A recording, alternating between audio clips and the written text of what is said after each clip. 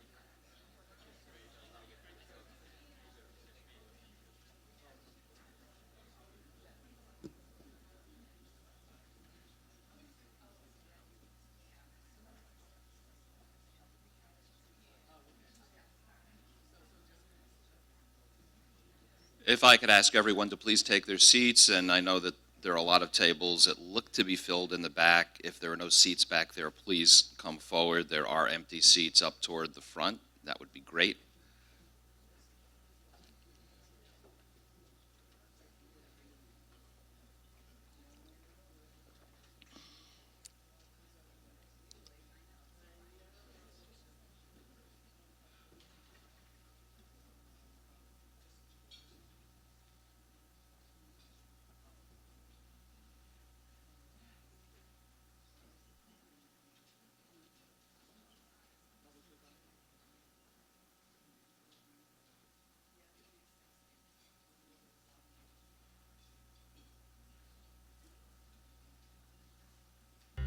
The beginning of the 20th century was a time of great change and prosperity in New Jersey. Workers' rights were being recognized and more laws governing business came into effect. In 1910, the New Jersey Business and Industry Association was founded by a group of manufacturers who wanted to share ideas about workplace safety and have a say in government policies affecting their business. Today, we are the largest statewide employer association in the country. We represent 20,000 member organizations and 1.2 million workers in every industry. NJBIA exists to advance the competitive excellence and financial success of our members. We deliver member value through essential information and services. We champion a competitive business climate both locally and globally, and we facilitate partnerships among business, government, and academia. We are the voice of the New Jersey business owner, from the small-town pizzeria to the Fortune 500 company. We provide strong advocacy in Trenton, expert advice, great member benefits, breaking business news, and networking opportunities necessary for your business to thrive. We're working hard every day to ensure that New Jersey will reclaim its stature as the innovation state, the home of economic vitality, business prosperity, workforce skill excellence, and a great quality of life so that our members can grow and sustain. For more than a century, we have been your partner. NJBIA, for a business like mine. Good morning, everyone.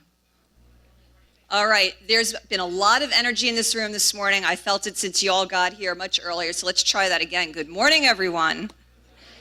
All right, I have to tell you, we've had such great momentum leading up to this event today. I am so excited to welcome you. My name is Michelle Sakurka. I'm the president and CEO at the New Jersey Business and Industry Association, and we've been looking forward to this event today and looking forward to the interactive discussion and dialogue we're going to have today. I know our discussion is going to be very stimulating. I think it's going to be very provocative, and the goal is that today we start a discussion towards setting an agenda on millennial outmigration in the state of New Jersey and why we should be concerned about that. We're going to talk about the next great generation today, the millennials. And they are the generation that follows the greatest generation ever, right? The boomers. They are the offspring of the boomers. But we have challenges with this generation, the millennials. And why is that? Why are they the #1 out-migration group from the state of New Jersey? Who are the millennials? Because depending upon who you talk to, you might get some different stories. So our research has told us that the millennials are those aged 18 to 34. They are absolutely, we all know this, our future workforce in the state of New Jersey, and therefore they are a significant asset to us and one that we must mine and make sure that we are developing so that we have a future workforce here in the state of New Jersey. We invest, think about this for a moment, K-12 education, as they become millennials, okay, their K-12 education, the best in the nation. We invest on average $19,000 per pupil per year times 13 years. In order to have had those millennials come to a high school graduation. What happens at that point? Approximately 60% who are going on to college do so outside the state of New Jersey. Now just pause for a second and think about that. Think about that investment we've made K-12 to allow 60% of that important asset to leave the state of New Jersey. And then think about nationally. Nationally, we're ranked #2 in the number of millennials that live home with their parents. What is that telling us? We have an affordability issue in the state of New Jersey. And at the end of the day, we know that affordability is part of what's driving New Jersey's millennials out of the state of New Jersey. So we have a host of challenges facing us in order to ensure that we are mining this very great asset. And today we're going to talk about those different pieces of the puzzle. Because I don't know about you, but at BIA, we're very concerned about it. This is our investment, this is our future, this is your future, and I think this deserves some significant attention on behalf of the business community and our policymakers. And we're here to get that discussion started today. So let me walk you through our agenda because it's a great one. We're going to kick off this morning with a keynote from Dr. James Hughes, where he's going to set the stage for us about millennial realities and talk about the demographic and economic framework around millennials. We're then going to move to our first panel of the day, which is about creating a brand for higher education in New Jersey. We're going to talk about attractability and affordability, and we're so honored to have a whole group of our higher ed presidents here to speak with us today on that issue. We're going to take a networking break because what's so important is in between the stimulating discussion, you have an opportunity to connect with each other on how we can all share ideas and discuss these issues and make really important connections so when you walk out today, you have some follow-up on your own with those new connections you made today. We're going to come back. Our second panel, we're going to talk about career pathways because not every student goes on to a traditional four-year education, and what's significantly important is that we make sure, I call it the cradle to grave, literally from kindergarten to your first job. Why shouldn't that all be in the state of New Jersey? So what are we doing around career pathways, and what are the innovative programs going on today in terms of apprenticeship, community college, and credentialing? We have a great panel that's going to talk to us about that. We're going to take a lunch break, again with some other great networking during lunch, and then we're going to have our third panel, and we're going to address this larger, deeper issue around millennial affordability in the state of New Jersey. And we're going to do so by asking some questions, such as, where do millennials want to live, work, and play? Do we have that environment in those communities here in the state of New Jersey? If we do we have enough of them? And most important, are they affordable? And I think you know the answers to many of those questions. So we're going to have a great panel around that. And then we're going to wrap up our day with an amazing keynote speaker. A nationally renowned speaker, Chuck Underwood, is going to talk to us about ending the millennial exodus from New Jersey. What are some strategies going on nationwide with this generation? And then following the end of our formal program, which will complete at 2 p.m., we're doing a special workshop where Chuck will stay this afternoon, and he will be here for about 2 hours working on these issues in more depth for those of you who can stay, and we know many of you want to be a part of that because we have the privilege of having Chuck here to spend time with us today. So I think you can see that we have an amazing lineup of program for you today, and again, this is about starting a discussion. Let me just go through a couple more logistics today. When we introduce our speakers, we're not going to be doing deep bios up here because we want to keep the discussion for more of the engaging substantive. So everybody has a program at your seat. Please follow along on the bios for your speakers because they are in here. When we take our breaks, I encourage you to visit our exhibit tables along the back because there's some great information and connections to be made. And in particular, I want to draw your attention to Opportunity New Jersey. There are cards on your table. It's a postcard like this. I invite each one of you to fill out this postcard and get connected with Opportunity New Jersey. Opportunity New Jersey is setting an agenda for affordability in the state of New Jersey. This is a business-driven initiative. However, it is geared toward educating every resident in the state of New Jersey around affordability and the impact of policy on affordability in the state of New Jersey. We welcome you to be a part of that. Now, we can't put on programs like this today without great partners, and I want to take a moment to recognize our partners who've helped to put this program today. Our sustaining partner, NJM Insurance Group, our premier partners, IBEW Local 102, Priority Payment Systems Local, our platinum partner, South Jersey Industries, our grand partners today, Domain Computer Services, the New Jersey Community College Consortium. I want to make a special shout out to Ocean County Community College because unfortunately they were omitted from our materials today. I want to thank them especially for their support today. Our bronze partners, Berkeley College, Lincoln Tech, McCarter English. Our media partner is our own New Jersey Business Magazine. And while I do a shout out for New Jersey Business Magazine, I also want to tell everyone that we are tweeting. I'm probably tweeting right now. You hear me say this all the time. I'm always multitasking. But please join our Twitter handle today and share your thoughts and ideas. It's on the table. It's at NJBIA Workforce. So keep the dialogue going on social media today. Our event partners today, Advancing Opportunities, the Garden State Coalition of Schools, and Opportunity New Jersey. And our exhibit partners, Thomas Edison State University and Schoolhouse Strategies. So as you can see, this is going to be an outstanding day, and we are ready to kick it off. It is really my privilege to introduce our first keynote speaker today, Dr. James Hughes, and he has done tremendous amount of research in the area of post-suburban assets in New Jersey, millennials, outmigration. Many of you have had the privilege of hearing Dr. Hughes speak before, but this topic is particularly one that he is very passionate about and has done a lot of work. And Dr. Hughes, we are so looking forward to you setting the tone for us this morning. So please help me in a warm welcome for Dr. James Hughes.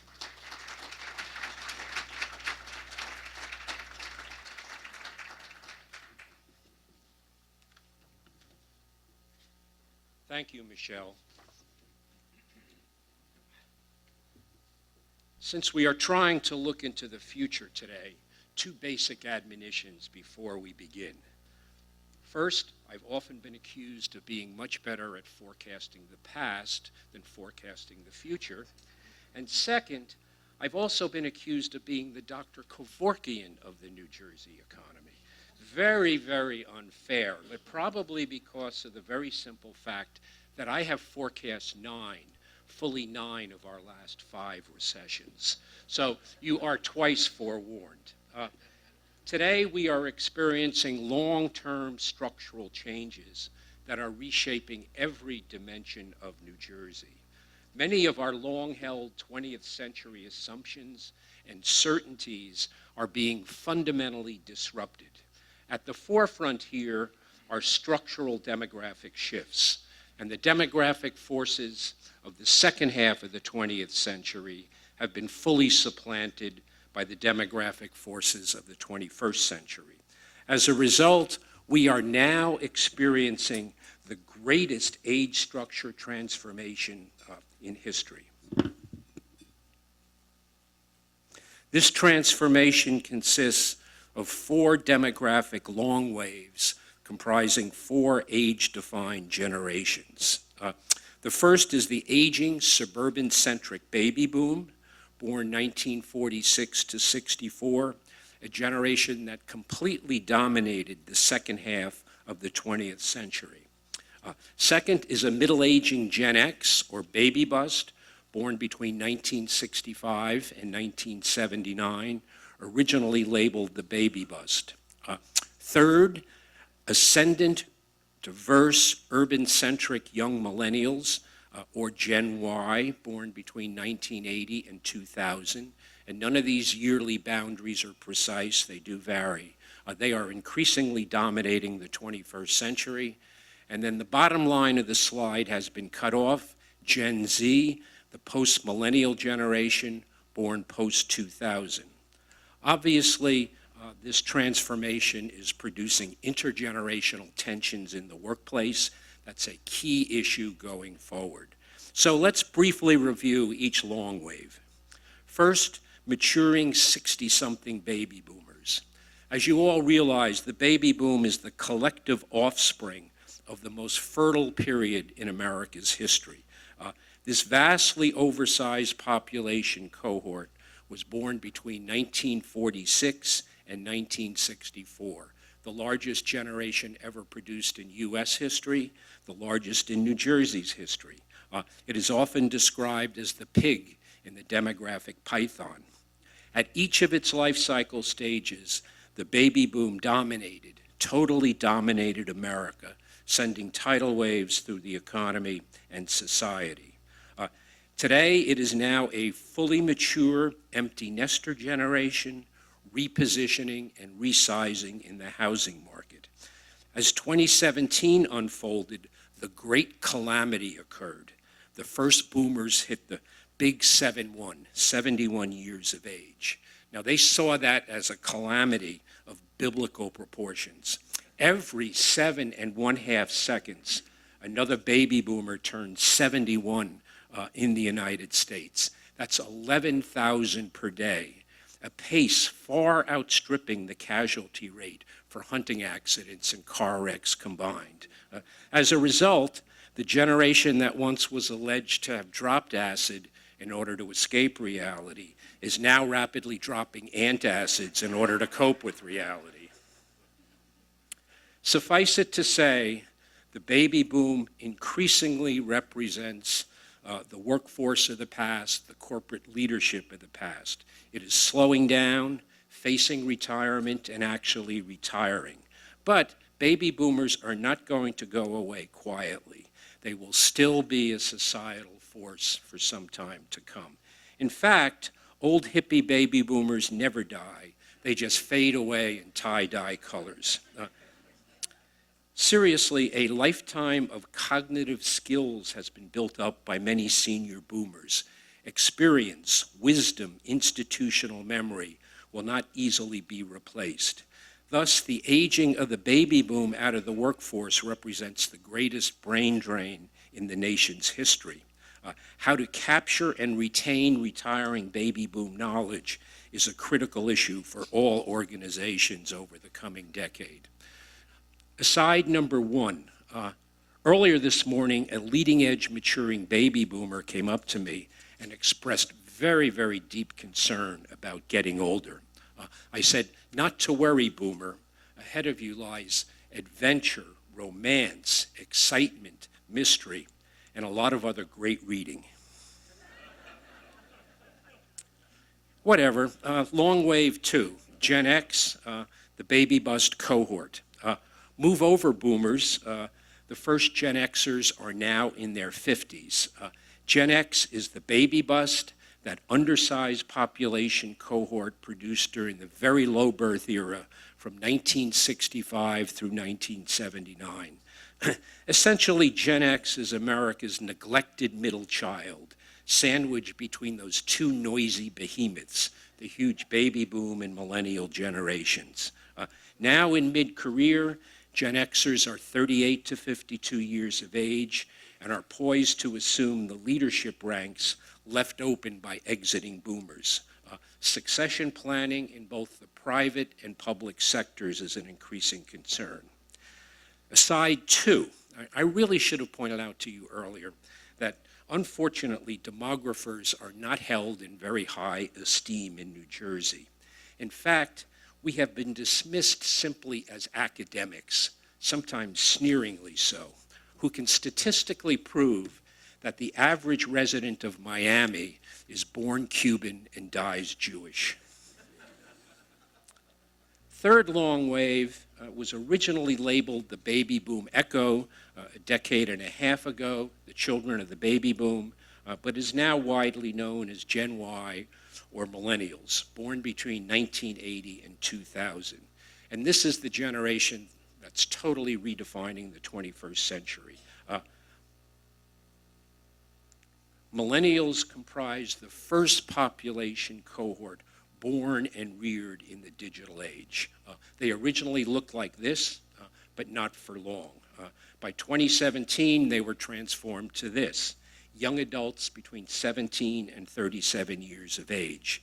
And they have just supplanted 2 years ago the baby boom as the largest sector of America's workforce. Bottom line, millennials now rule. They comprise the most diverse generation in U.S. history because of sustained international immigration bolstering its ranks. And that's particularly the case for the Garden State. New Jersey ranks third among the states in the percentage of the population that is foreign-born, third. More than 22% are foreign-born, more than 1 out of 5, trending to 1 out of 4. Overall, millennial value systems differ greatly from their many baby boom parents.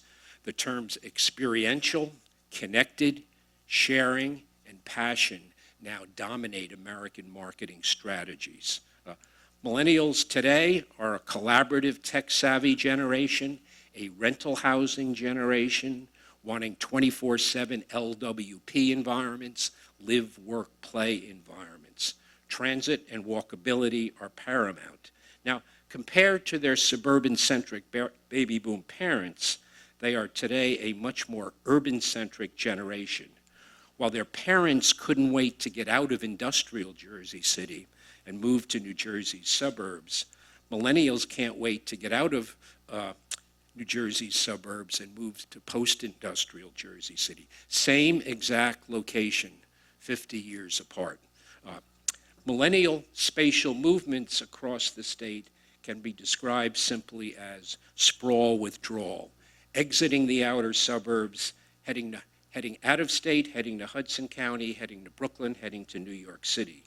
The most talented and highly skilled are now known as the digerati, and they have even stronger work and lifestyle preferences. They have been transforming the locus of housing demand, reshaping economic geography, and redefining the workplace. Aside 3, new millennial-driven office and workplace imperatives. This is the isolated office silo preferred by the baby boom of yesteryear. This was the typical baby boom inhabitant, highly protective of his insular private space, not a happy camper. Today's open, collaborative, interactive team space preferred by millennials. Look at those smiles, happy millennial team workers. New office system echo reality. We spaces are favored by millennials. In contrast, baby boomers aspired to me spaces. So it's me spaces versus we spaces. Baby boom me space obsession. How many ceiling tiles are in my office? That number of tiles defines my status. Millennial we space concerns. Quality of multifunctional spaces and zones. Particularly important is to have a choice of workspaces. Quality of collaboration and connection zones. Again, look at how happy those millennials with all the smiles on their faces. Focus zones available for individual private space tasks. Quality of interactive spaces. This is where casual intellectual collisions take place, often the source of new ideas and insights. Vitality zone, an absolute necessity. Now, if you don't provide this full range of work environments today, you're guaranteed labor shortages tomorrow. Cynical observation. Millennials are arrogant, self-absorbed, entitled, but annoyingly indispensable. Your future leaders at work. Okay, millennials, don't take offense. Such observations are a rite of passage. Older generations always complain about younger generations. It's jealousy. Believe it or not, the nation's current economic expansion is now in its 93rd month, making it the 3rd longest economic expansion in U.S. history. But many millennials still face difficulties in the housing market. What they can afford is illustrated on the far right side of the slide under the black arrow. As a result, a record number of adult children are still living with their baby boom parents in the big house on the left side of the slide. Nationally, 34% of 18 to 34-year-olds are still resident in the parental hearth, slightly more than 1/3.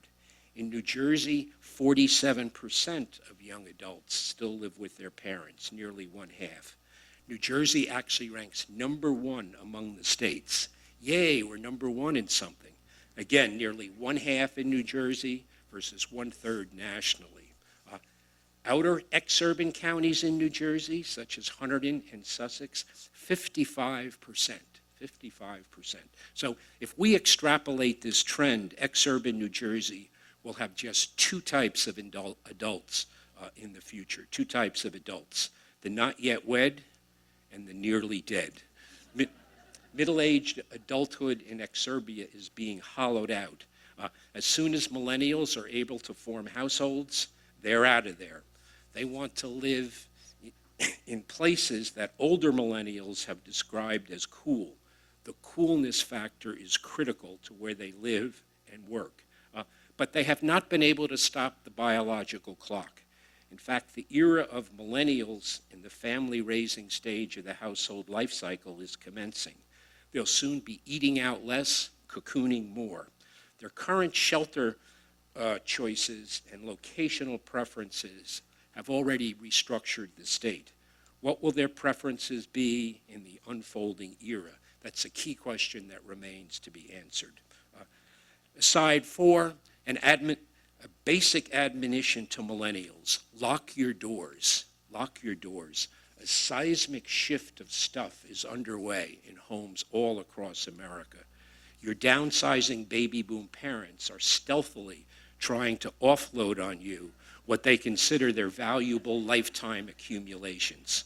But what baby boomers consider their cherished treasures, the leaner millennial lifestyle now views such accumulations quite differently, dumpster material. Okay, our fourth long wave, Generation Z. If you're struggling with millennials, you'll have a new generation to cope with pretty soon, Generation Z, the post-millennial generation born post-2000.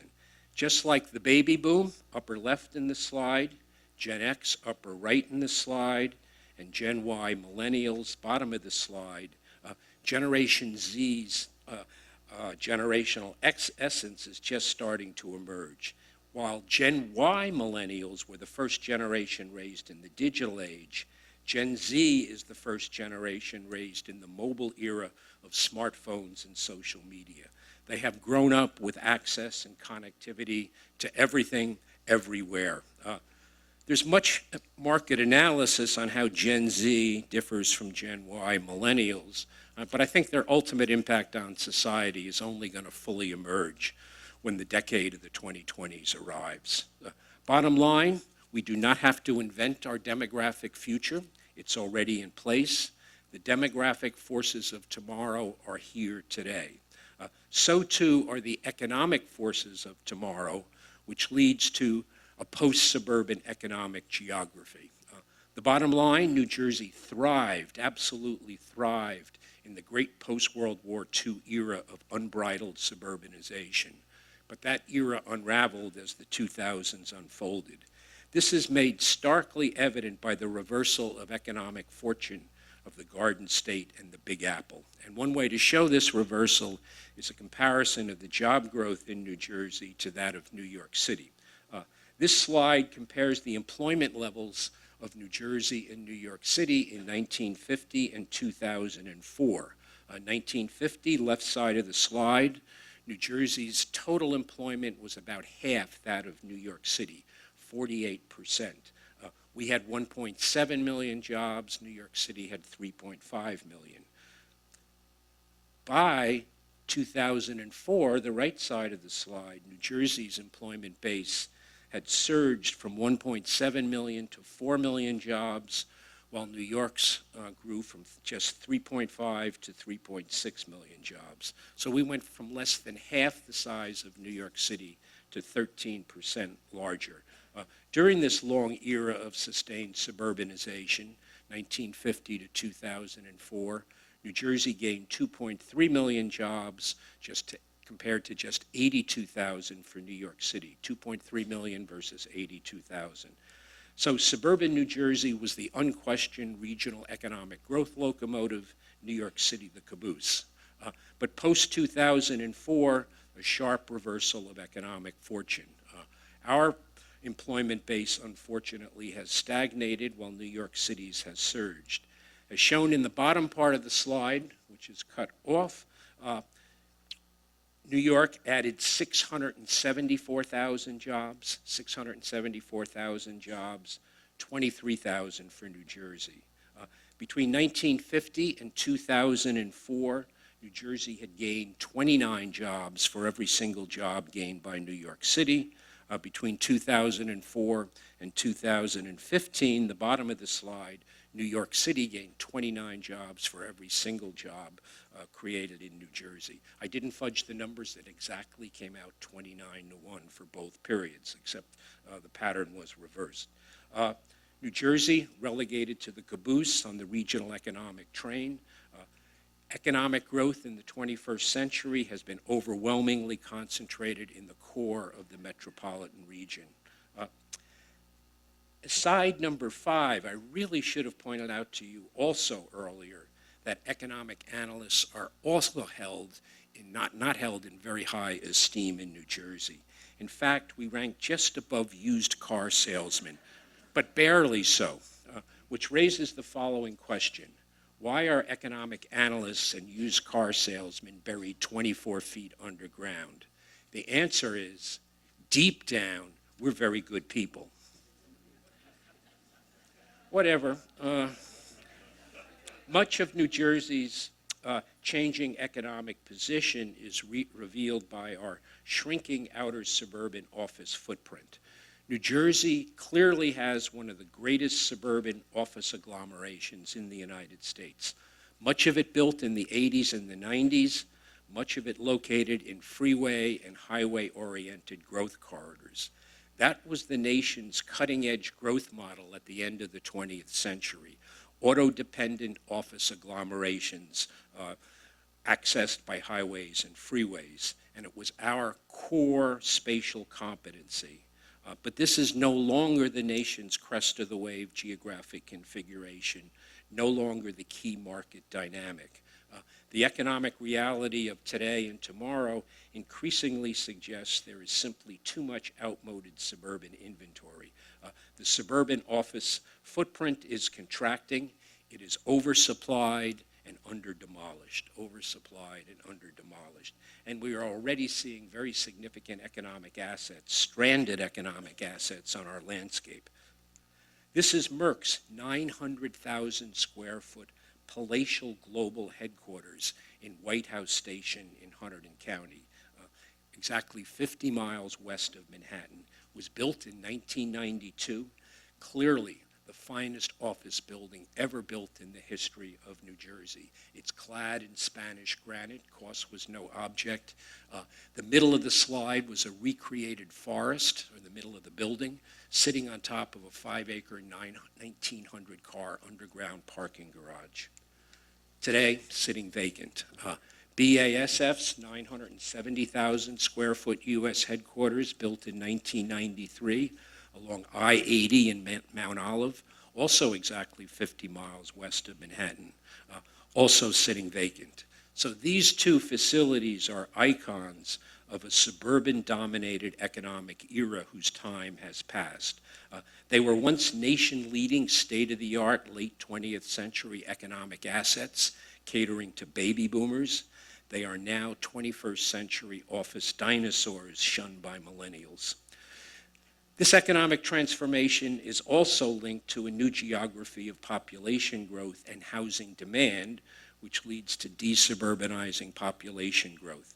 Suburban population growth and urban decline really marked the second half of the 20th century. Now the reverse is true, partly as a result of millennials who are suffering badly from suburban fatigue. The spatial world is changing dramatically. This slide shows the 35 counties in the broad 4-state metropolitan region centered on Manhattan. The counties shaded in red, the urban core, experienced severe population losses between 1950 and 1980, the period of intense residential suburbanization and urban decline. All the other counties had population growth, and the arrows indicate the outward direction of population flows. Fast forward to the post-Great Recession period, 2010 to 2015, the 12 exurban outer edge perimeter counties are now the ones losing population. such as Hunterdon, Warren, and Sussex. That's where the red is concentrated, as 21st century population flows are increasingly shaped by millennial sprawl withdrawal. So a new demographic and economic normal has emerged. And this is linked to changing skeletal frameworks of development. The suburban economy and demography of the second half of the 20th century was built on an automobile-centric transportation system. So development was based on this highway, freeway, and toll road skeletal framework sprawling across the state. But increasingly, we have a new rail-centric skeletal framework of development. For net new growth in the future, the Garden State's rail network has emerged as the new economic and demographic determinant. This is the millennial preference and the new development normal, transit accessibility. Okay, my time is getting short, so I'm now going to utter those words you have been longing to hear, perhaps desperately longing to hear. In conclusion, actually that sigh of relief I just heard is premature. My conclusions tend to be very, very long. Seriously, I think it is well recognized that I am the only totally objective person in the state of New Jersey. And it is my objective opinion that after doing demographic and economic forecasts for more than 4 decades, you should now take my projections and opinions as gospel. You have my personal and unconditional guarantee that occasionally they're going to be right. And it is my totally objective opinion that many of our 20th century assumptions and certainties have been rendered obsolete. Widespread structural, economic, and demographic changes are now rapidly reshaping 21st century New Jersey. A great generational succession is underway, millennial protocols ascending, baby boomer certainties descending, a demographic perimeter shrinking as millennials withdraw, corporate America, once fleeing urban America, now following wherever millennials lead them, a contracting suburban office footprint, and centralized employment growth, mostly to live, work, play environments, and the growing importance of locations accessed by rail and public transit. So as a result, in the context of an economy increasingly driven by advancing information technology and artificial intelligence, future shock is arriving with a vengeance.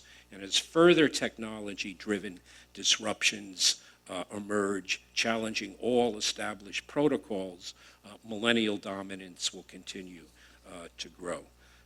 Now, I promised earlier I'd finish on time, no matter how long it took. Well, I'm finished on time, certainly on budget, so thanks for paying attention this morning, or trying to pay attention. It has been much appreciated. Thank you.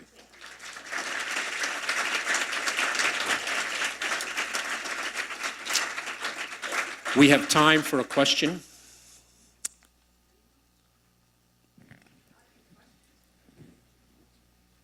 You've stunned them. Thank you so much.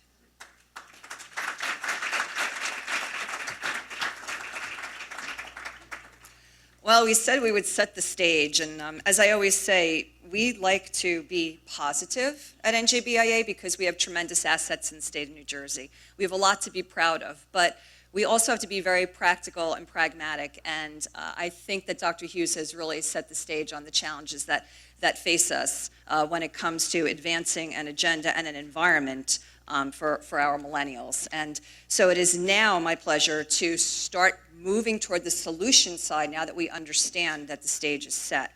And we know one of our greatest challenges is keeping our high school grads here in New Jersey to attend higher education. That is not because we don't have exceptional facilities in the state of New Jersey. One could say that our students, because we're such a small state, are just seeking a new experience. I always like to go back and say, you know, I'm a Rutgers undergrad, and I grew up in Hudson County, and the idea of going to New Brunswick from North Bergen, it was like I was going to another country 1 hour away from home. Well, today the world is much smaller given technology and social media, and we know for today's students that 1 hour is like being in your backyard. So some could say it is experiential that they're looking for. However, we know that if we have innovative programs in the state of New Jersey that provide a level of attractiveness, and we all know that because we have great higher ed assets in the state of New Jersey, that if we have a brand and a campaign for higher ed in New Jersey, that we can keep our best, our brightest, and our talented. And today we are very excited to have a group of higher ed professionals, deans and presidents from our colleges, to come and talk to us and eager to share their strategies and their innovation for how do we make our higher education institutions in New Jersey the most attractive and affordable. To lead the discussion, we have John McGoldrick, who is the chair of the Governor's Higher Education Council, and John will introduce the panel. I would now like to welcome John and the panel.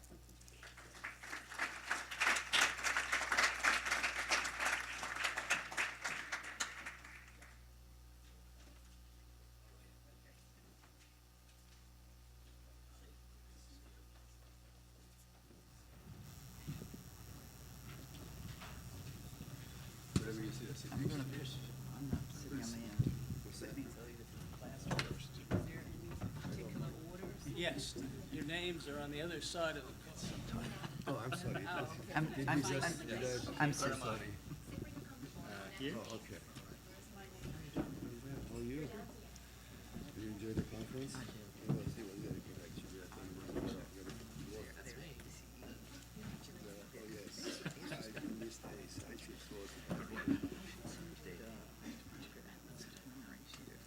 Good morning again to everybody.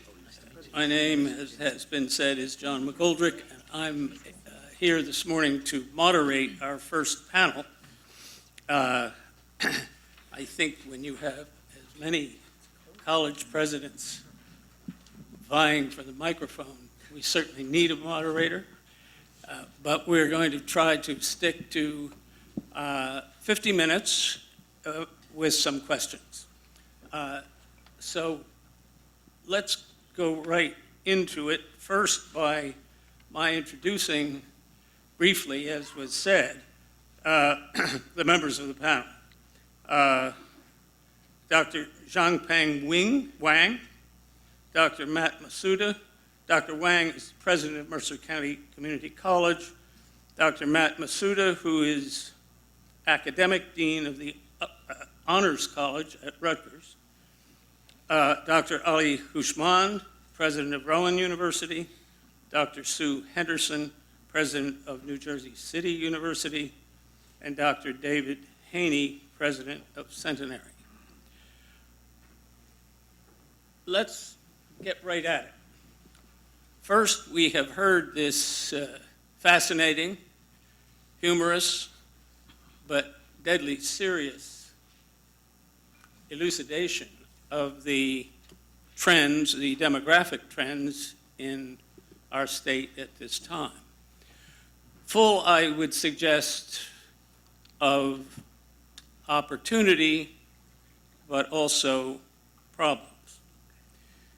So why don't we start by each of you, and we'll just go right down the row here, taking a short moment, emphasis on the short,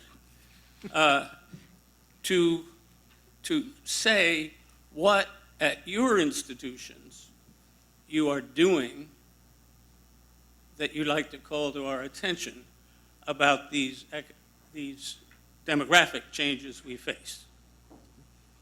Dr. Matsuda. Okay. Short, you said. That's what I said. Okay. So the question of attractiveness and retention of top talent, I'm coming from Rutgers University, particularly at New Brunswick. And the way that we generally talk about that and think about it and strategize it is what we call momentum. And momentum has been a multi-part strategic initiative over the last many years. Part of that has been national visibility for the attractiveness. That has meant joining the Big Ten, both the sports conference and also for us, more importantly, the academic consortium around the Big Ten.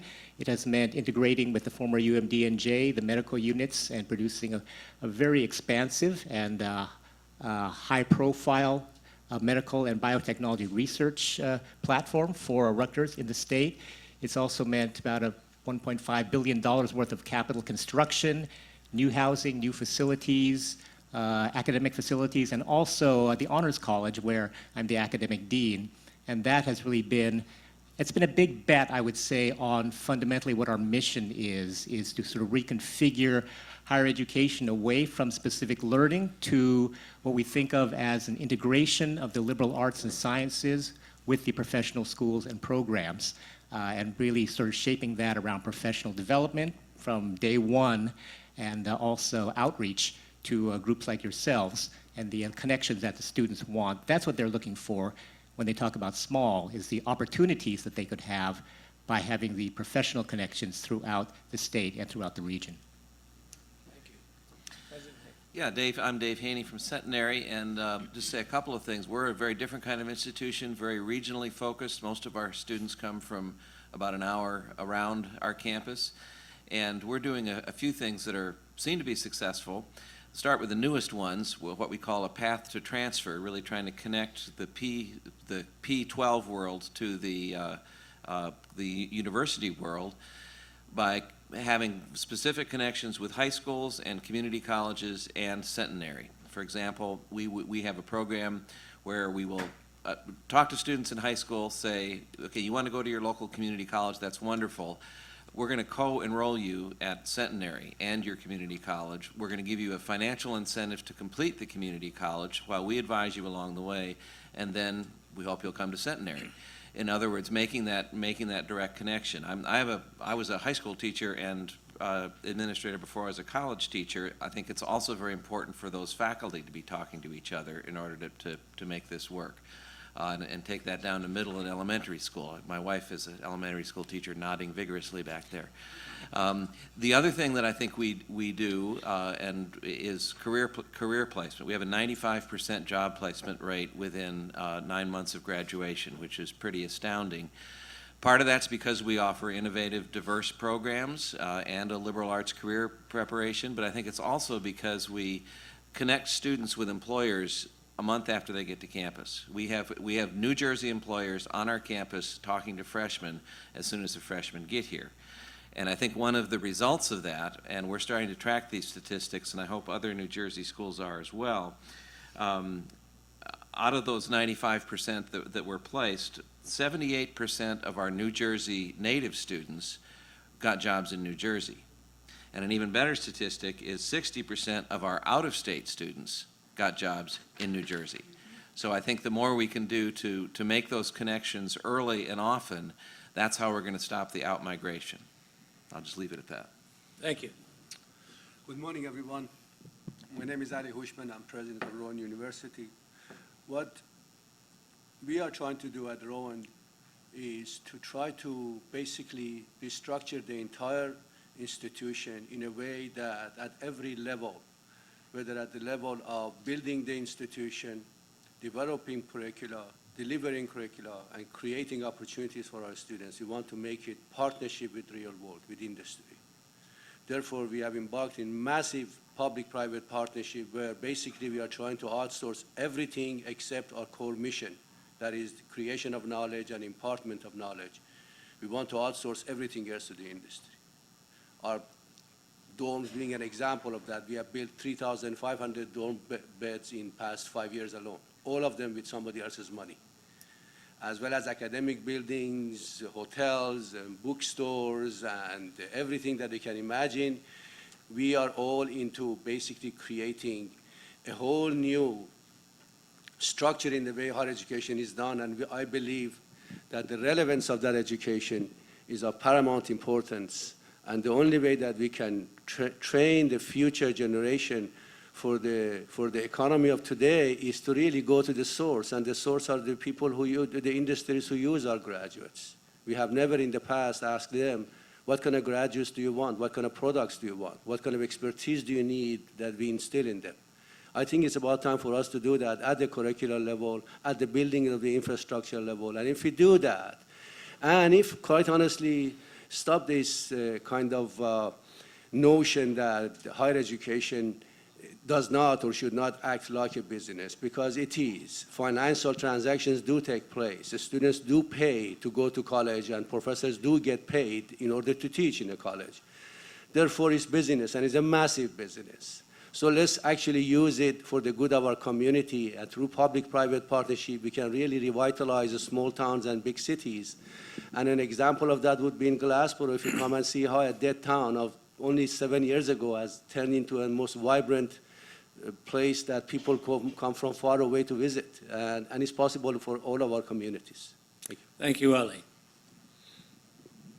Thank you. I'm on the other end of the state, and much of what we're doing at New Jersey City University mirrors I think the pathway that Rowan set a few years ago. Like Rowan, we have about a $350 million public-private partnership program that we're doing that will create jobs, permanent jobs as well as construction jobs. But the other thing it does for us is it will provide revenue to the institution to allow us to build a music, dance, and theater at classroom building without making the students pay for it. That's important to us because in JCU, the average income of our students is $42,000, which means for us to be able to promise to them that they can leave us debt-free, which we do, we have to run our business differently, which we do. We have been able to recruit more widely. We get students now from every county in the state of New Jersey, as well as some students from out of state. We also feel like it's important because Jersey City is located in a very vibrant area of the state, and it's a very diverse area. So we bring in students from other countries. We have joint degrees with 6 institutions in China and Ecuador. They are also located in France and Italy. What that allows us to do is to get our students out. We know that they're going to live in a global environment, as well as having those international students come in. What we are doing with businesses locally, because our School of Business is located on the waterfront, right across from the World Trade Center, we do business with JP Morgan. We do business also with RBS, with Goldman Sachs, with Novartis, with Wyndham. Each of these institutions or businesses work with us to provide internships and mentoring programs for our students. One of the data points that struck me when I took the job in JCU is that 2/3 of the students that are going to be going to college over the next 20 years belong in the bottom 2 quintiles of socioeconomic need. Basically, they're poor and very poor. They have been finishing college at a rate of 7 and 13%. Now, this is nationally. What it means for you as businesses is that your workforce of the future is going to have to come from a group of students who really don't have the means to pay for it. So that's why we began a year ago this debt-free program. Right now, our students leave us with the least debt in the state, and when they graduate, they make 22% more than their peers. So the magic for us is this. We've got to make sure that we're connecting ourselves more fully with industries around, which we are doing. Our West Campus $350 million project is helping to revitalize the city. I think it's important for higher education to know that it is relevant to its community, but it's helping to drive business and industry. Thank you. My name is Jianping Wang. I'm the president of Mercer County Community College. And Mercer County Community College has 2 campuses, one in the very, very suburban West Windsor, affluent community, and the other is in downtown in the heartland of Trenton, and serving low-income and very, very diverse population. And I wholeheartedly agree with our colleagues here that higher education in America is facing a real great opportunity here. In the old days, we built ivy walls, and we think people are going to be knocking on our doors. Those days are gone. We need to come out of our comfort zone of ivy walls and meet the businesses like you all here, and to really ask the questions, what do you need from us? Because we're facing 2 very diametrically opposed facts. One is we have those chronically underemployed, unemployed population waiting for jobs. And the other is you all who are complaining very bitterly and loudly, I can't find the people I'm looking for. So we have an obligation to be your bridges, to find you the people you need at the time you need, at the pace you need, and we are not doing a very good job. So it's our opportunity to reimagine how we serve you, to transform how we deliver services. So at Mercer, we're doing a couple of things. First, We promise our students we'll serve you when you need us, where you need us, and however you need us. We're not going to say our admissions office hour, 9 to 5, Monday through Friday. Too bad, you can't come over here, or you showed up, our doors are closed, come back tomorrow. We don't know if you are able to come back tomorrow, but that's our rules. So we have changed that, and by using technology, we are able to serve students anytime, anywhere, when they want it. So if you show up after 5 on our door, there is a whatever they call the barcode. So if you have a smartphone, you scan in and it goes to our system. We promise you within 24 hours, you will be contacted. And I have gotten a couple emails. People say, gee, it's 26 hours. I haven't been contacted. But I do follow up. I do follow up, and I want to find out what happened there. So on the other way, as like Dr. Ellie Hushman said, we cannot do it alone, particularly public or higher education. We're totally underfunded. Agreed. And it's not going to change. It's not going to change because the state doesn't have money to give the public higher education. The county are not going to raise your property taxes to give us more money. So what do? We partner. There are a lot of partners who are eager to partner with us. So on your table, you'll see this thing. I didn't even know it's there, but I found it. It says Domain Tech Academy at Mercer County Community College. You know what it is? It's Domain Computers investing $500,000 on my campus to do a tech startup academy. Allows our students to earn while they are learning. So we pay our students as paid interns right here on campus. These students are real students. I have those students interning with them at the Domain's headquarters in Cranberry. But the reality is many of our students cannot get there. They came by public transportation, and they have babysitter challenges and what have you. And to be on the road is a wasting of their time and their money. So to allow those underserved students to take full advantage of those opportunities, we need to think out of the box. So that's how Domain and us come up with that idea to bring the thing. So the partnership with business is the key. We do not know a lot of things. And I know it's hard for our professors to admit that, but they went to college 20 years ago, 30 years ago, 35 years ago. There were no computers. So how would we know what to teach to our students? So that's how I feel that you all can help us by transform our curriculum, transform the way we teach, upgrade our software, our equipment, so that our students graduate with the skills you need them to have. And that's what we're doing at Mercer. Thank you very much.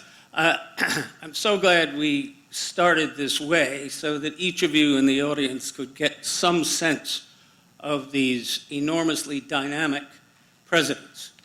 I spent most of my life, as you did, most of you in the audience, in the private sector. In the last 5 years, I and my colleagues have visited between 40 and 50 of the schools of higher education in the state. And one of the things that has struck me is the degree to which these schools are doing what you do every day. They're running a business, a complicated business with lots of factors you have and don't have. You're really all in the same business, if I can use that phrase.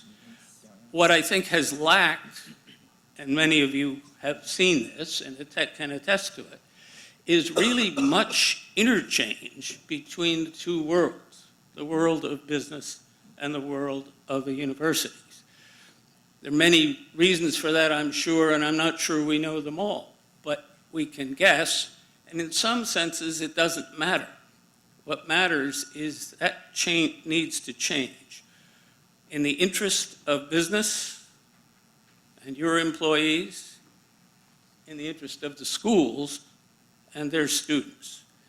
So today, and this panel is a point where perhaps those bridges can start to be or continue to be built.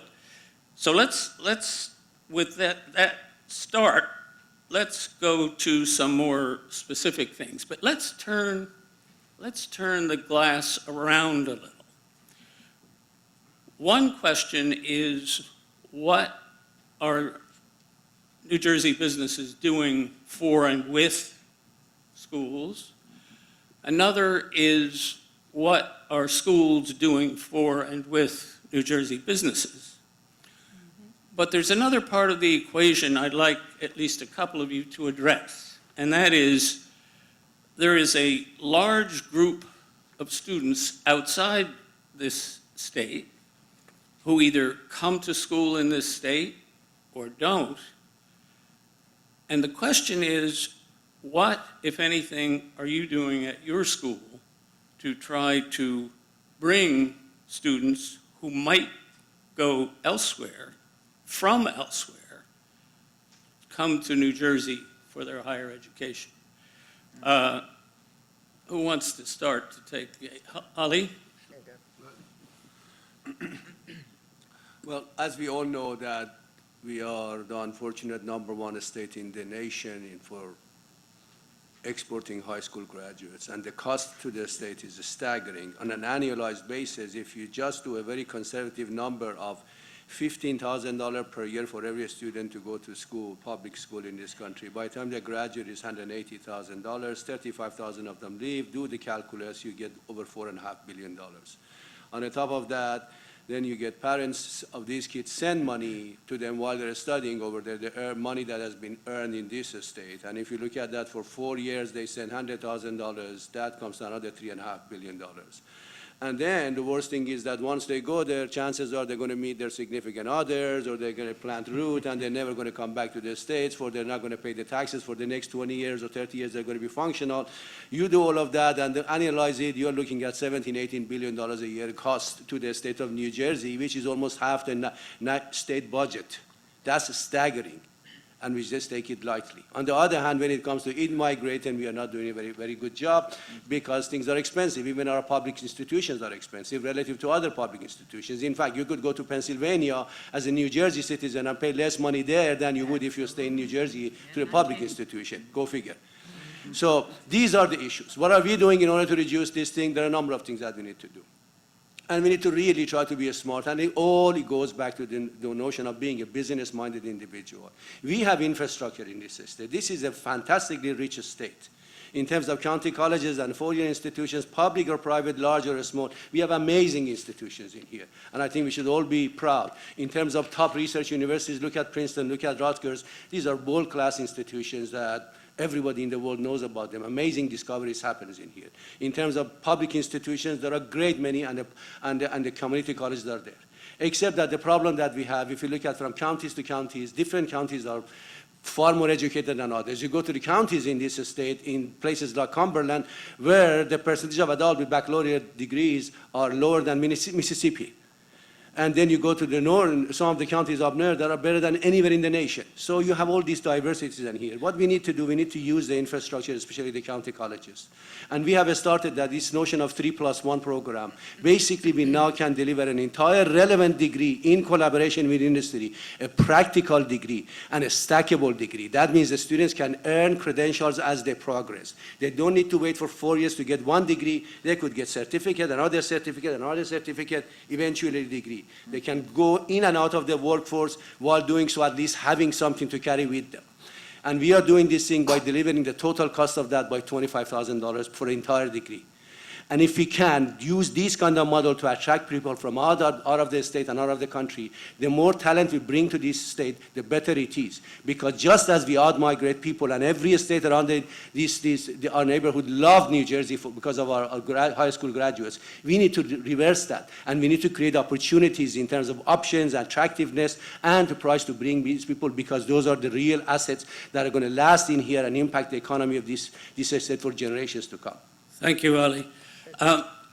I know you all have interesting comments on this particular subject, and we may want to come back to them if we have time. Let me turn, however, to one thing, because we have a particular expert on the panel in this matter of students who go to or want to go to an honors college. And Rutgers has a fine example of that.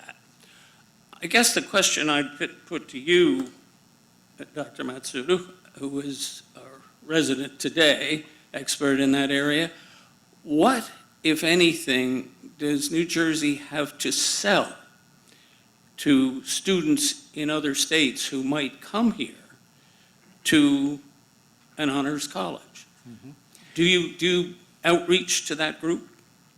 Yes. So I would say there are two parts of that response. One is about New Jersey, and one is about the universities and honors. These all go together because so we participate, of course, in all the national consortiums with all the honors entities, the colleges and programs. And the truest thing you can say is that we can look at an honors college, but there's no great honors college without a great institution like a college or a university around it. And that, of course, has to be in a great state.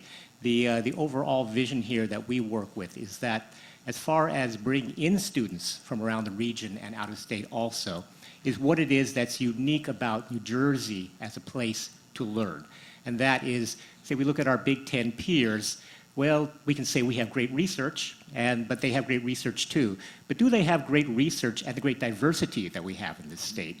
Do they have great research and the diversity and the incredible network of companies and organizations all clustered in a fairly tight geographical location like we do?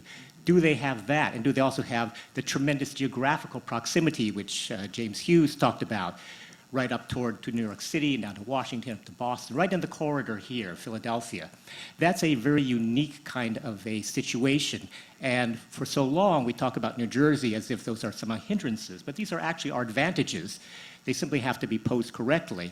As far as the Honors College itself, we work with a dictum, curiosity, knowledge, purpose. And what attracts students particularly is that what we're focused on is what we all talk about these days is education for the 21st century. And again, following just what James Hughes was saying just a few moments ago, it is effectively preparing students for the jobs that don't exist yet. And the way that we think about that, and this is the way that they think about it too, is again this big bet on the interdisciplinary and also the engagement. We have 6 different schools, arts and sciences, but also pharmacy, also engineering, also the fine arts, environmental science, all the big schools working together. And we put students together in living, learning environments so that they're not, for example, in a traditional academy where it will be all engineering, or they're not all in a business honors where they be all business. Instead, what you have are roommates and project teams that we work with. We get them working together immediately on a social innovation model. And what they do is on any team, you'll have an engineer, you might have a life scientist, you might have an environmental scientist, you might have a legal scholar, you might have someone from the arts, and they all live and work together. This is what's very attractive to them and they find quite different from other kinds of more traditional great books approaches in which it's sort of an add-on of academic work. Thank you. Dean Haney, let me turn to you for a minute. You seem to have had some extraordinary success at one thing, at least, and that one thing is your students, when they graduate, find jobs. Can you talk to the businesses here and to your colleagues about how you succeed in that and tell them a little of your story in that regard? Sure. And when I talk to parents, and I think this accounts for our largest record freshman class coming in next year and the year before, not because of me, but I say 2 things. Your questions are, will your son or daughter complete college on time, and will they get a job? And we can say yes, with very good statistics behind that. And I think it's a number of different factors. I mentioned in my opening remarks about our great career center. It's getting hooked into industry at the very beginning. We also are the kind of school that has a faculty that is not a research faculty. Our business faculty don't have PhDs in business. We can't afford those people like Rutgers can. But they come out of industry. I mean, there are people who have had 20-year, 30-year careers and still have great networks and then come and teach at Centenary. So we have a sports management person that's worked for major league sports teams. We've got insurance executives. We've got people from major accounting firms.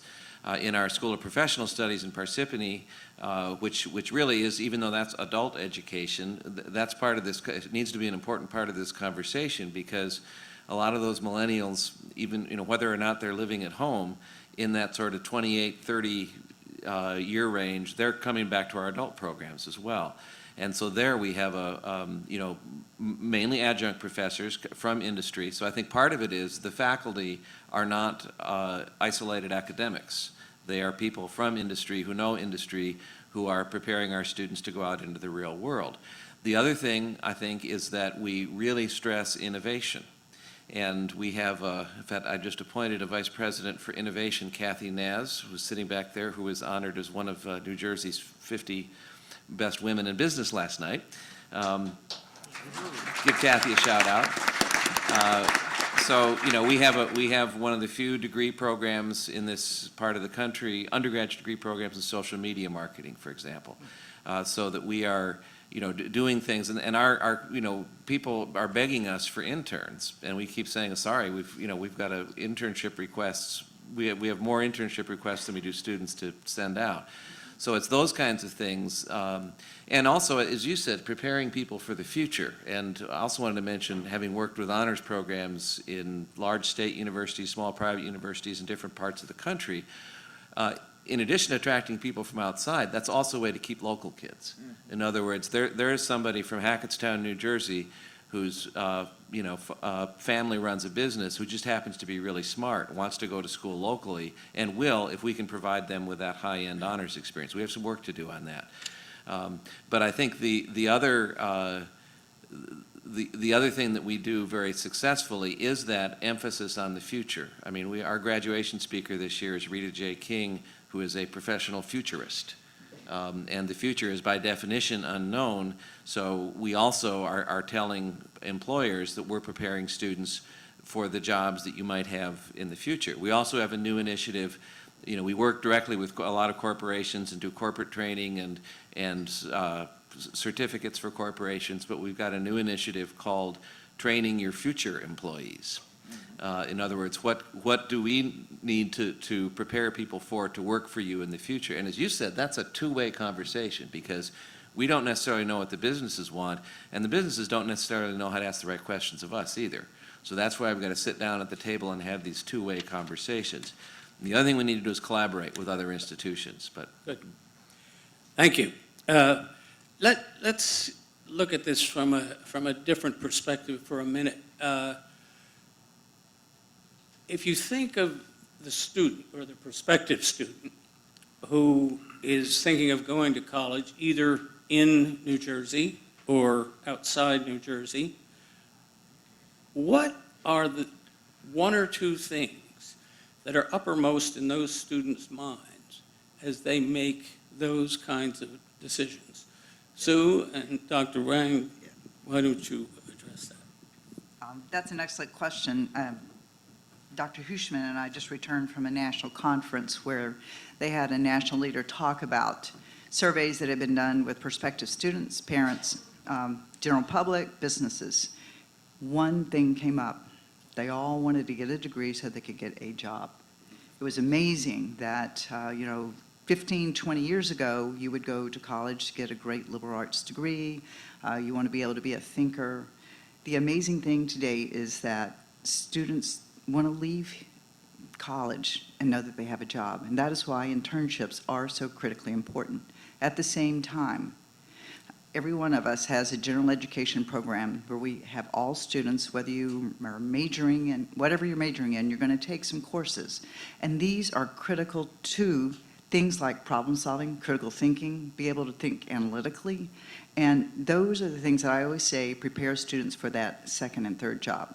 Because if I'm just going to train you to be an accountant without the ability to be a team member, a leader, how to think critically, write, then you're not going to do anything other than just be an accountant all your life. So you want to be able to give an opportunity for students to have preparation for that first job, but also the ability to think for that second, third, and fourth job.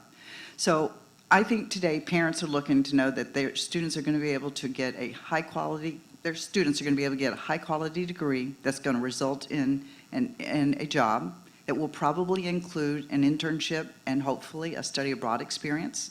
At NJCU, we fund most of the study abroad experiences that our students take, simply because we feel like this global experience is what they're going to live in when they graduate. Then I think they look at cost. They want to know, can my son or daughter leave college with a minimum amount of debt? And when they leave, can they be assured of getting a job? I think those are the things that they look for. And then finally, what is the experience? Not for nothing, going to the football game on Saturday, for a lot of people, is an important thing. So it's a factor you have to take in.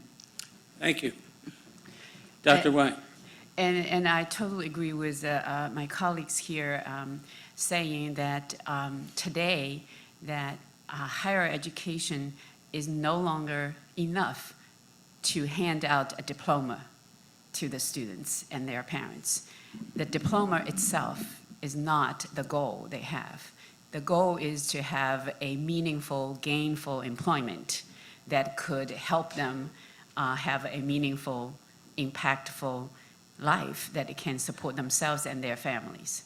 So at Mercer, we not only do what my colleagues are doing to provide a broad, holistic approach education for those, because we need to prepare our students for the jobs don't exist today.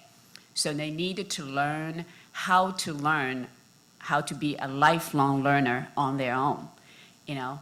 So I was at a workforce development advisory board meeting. So one of the members says, you know, I hire all these people, they come in, they just don't know how to do the basic things, such as how to dress, how to greet the customers.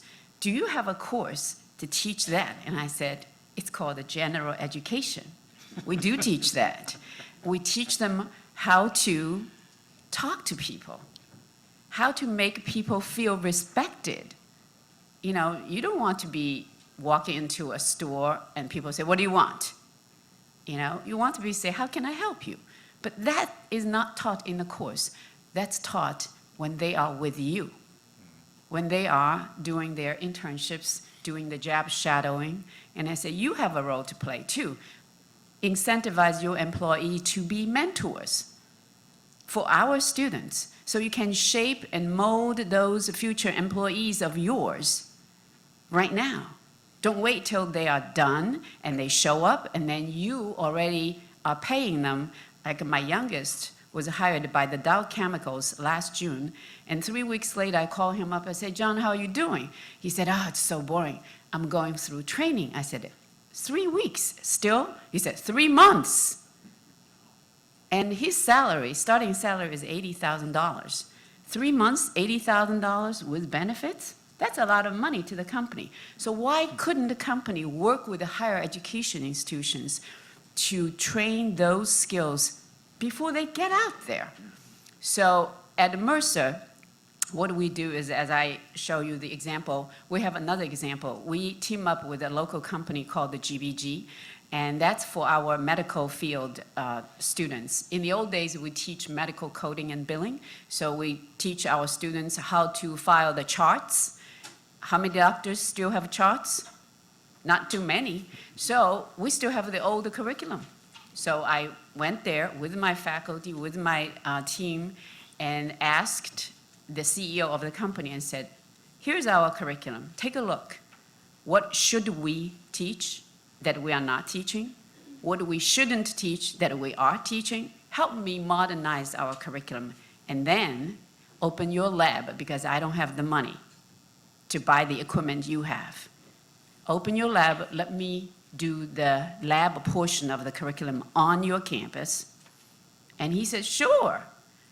And now he's hiring our students as a paid internship, and he's so happy. He said, can I guarantee the jobs to these people? I said, I want you. And he said, why shouldn't I?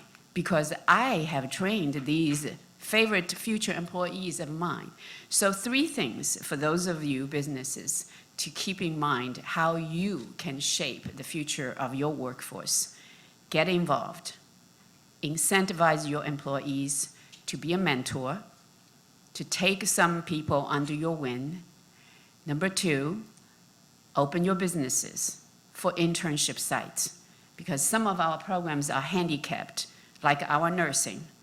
We don't have enough beds in the clinical sites for our students, so we have a waiting list for our nursing program, for our physical therapy program, for our radiology program. So I ended up buying a radiology machine on my campus. That's not efficient. Dr. Ellie Hushma would agree with me. It's not efficient. It cost me an arm and leg to buy one machine, and for the next 25 years, I won't have the money to replace it. And then I'll be obsolete in 5 years. So if you open your business, let me come in, then we both benefit. And third, make sure when you do buy your latest version of whatever, buy one more version of it, donate it to universities and colleges so that I will be teaching what you expect our graduates to know. So it's not going to cost you an arm and leg to buy one more version. You buy 30, 50 of it, buy one more. It doesn't cost you a lot, plus you got tax write-off, plus earn you a corporate good citizenship name. It wins on all sides, and that's how we can cooperate together. Thank you. I'm going to ask a question of you all and not ask for an answer. We would surely run out of time. Not just the people on the dais, but the people in the audience. The question is, when is the last time that you made an appointment with somebody in a local business, if you're a university, or with the university if you're a local business? I know it wasn't that long ago that those kinds of calls simply weren't made. Again, as I mentioned earlier, hard to know why that divide was between the academy and business. I was in both, and there was clearly a divide. Now, you listen to the people on the panel here, and I suspect it is true of the people in the audience, that most of the people in this room may be able to answer the question, when did you last make an appointment and go and meet with your counterpart? I won't ask you to raise your hand, but this is preaching to the choir. You have to reach out to those you know and have them make it a part of their work life. Good for your business, good for the university. But that dialogue has to occur if we're to get results, I would argue. We have to watch our time a little bit. I'm not sure where we are. That says 5, but it's not quite up yet. Oh, so it's 10. Good. Well, let's do this. Suppose we ask each of you to take 1 minute, which I think translates at least to 2, to answer where do we go? Everybody in this room, we know the need. Where do we go from here? What would you identify as the most critical policy or policies or program for your institution and for all of us to prevent out-migration and hopefully to get in-migration? So let's start at the other end of the table. Dr. Wang? For Mercer, we have a bunch of unique programs such as aviation, horticulture, that most community colleges in the nation do not have. And so I want to publicize those unique programs to attract out of the county, out of the state, out of the country students to come here. In the next 8 years, there will be a severe shortage in pilots. So we just recently signed an agreement with Piedmont Airline, which is a subsidiary of American Airlines.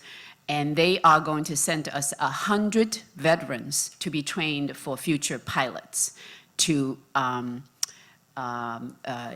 really replenish the workforce shortage in the pilot industry.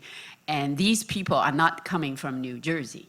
And we hope New Jersey will be attractive enough for them to stay, because we do have a major international airport here. And we also have many international corporate business. Our pilot program graduate students who fly American Airlines, Continental, Johnson & Johnson, Bristol Myers Squibb, all these. Our last year graduate is now flying for FedEx. So these are the efforts we're making, trying to attract people to come to New Jersey because they can't get this kind of service elsewhere. Our horticulture program last week went to the Philadelphia Flower Show, and Michelle sent me an email last night that she and her daughter went, and she was surprised to find that Mercer won the gold medal. I'm not, because last year we were silver. We were 2 points away from gold. So I said to my faculty, what happened to the other 2 points? So they promised me this year they will win the gold home. And they did, but they did it not because by horticulture, but they did it interdisciplinary approach. So the fine arts faculty did the painting, the graphic design students did the design, the engineer 3D printing students did the modeling, and the horticulture students did the actual flower planting. So this is what the industry looks and wants and demands, and we have to deliver. Thank you. President Henderson. Thank you.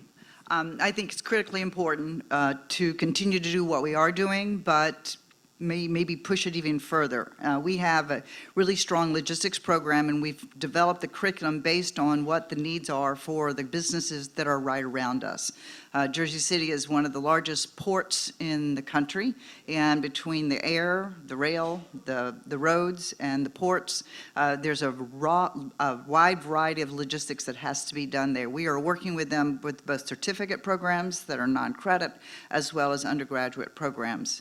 We are partnering with Hudson County Community College, who has a wonderful culinary program, to develop a hospitality program, because if you live in Jersey City, you're right across the river from New York City, where there is a lot of need for people in the hospitality field. Because our School of Business is located right on the waterfront there, our Dean of the School of Business was involved in Wall Street for a number of years, working on the floor. And what we have there is our faculty who have terminal degrees, but they also have worked for a long time in the field. So what we are doing is creating curriculum that's relevant particularly to what people like Goldman Sachs needs. What does JP Morgan need? What we have discovered is that Jersey City is what you call the back house of Wall Street. A lot of the back office transactions are done in Jersey City. So they're trying to train people. I know JP Morgan is bringing 1,400 employees over. What we need to be is a partner to them as they begin to develop further. The city of Jersey City became what it is because of some developers. And they are really interested in knowing that we are creating a real estate program that's relevant to the kind of work that's done. The gentleman who runs Matt Calley said, what I really need is for you to create a program that for the people who are going to run the building after we build it. Because you build it, but then for 25 more years, somebody has to run it. So programs like that, our security studies program really took off actually right after 9/11. And because of that, we are closely involved with, as I call it, all the three-letter agencies down in Washington, the FBI, the CIA, and our faculty come from those areas. So people who get either the undergraduate master's or doctoral program in security studies will find that they are moving up in the field or getting into the field there. They easily get jobs. Our nursing program, like every nursing program, I think, in New Jersey, is oversubscribed. And we've gone to Jersey City Medical Center and said, what is it you need? He said, well, I need a continuous care nurse. So it's a track in our nursing program that helps the rest of us who know we have to go to the hospital for one day to have a nurse that takes care of us for the 3 months before and the month afterwards, so that I've got the kind of care without having to do the great expense of having me in the hospital for more than one day. So I think it's important that we continue to create credit and non-credit programs that meet the needs of our community, but at the same time, understanding that our students live in a very, very, very diverse world. Thank you. Ali? The higher education that exists today was created during the agrarian age. And those days, the economy of the United States was mostly agriculture. So people basically said, send the son and daughter to school fall and spring, and in the summer they pick the fruits or attend to. Well, we are still doing the same thing, except that everybody complains about 11 million undocumented immigrants coming here and help us pick the fruit. So I think it's about time for us as a community, as a country, whether it's academic or industry, people to come together and completely redefine and question everything that we've been doing about higher education and make it relevant, affordable, accessible, and something that makes this country grow and prosper. Because if we don't do that, it would be to our detriment. And if we do that, I really do believe that people, wherever they are, they will go to where they get they believe that they get the right education. So that's really what I focus on, trying to completely define and question everything. I question every damn thing. Why on earth does it should take everybody to go to school for exactly 4 years to get exactly different degrees? Do you really just spend the same time to train a F-35 pilot versus a truck driver? So why should it take 4 years for engineers, 4 years for scientists, 4 years for psychologists, 4 years for philosophers? I don't know that. Maybe it does, but has anybody ever asked these questions? So I think this is the time for us to really start completely overhauling a broken system. Thank you. I think I wanted to. That just made me think of something else. But let me tell you what I was going to say. That is that I think the most important thing that, and hasn't been mentioned yet, that institutions of higher education can do in this state is collaborate with each other. And I will say that's especially true in our sector, which is the small, relatively small, private, not-for-profit colleges. If we work together, and some of us have these initiatives started, we can leverage, we can give students, potential students, the resources of a large university. And I've seen this happen in other states. For example, I was at a very small private college. We taught 5 languages, even though we only had 2 language professors, because we collaborated through technology with 5 other small colleges, so we could teach Italian, Arabic, Spanish, French, German, and a few others. And I think that's something that's missing. I spent a long time in North Carolina, which has one of the great state university systems. I was at Appalachian State. I was there when they beat Michigan. And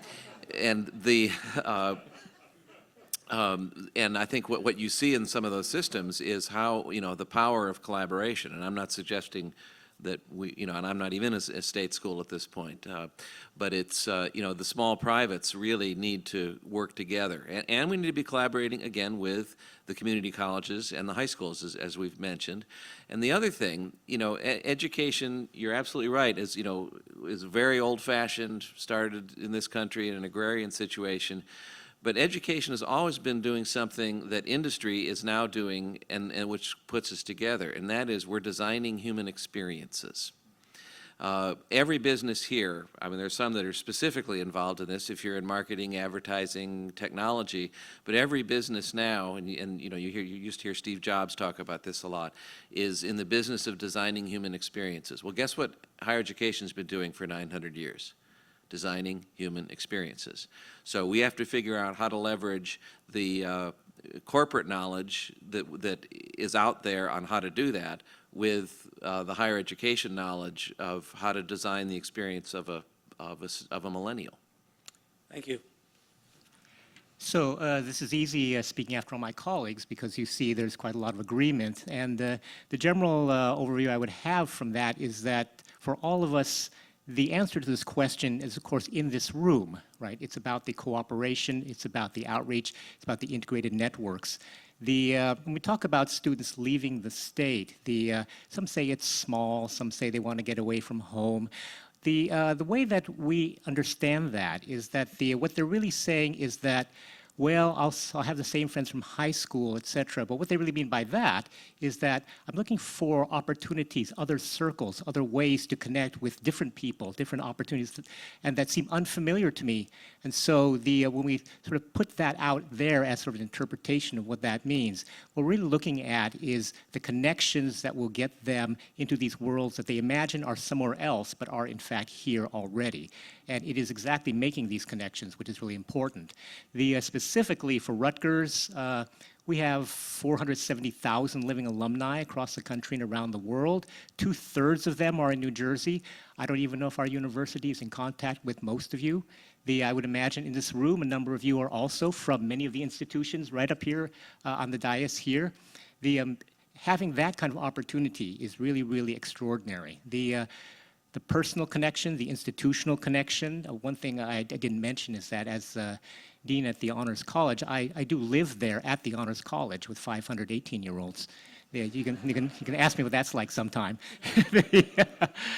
But they're going to have that connection, and when they go out, it's one thing to sort of reach out to a company and say, hey, can you help us? It's another to say, put us in contact with your alumni who are at your company, and we'll make that connection back to our institution. We've done this very successfully over time. The other just basic thing is we talked about sort of the historic framing for higher education.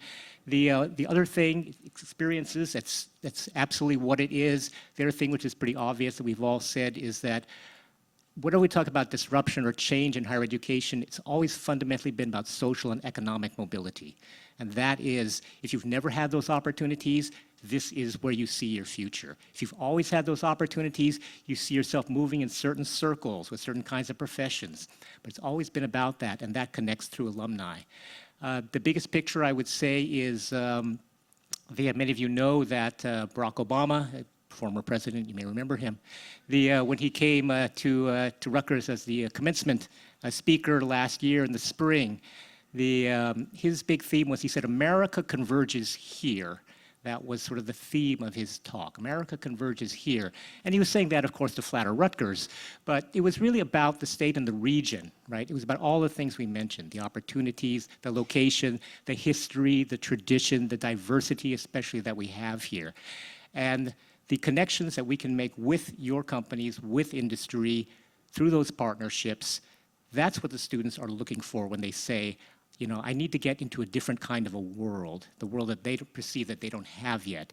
And so, you know, we all know build it and they will come, but that never happens in New Jersey, obviously, as we saw from Jim Hughes. But I do believe, you know, build it and they will stay is really how we should think about it. Thank you.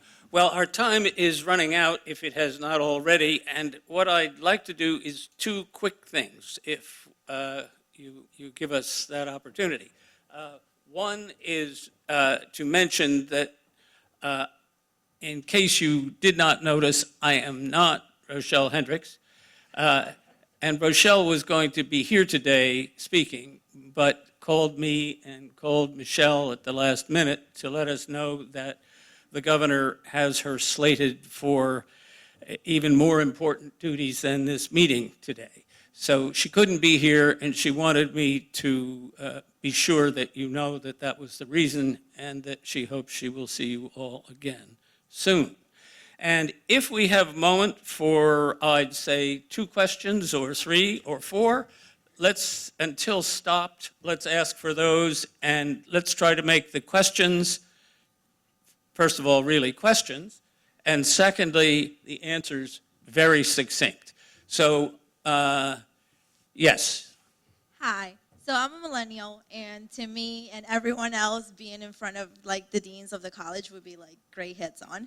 So the quick question, as a millennial who's currently working, I got a dual associates from Rowan College in Burlington County, and I started to work because I couldn't afford a higher ed.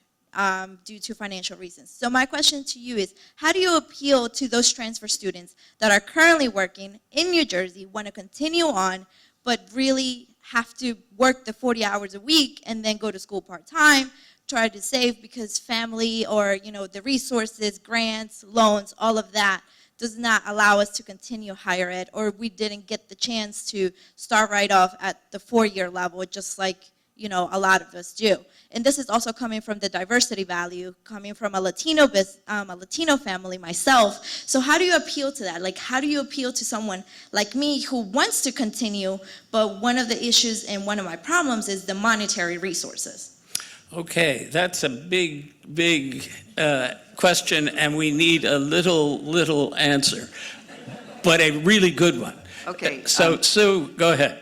short and sweet, I would suspect every one of us has scholarships for returning students. Here's a data point that's interesting. 250,000 people in this state have some college but haven't finished a 4-year degree. So we should be trying to find you.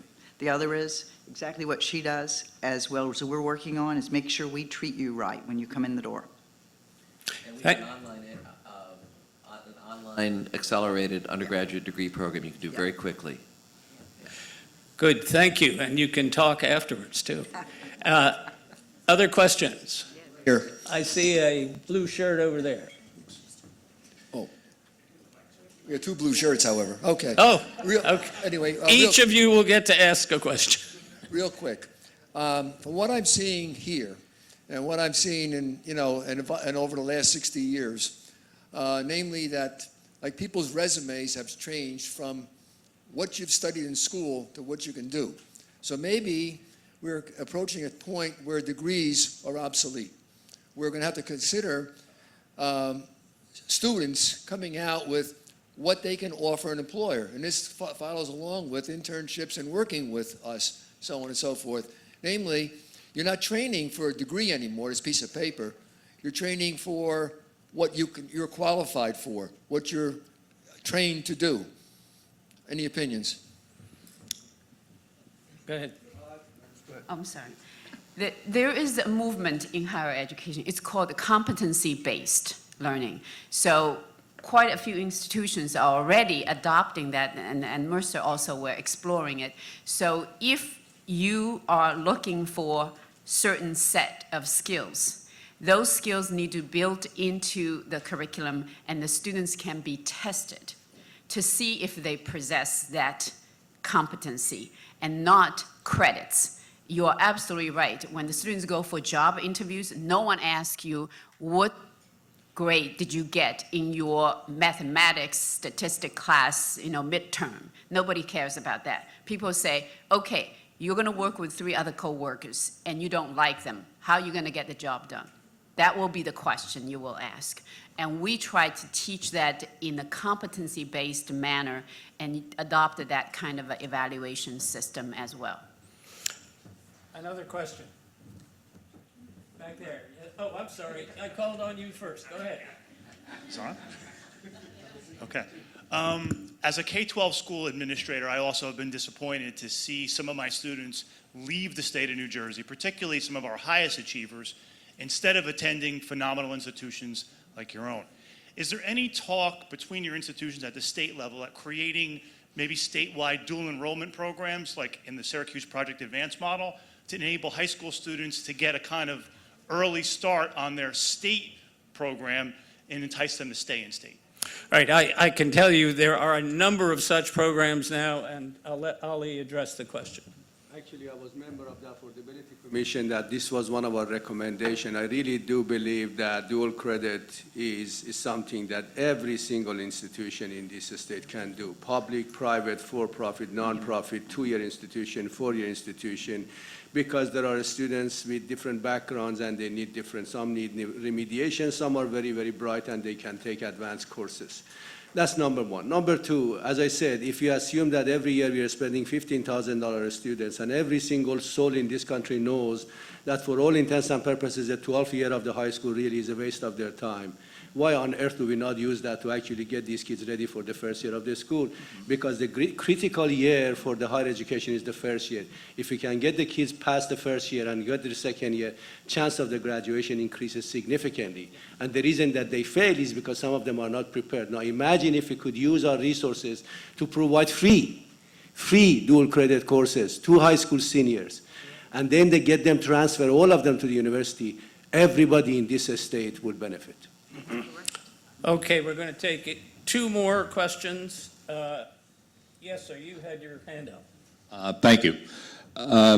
We're talking about stopping the outmigration of students out of New Jersey, and I'm curious for the President's reaction to something I see every day on the road, which is a disconnect in public policy where we have license plates tagged with out-of-state colleges, both public and private. I see license plates touting Penn State, Notre Dame, Temple. So it always struck me as a little strange that we're trying to keep students, high school students and college students in the state, but yet we have a public policy that seems to allow advertising for out-of-state colleges. President's reaction, please. Anybody want to take that? I was shocked when I moved to New Jersey 8 months ago and tried to get a centenary license plate, as I could in every other state I've been in. And I don't have an answer. I have no idea, except to share your shock that you can't do that in this state. Why not? Well, I'm just glad that Rutgers is a member of Big Ten. Hopefully that will bring more recognition to the state because you were. All right, I think I saw another one over here. There it is.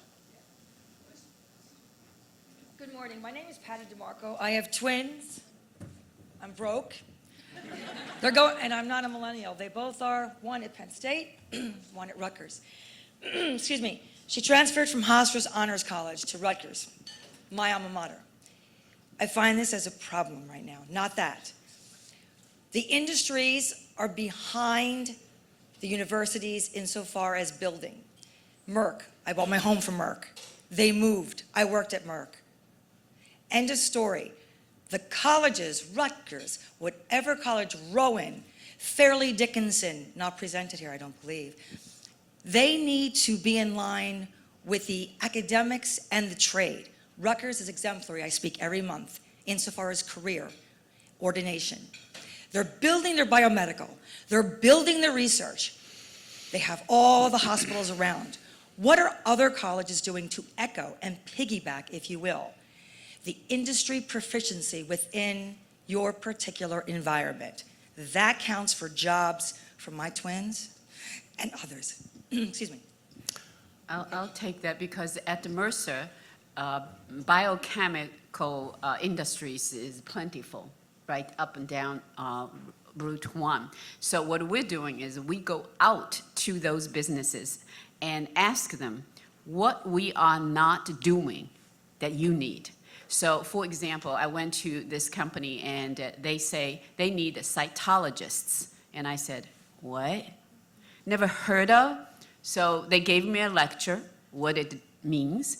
And we now, as a result, are actually developing this degree program in collaboration with Rowan, with Rider University, and with that business. And the good news is the business not only is interested in providing the labs for us on their premise, the CEO and the COO brought their construction company on my campus. And I told them, if you want a more medical-related fields, I need more science labs. I don't have money. I have land. Can you help me build some? He said, yeah, why not? So he came, he looked at it. Now we're looking at building some labs on my campus with his money because it's going to benefit him. So that's what we're doing. Okay, I think we're going to have to stop with the questions right now. This has been a very interesting panel and interesting questions. I want us all to give a round of applause to the panel.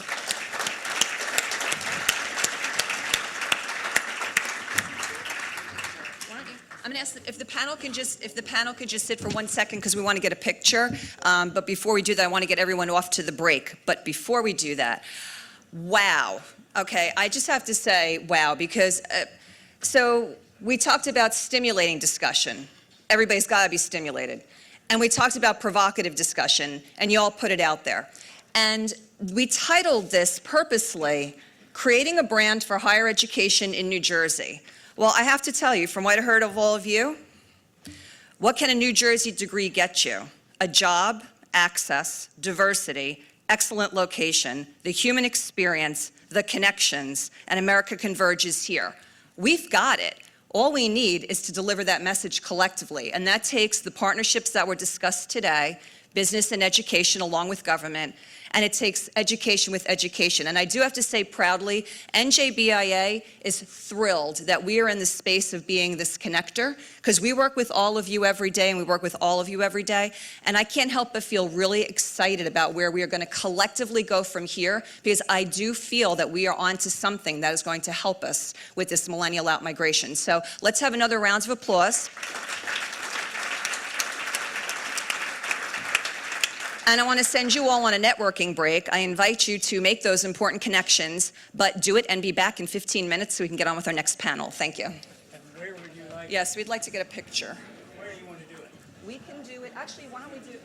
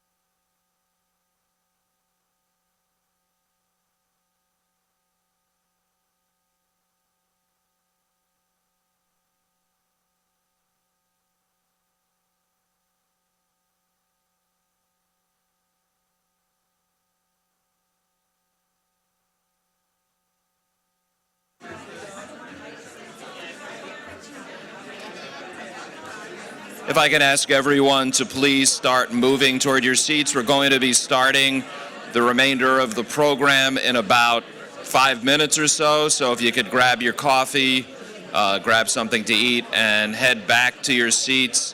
We're going to be starting in about 5 to 7 minutes. Thank you.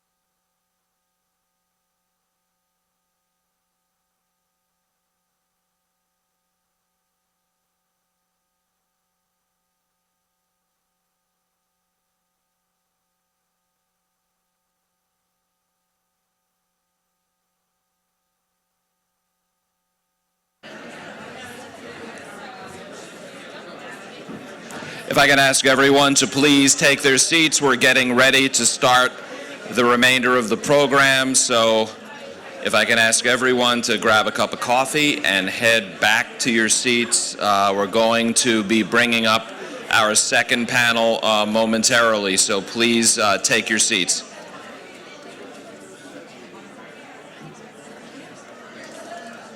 I'm good. How are you? Outstanding, thank you.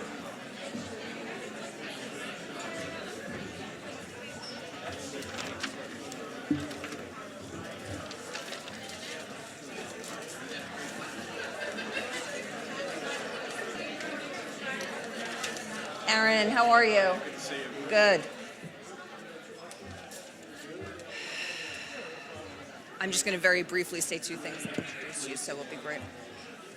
Thanks for making time to be with us today. Thank you. If everyone could take their seats, we're going to continue our program.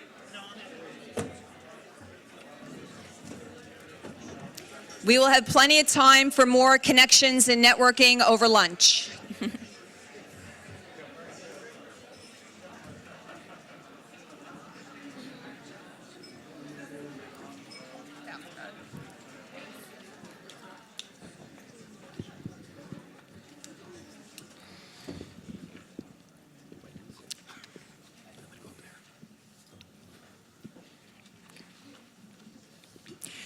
We talked about the 60%. We had a great discussion about the 60%. That's those students that are going on to higher education and do so outside the state of New Jersey. We talked about how we keep them. But embedded in all of that, number one, is the other 40%. And what's their career pathways to their future and their jobs? And what about those who fall out of their four-year education program, because we do not have a 100% graduation rate, and we hear every day, and we heard this morning about get them through that first year and they're more likely to graduate, and we know that many fall out through the process. So this whole idea, I call it the cradle to grave workforce development in New Jersey. How do we take our young residents, our students, from kindergarten all the way through? What are the career pathways for them? Governor Christie yesterday announced Career Connections, with a goal to increase the number of New Jersey residents with a college degree from 52 to 65% by 2025. And he talked about an important way of doing that is in partnership with the 19 community colleges across the state of New Jersey, creating these career pathways. Embedded in all of that are opportunities for credentialing programs. We heard about internships. We talked about apprenticeships. We know we have skilled labor who provides opportunities for career pathways. And this next panel is laser focused on this aspect of the state's potential workforce. And we're going to hear today about what they are doing in order to enable this part of New Jersey's workforce for the future. Today's panelists have created innovative ways of getting these potential New Jersey employees to where they need to be to build their skills for good jobs in New Jersey. I'd like to introduce our panel moderator, Aaron Fichtner, who is the Commissioner of the New Jersey Department of Labor and Workforce Development, to kick it off. Aaron, it's all yours.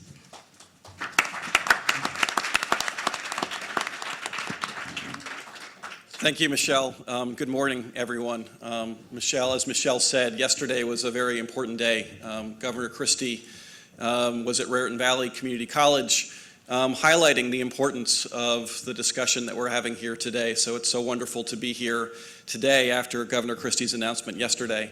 And Governor Christie's announcement was really predicated on a belief that we all need to work together to increase the number of adults in our state that have a post-secondary industry-valued credential or degree.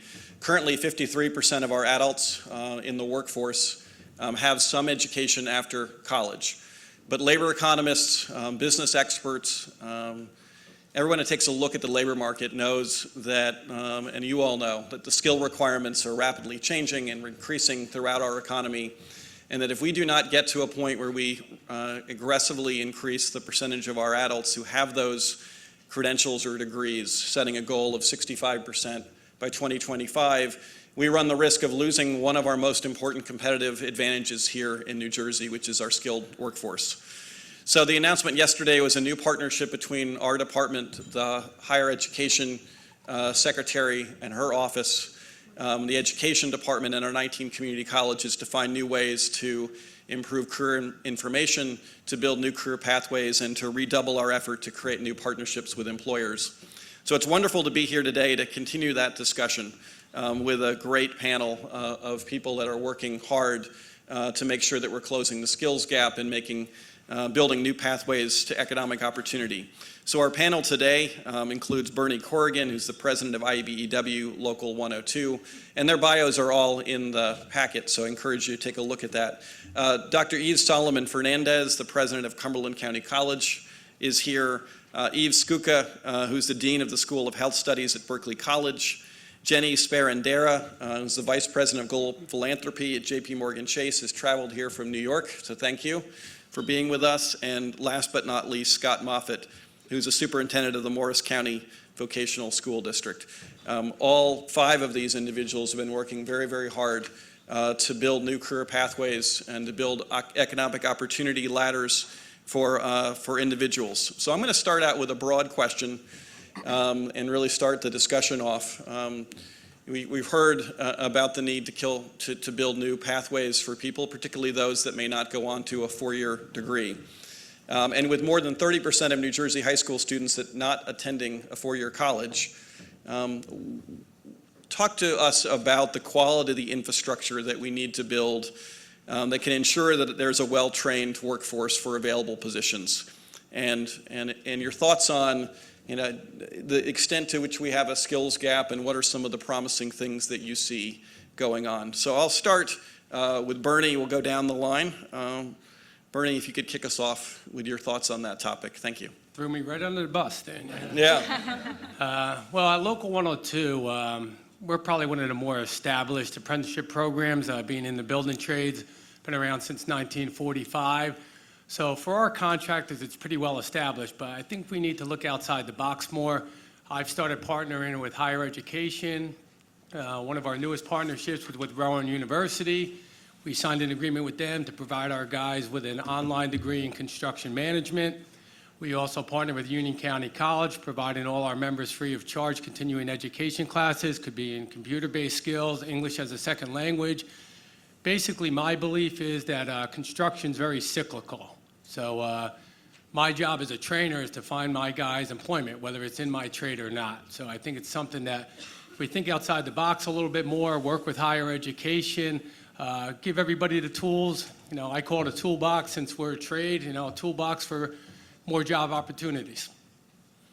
Great. So Scott, your perspective from the vocational school system. Sure. Let me start by saying I'm a middle child, so I have some self-esteem issues. And and when I heard the presentation today, and when he got to my generation, Generation X, And it was like a 1-minute presentation. My ego took another big shot. So I wish Dr. Hughes was here,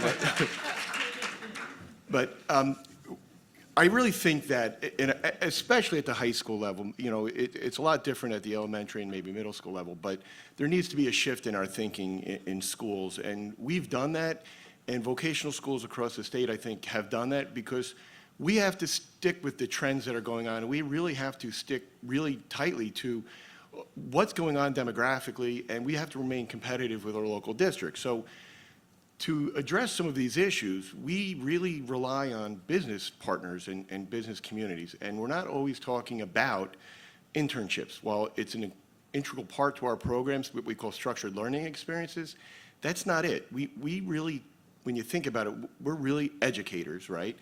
What would I know about an advanced manufacturing program? Not much. So I have to rely on industry experts in an advisory group to structure our program and help design it, help bring it together. Then we have to hire somebody to teach it. And they don't grow them in colleges. It's your standard certification programs, but you don't have a lot of people that are trained to become teachers in advanced manufacturing. So we're looking always to partner and stay with those trends, but we really, in almost every one of our programs, are heavily reliant, whether it's our electrical trades program or our environmental science programs or biomedical programs. We're educators. We're not industry experts. We need you to help build those programs. And when we work together, the programs are amazing. And it helps us not have to worry about being futurists so much because we're working with you guys who are already thinking about it. And I think when it all comes together, it really works out well. Great. Dr. Salomon Fernandez, your perspective from community colleges and what we can do to build more pathways. Absolutely. One of the things I think it's important to look at is the last two presidential elections. And I think they're very instructive for us at community colleges and especially in this space, because as we look at them, I see them as two groups of people who elected two different presidents in order to express their opinions around feeling left out of the economic boom and also feeling even more marginalized during the recession. So as we look at it as community colleges, I happen to work at Cumberland County College, where we do have that sometimes portrayed as dichotomy of the poor rural folks, and we also have a growing Hispanic community, a growing minority majority county. We are definitely going in that path, and we're also going in that path ahead of the country. We know that the country is going to become a plurality nation, but in becoming a plurality nation, we're also going to become first an Hispanic majority country. So for us, as we look at those demographics, being in an area in Cumberland County where we have some of the lowest higher education rates in the country, we have to say, where are the jobs for which our people are qualified? And for us, those are the middle skills jobs. And we're appealing to both that rural population, Cumberland County being rural, and we're also appealing to that new and emerging, changing demographic of the country, which is more minority, more Hispanic. We have a lot of Mexican populations in our county. So the middle skills jobs become even more important for us because it's a county where we don't have high social capital when it comes to higher education, growing culture. Those are students who are, for us, first-generation college students. So for them, we have to adopt a dual track, one which is how do we have more vocational technical jobs like advanced manufacturing, like certified production technicians, like welding jobs where you can make $50,000 to $80,000 right out of your certification program. So you don't necessarily need a college degree, but you can still get a good job. So at the same time, also creating the alternative pathway for those students who are going to transfer from Cumberland County and then go on to a four-year school, and to do it in a way that is financially savvy. So our approach really is to look at a dual track, and as consumers are asking, what's the value of a college education? Do I really want to end up with a $100,000 debt with just a bachelor's degree and not necessarily have a job that will enable me to pay for that debt at a rate where I can own my first home or build a family? So we're very conscious of that and very conscious of providing that pathway for our students, and to say it's okay to start with a vocational technical training, get a great job making $50,000, $70,000, $80,000, and then continue on up the career ladder with more education that perhaps your employer might provide some incentive and tuition discounts and coverage for. So that's our approach at Cumberland. Great, thank you. And from another part of the state, Dr. Skuka, Berkeley College has been doing some interesting work in health sciences. If you could share your perspective on how to build more pathways. Yes, so healthcare represents a cluster of the economy that has constantly offered job opportunities. It has been growing. New reports project that this particular cluster is going to add around 85,000 jobs, which will count for 32% of the net job growth in New Jersey by 2024.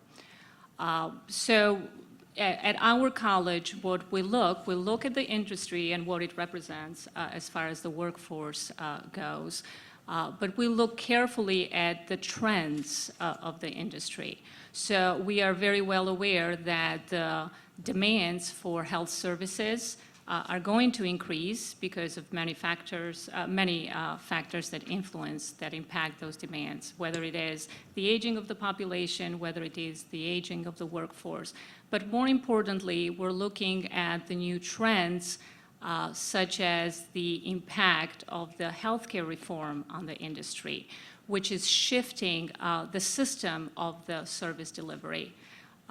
For example, what we observe, we are noticing in the field that there's a shift in the delivery of services from acute care settings to a more long-term care setting to control the chronic disease management portion of the industry. So this shift in the delivery system is causing different workforce demands, whether it is the type of the occupation of the professions or whether it is related to the training, the way how you train these new professionals. So we'll look at the data. As I said, we're very data-driven based on the industry. The industry is showing us that the new occupations within the healthcare industry that will be in great demands are those that will provide services to patients at a home health care setting or at a community-based outside of the nursing home facilities. These new demands will require for us to approach the skills training in a different way because these new professionals will have to work more in a more autonomous way without the direct supervision of a more higher trained provider. So with that set in mind, we are looking to provide different pathways for individuals that could use this type of training as the entrance point in the field. And then if they decide, they could always come back and move further up in the career ladder. We have different programs that we're developing, and we are collaborating with vocational high schools to provide the high school students, whether it is the dual credit or an opportunity for them to enter the training in this particular field, and then, as I said, move up. Great, thank you. And we're excited that Jenny Sparandera is here with a global perspective on building career pathways. Thanks. I'm also a middle child, so this could get interesting. So JP Morgan Chase comes to this work from a couple of different dimensions, as you all might imagine. So for one, we're a huge employer ourselves, so we think deeply about what it takes to build talent pipelines into our company for a broad variety of roles. You know, I think part of what we'll talk a little bit about over the course of this panel is the fact that industries are not monolithic and even employers are not monolithic. So we hire for financial analysts, but we also hire for technologists. In fact, we have more tech jobs at JP Morgan Chase than Apple and Google combined, which you might not immediately think. We also have a large number of folks who come in without bachelor's degrees who work in different kinds of roles at the firm. So we think about what it takes to build talent pipelines into our workforce. We also hear that workforce and human capital and talent is a major driver of our clients, right? So when we're meeting with client firms and learning more about their business and what their needs are, routinely workforce development and skill building comes up. But then the other thing we think about, of course, is how we show up in different communities, and that's where I spend a lot of my time. Global philanthropy thinks about how are we building a more inclusive economy for the people where we work and live. And so through global philanthropy, we have a $325 million commitment to skill building for young people and adults in the communities where we work. And, you know, I think a couple of the themes that have already come up over my colleagues' remarks here really resonate with me. We think a lot about middle skill opportunities where you don't need a bachelor's degree, but with certifications or credentials, we know you can gain family supporting employment. And how is it that we can support partnerships between business, between educational institutions and community-based organizations to build pathways into those middle skill jobs? We also think about the fact that to do all of this, you need shared understanding of where there is opportunity. So we invest a lot in data and research that we hope really can be actionable for businesses and for practitioners trying to identify kind of opportunities for collaboration. That takes a couple of different forms. We've invested in the release of a number of skills gap reports where we try to identify where there are some of those mismatches, where with investment or collaborative energy we can sort of do more to prepare people for jobs that are going unfilled, but that we think are attainable for people who don't yet have a bachelor's degree. We also are investing more and more in tools that can kind of live online and be dynamic and kind of grow and change and shift to reflect the needs of industry. So Eva was talking a bit about the kind of changing and dynamic healthcare workforce. We also know that the petrochemical industry, the oil and gas industry in the Gulf Coast has a lot of needs. So we've created a tool that lives online at petrochemworks.com where businesses can kind of enter this online marketplace and learn more about educational institutions that are sort of cranking out people with the kinds of certifications and credentials they need. Likewise, where job seekers can get a better understanding of what an industry looks like and what kinds of competencies and credentials are needed for kind of growing fields. So I'm excited to talk more about some of the kinds of partnerships we're supporting, and I appreciate being here. Great. Thank you all for the answer to that first question. I think I want to now delve into a couple of other detailed topics that a number of you touched on. The recent Business Outlook survey completed by NJBIA showed that only 20% of respondents had companies were using apprenticeships as a strategy for building pathways for new employees. We know that states around the country are really investing a lot of money in building apprenticeships. South Carolina is one that's been a real leader in this area. What are your thoughts about how we can get businesses to adopt an apprenticeship model? What's the role of education and training in that, and how do we make sure that we're diversifying the apprenticeship opportunities in construction but in other industries as well? Who wants to start? I'll jump on that. I guess you mentioned diversity last, so I'll touch on that first. Females in the construction trades is probably one of our biggest challenges. To give you my local union's numbers, currently we're at 2% local-wide, which is the national average. In our apprenticeship, we are at 4%, so we are moving up a little bit. Corrections to that problem, for me personally, yes, when I go out there and something's not working, we've tried recruiting at all the technical schools. We've tried recruiting at battered women's shelters.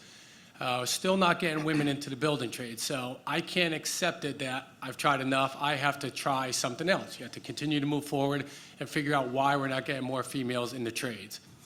As a society issue, I think there is a problem. I don't think too many guidance counselors are saying to a young lady that comes into their office, why don't you try the building trades? I don't think, I'm a father of twin girls. I'm going to tell you right now, I'm speaking honestly, I don't want my daughters to be in the construction business. It's just, not that I'm ashamed of it, I'm proud of it, but I just don't want my daughter working in construction. It's a tough business. So I think those are some of the challenges we face there. Jumping back to the first part of the question about apprentices in general or apprenticeships, again, we're well established. The one benefit to contractors for us is they don't pay a dime for training. Our program, every one of our members, we have about 2,800 members, pay 1.5% out of their pay to fund our training. It's a $2.3 million budget per year. We have 223 apprentices, and we run about 600 to 800 journeymen through continuing education every year. So this is a huge benefit to our contractors that they don't pay a dime for it. Now, the problem is getting to that point. If you have a small business that has to sit there and try to fund this somehow, how do they do it? I mean, I'm going to take a little bit of a guess and say maybe you try to find similarities in the industry, get a group of maybe companies together to try to form something that way. But it's a challenge. I believe, you may know, Aaron, I think out of all the apprentices nationwide, I believe about 70% of them are building trades, about correct? So just to show you that, you know, we have a platform that's been well established for a long time, and I would love to pass it along. Anybody wants to pick my brain on it, but it's a difficult challenge. Yeah, and I think the percentage in New Jersey may be smaller in terms of the percentage of apprenticeships that are in non-construction trades. But I think other states have shown, South Carolina being one, that you can really build apprenticeships in healthcare, manufacturing, and other industries. Any other thoughts on apprenticeships as a strategy? Sure. Scott? Okay. Yeah, we don't call them apprenticeship programs, but it's the same model. We're packaging programs of study with structured learning experiences so that students are getting both sides of the spectrum. Our challenge at a high school level is not being so narrowly focused. So we want to expose you to the healthcare field, but we don't want to be like you have to be a pediatrician. So the goal for us is a little bit, it's a similar model, but applied a little more broadly in focus so that our students are going through programs of study. They have to go through a sequence of study and complete an internship to graduate high school. You must complete an internship to graduate our high school. Without that, you haven't put the two pieces of this puzzle together, and we feel like they really are critical. And what happens, though, is students come to us and get very frustrated in their junior and senior year because they don't get to take a lot of fluffy electives that they might get in a local high school. So that focus allows them to experience that, and it contextualizes the learning. So we get away from having to explain to people why math is important when you're learning about tensile strength in your engineering program. So you really don't have to get into why this stuff is important. They start to see why all this knowledge is important and how it translates to a career field. And it's just a similar model. We just don't label it as an apprenticeship program at the high school level, but it is almost identical. And Same here. We call them internships, and they're critical. I think, especially now, we have so many changes that are happening in the workplace. For us to have those that are site-based to provide our students with not just the exposure, but also the ability to fail and the ability to see that I don't want to be an accountant, and it's not as fun as I thought it was, or I'm an extrovert, and this is not a field for me. So we see them as valuable in that it really exposes the students in terms of the range of careers that's available for them, to get a real sense of the real world, and also to experiment a little bit when the stakes are actually quite low. It's okay to fail and to learn while you're in an internship experience, but in your first job, the difference between knowing and not knowing, being able to demonstrate that you have some of those soft skills or 21st century skills that were talked about earlier, the stakes are much more higher for them once they get their first job or their second job, so those are critical. So it sounds like some folks are trying to integrate some of the good ideas from apprenticeships, the work-based learning, the industry-focused credential work into other models.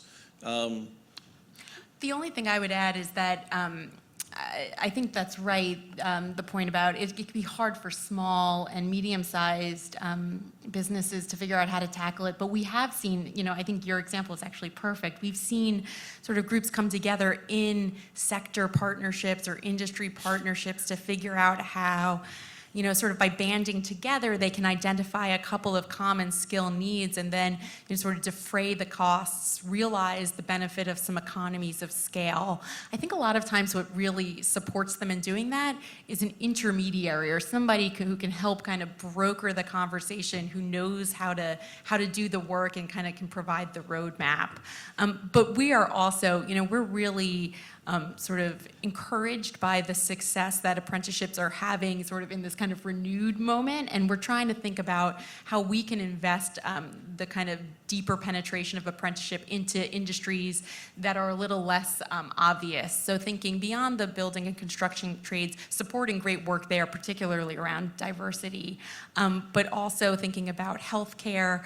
We're working with some major healthcare institutions who just launched a community health worker apprenticeship program, sort of have recognized that no matter what happens with the Affordable Care Act, certain trends are not going to change, and their need to sort of reduce costs by visiting people and meeting with people in their own communities will kind of pay for and support the development of these new training models. So we're excited to kind of continue to learn what some of those employers who are willing to be at kind of the leading edge are willing to do, and how we can kind of take those learnings and share them more broadly.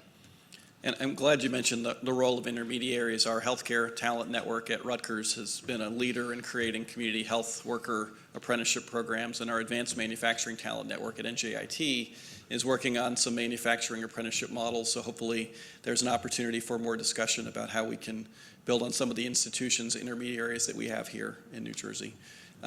Yes, Dr. Scooter. healthcare is one of the fields that has utilized these models quite extensively, because the model represents the best training, especially for entry and the mid-level occupations.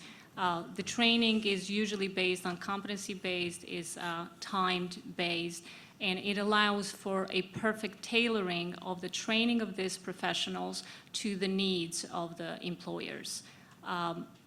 In addition, these types of programs allows for to diversify the workforce of healthcare, not so much about having females being part of the field, because I'm sure we're all aware that healthcare does not suffer from that aspect.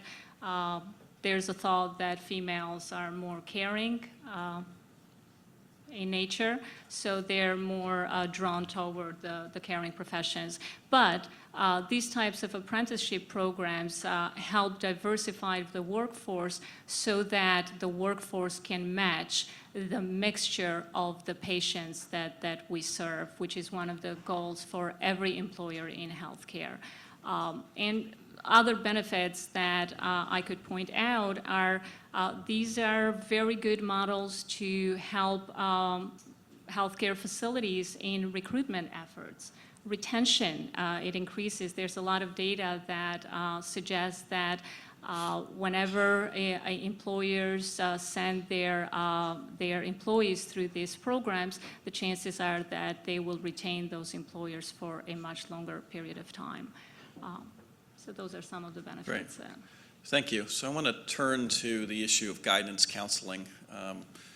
We certainly know in our department that that's an important issue, and so we've invested in creating our Career Connections initiative to improve access to career planning information. Want to get your thoughts as a panel on where we are in terms of career counseling, career guidance, particularly in high schools, and more importantly, what we can do to strengthen that effort so that we make sure that all of our high school students know the full array of opportunities and pathways that might be available to them. Scott, do you want to start from the high school perspective, since you're representing high schools today? Sure. The good thing is, all the evidence right now suggests that you need a post-secondary experience. You need a high school diploma is not going to be enough.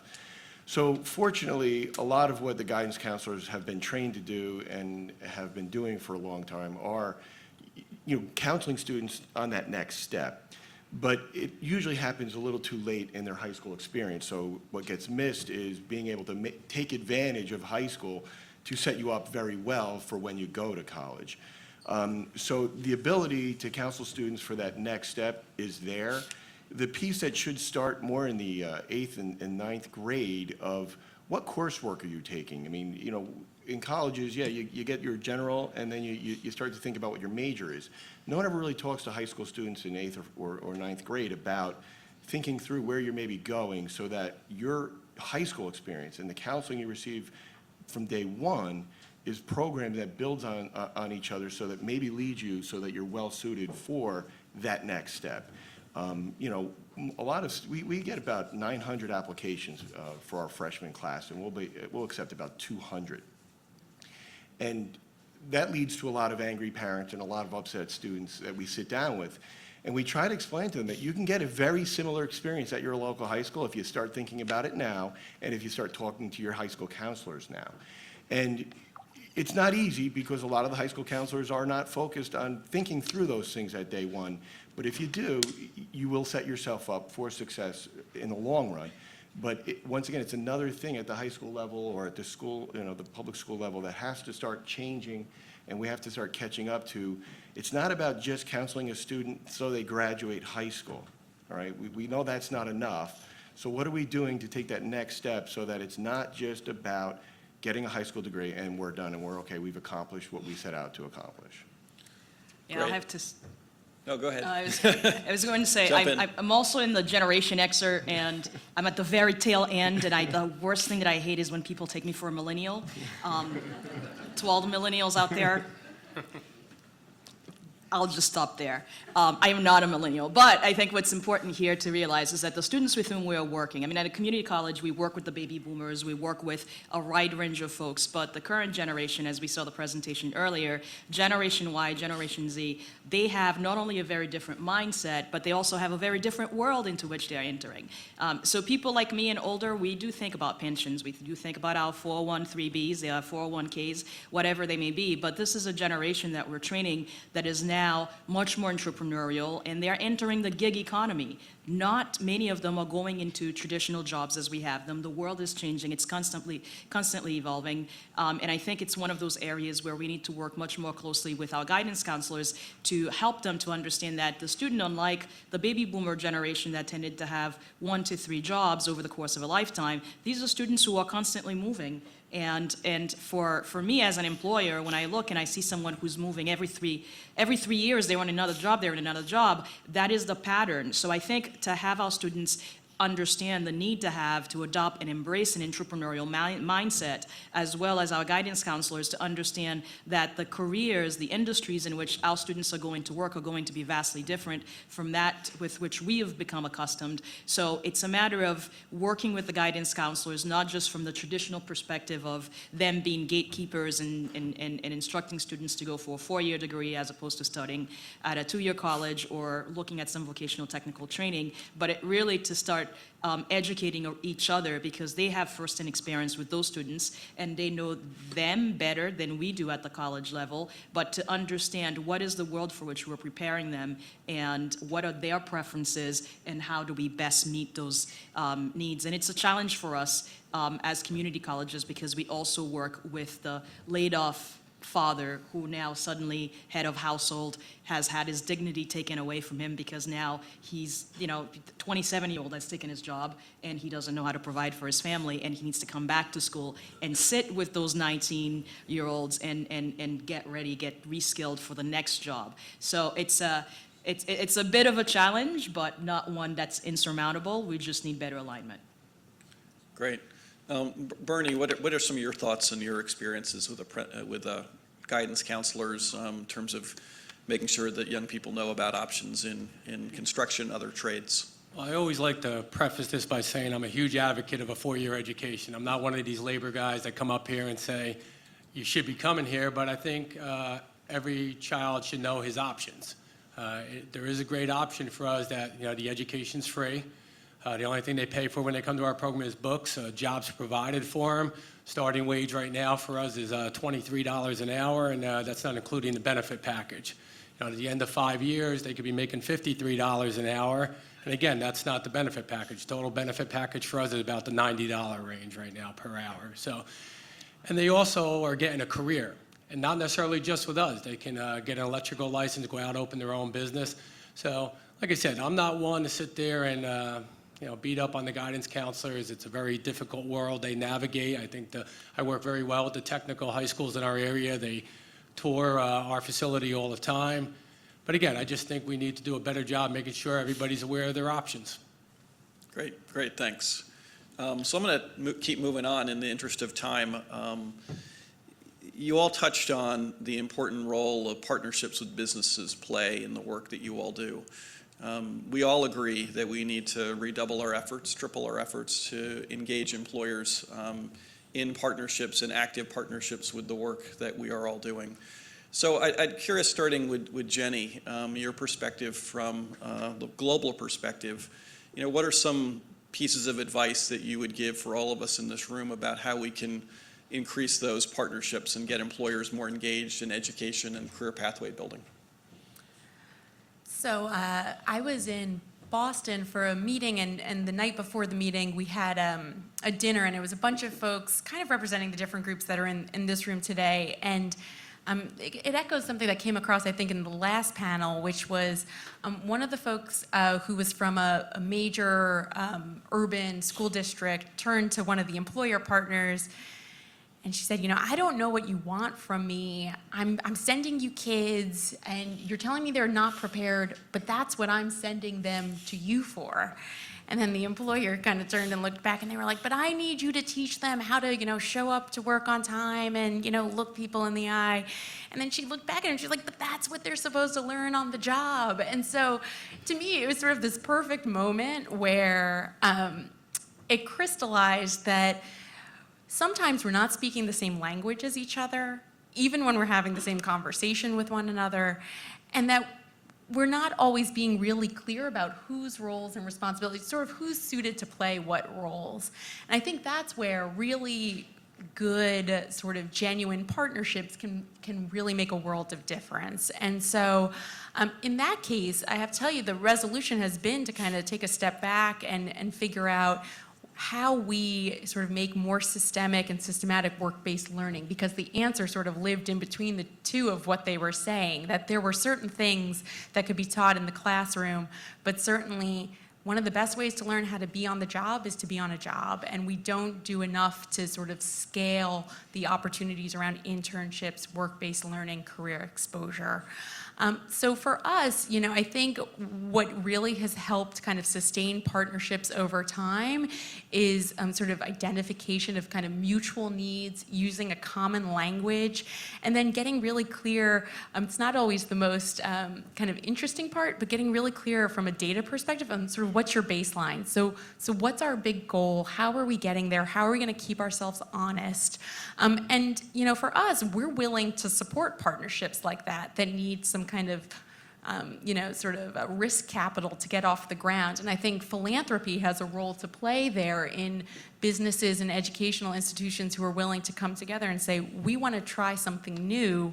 If it works, we're willing to figure out how to sustain it out of our own sets of resources. But to try something new, we might need additional sort of dollars to get something going. And I think that's where JP Morgan Chase has invested a lot of money in communities across the country, but there are certainly other funders who are joining us in those efforts. Great, thank you. And Berkeley College has done a lot of work in building partnerships with employers. What's some of your perspectives, Eva, on how do we expand interactions with employers? Absolutely. And I could answer this question from both a perspective of a healthcare provider. I practiced medicine for many years, and now I'm on the other side of the field, being an educator and trying to find the common grounds of what is that employers expect of the graduates. And I agree with what was said before, that employers need to provide education institutions a better understanding of their expectations. Are their expectations for our students to bring into the job expertise, as in skills expertise, or are they more emphasizing more the so-called soft skills? And even within the soft skills, sometimes we find it a little bit difficult to get a definition of what are the soft skills. We always get the answer, well, team building, to work well with the others. But is that enough for the specific field? Like in healthcare, I could say that you could have somebody that works really well in a team, but if they don't bring a degree of emotional intelligence, of mindfulness, of empathy, that individual is not going to work well. So that has been our priority at Berkeley College. So in all our communications with memberships of the community, we make sure to get from them a very realistic understanding of their expectations. And we do that either by, whether it is an internship. The nature of the clinical programs that we offer at Berkeley is as such that makes our job a little bit easier in this aspect, because our students have to get a majority of their training at a particular facility. They have to do the clinical rotations. So we're lucky in that sense that we get the feedback from the employers about, and get their help, as a matter of fact, get help and support to train our students according to the needs of the employers. We have extensive partnerships with a lot of facilities for our clinical training, and we also seek the feedback from the community via advisory boards that we hold annually at least, or biannually. Great, thank you. So now I'd like to open it up to the audience for a couple of questions before the lunch break. So I think there's some microphones around. Who wants to? Here we go. Good morning, Frank Preston from ACI Medical and Dental School in Eatontown. As a former school principal, I want to just thank the panel, this panel and the prior panel. The amount of professionalism and expertise that has been presented to us today is second to none that I've seen so far. Your focal point are right on. I want to just pick up on one of the conversations that Jenny spoke on. And I think we can, as a community, or as an educational community, do a better job of preparing our students for future options. We only know what we know. We could all agree to that. We only know what we know. And by the time they're going to the different opportunities for further education, our students at the guidance counselors level, in the English classes, we're not doing enough to present to them all the vast opportunities that are out there. And by the time they go to a school and choose a school for whatever reason, they only know what they know, and we need to really increase that opportunity. I would like to see in future meetings like this, somebody from the guidance counselors, somebody from the high school level English departments. How can we fill more opportunities for our young people to look at all the vast opportunities, to start getting excited about their future? By the time they're going into college, it's too late. So I think there's room for improvement to connect with the guidance, and what their job and role is not just to meet with them and talk a little bit about the future, but give those opportunities throughout the journey of the lower levels, so when they get to the higher levels, they have a great deal more opportunities and come out with degrees that have employment opportunities, not just a piece of paper that shows that you had longevity and a degree from a 4 or 2-year school. So thank the panel. Great point, thank you. So I'd ask anyone on the panel if there's one or two small things that we could do to really improve guidance counseling that wouldn't require huge investments of resources. What would you think we should do here in New Jersey? Jenny?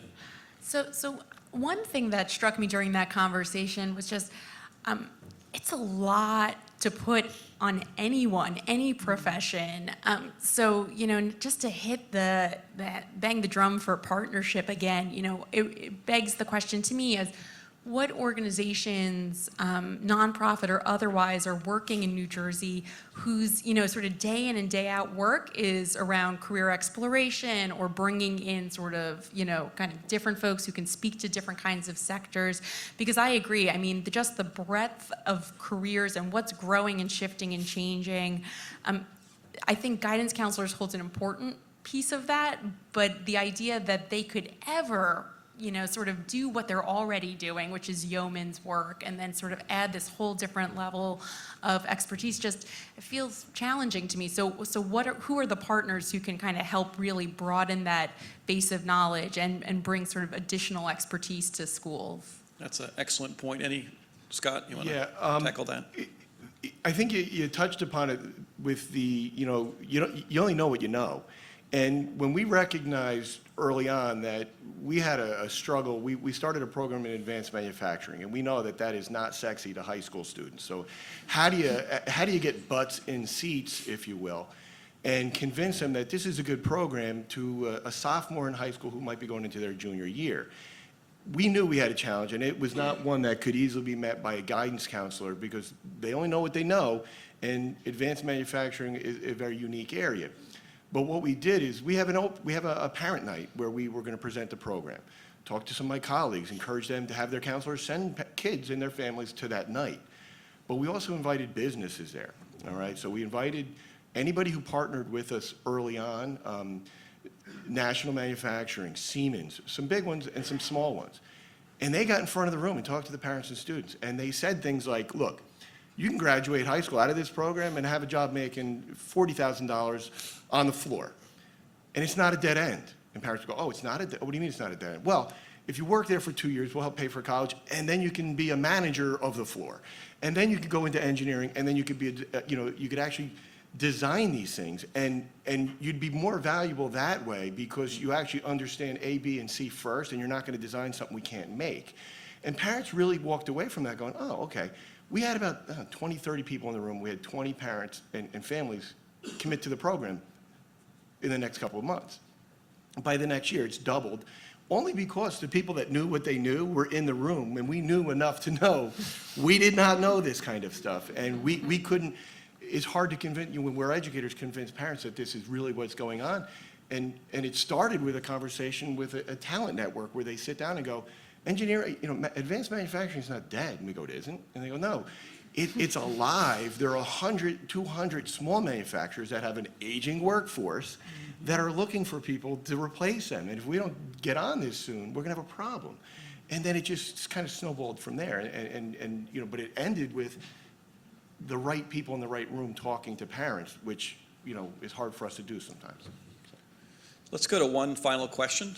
We don't want to stand in the way of lunch, so one final question from the audience.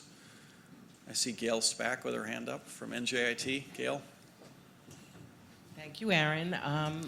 I'd like to talk to some of you about what Aaron has mentioned, the program that is basically apprenticeship program in advanced manufacturing. But I do want to speak to the issue of guidance counselors. Because the state has indicated a goal of 65% of people having credentials by year 2025, I believe. I'm wondering why we haven't touched base and made more use of the fact that in every community college and four-year college in our state, there are professionals who are like the guidance counselors. They're called career development officers and professionals, and why they're not also involved in this discussion of what are the careers that could give immediate salaries in useful, growing work, but still continue with their education part-time to get to the degrees that we also would like to see everyone get. So has anyone on the panel considered working with these career professionals? They have an association in every state in our country, including in New Jersey, and they meet and they talk. So has anybody, that's my question, considered that? So, Bernie. First of all, Gail, I should apologize. I didn't mention NJIT as one of my partners out there. You're going to call me on that later. All right, Bernie. I just want to answer that question a little bit more of a bigger scale, and I'll plug my friends at Choose New Jersey, biggest marketing arm for business in New Jersey. I'm a firm believer when people ask me, why did a labor union join NJBIA? Why did we join Choose New Jersey? Because it's all about bringing more opportunity to New Jersey. That's what gives us the education field more opportunities to put our students into. So what we realized at Choose New Jersey a few years back is that we need higher ed in the room. And now much of the higher ed community, NJIT, Rutgers is here, I know Rowan sits there, they're in that room now with some of the biggest CEOs in the state of New Jersey. So, like I said, that's a start. Yes, do we need to get involved more? But I think it's all about the communication, and I think places like NJBIA and Choose New Jersey are providing that forum now. So I myself reach out to them on a regular basis because I always want something new. I always want to give my guys another place to go to work, because if I don't have a job for them and I can get them a place to go somewhere else, to be perfectly honest, I don't have to worry about them. You know, in the building trade sector, they're always union members. When they're out of work, they're knocking on my door telling me, you know, I'm losing my house burn, I'm running out of health care insurance, what have you got for me? So I continually try to forge new partnerships to provide a venue for these guys to go. Great, Bernie, you get the last word, but I hope this is the beginning of a lot more conversations. Please join me in thanking our panel for being with us today.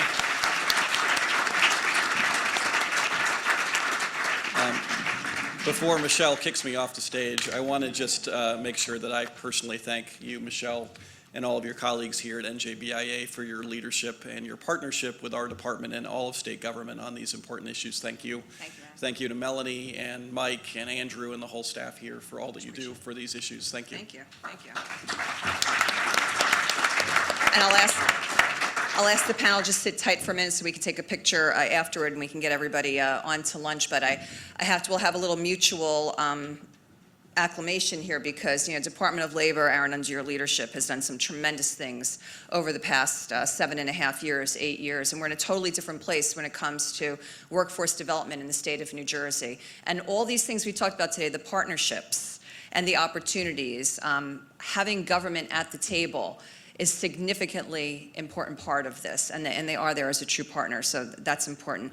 You know, this panel, and again, I'm having all these wow moments today because when we put this program together, we couldn't have imagined that the discussion could have been at any much of a higher level than it has been. It's incredible.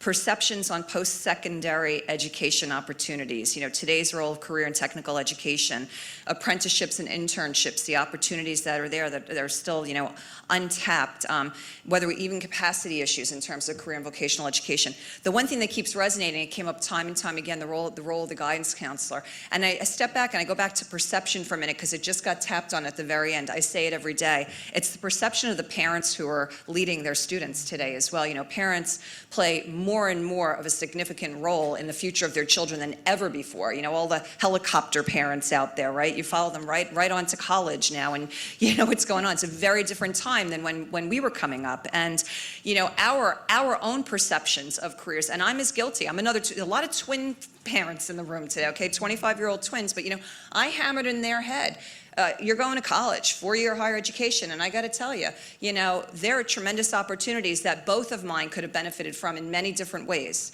And I think as parents and as those who counsel and coach and mentor young professionals, a lot of us in this room are called upon every day to talk to kids about their resumes and where they're going in their future. I know, because I talk with a lot of you about this, okay? It's incumbent upon every one of us to dispel these perceptions about what career and vocational education is, because you heard it right here, $50, $60, $70, $80,000 jobs. You know, the trade starting at 23 in apprenticeship, going up to 53, and that doesn't count benefits in education. Oh my gosh, these are tremendous opportunities, and the career pathways in the state of New Jersey are abundant. So together, yet again, we're going to make a difference on this, and we look forward to continuing the discussion.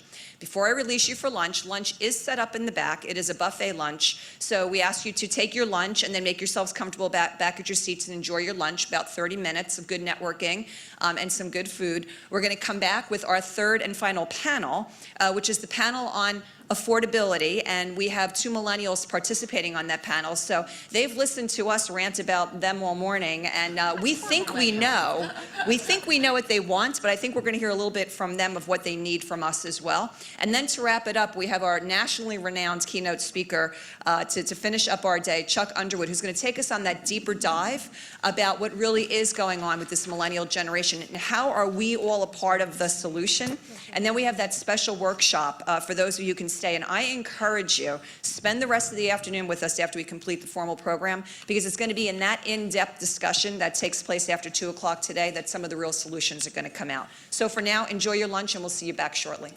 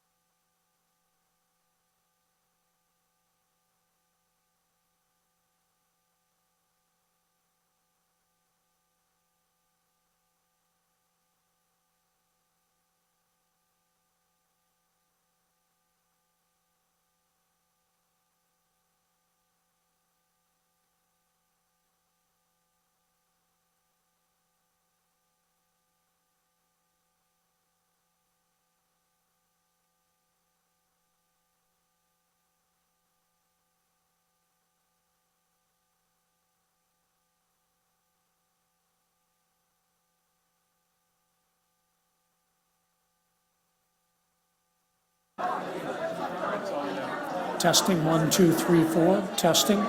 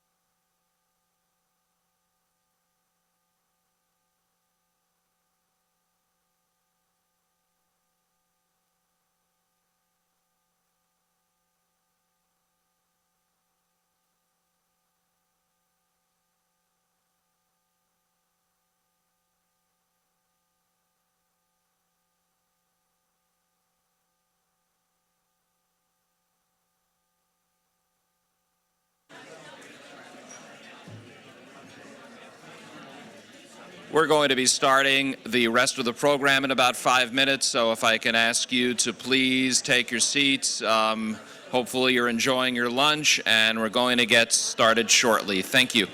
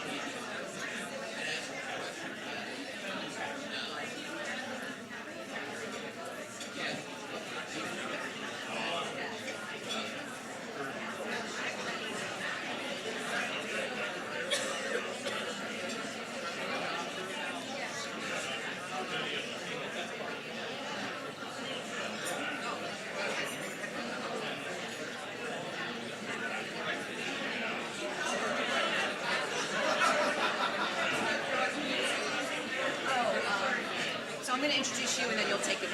I was just telling everyone to get settled on the. Okay. Yeah. Tell you what, I'm ready. Yeah, yeah. I was telling everybody to come and take their seats. So, and then we'll introduce you. Do you want me to put your bag up here, or are you?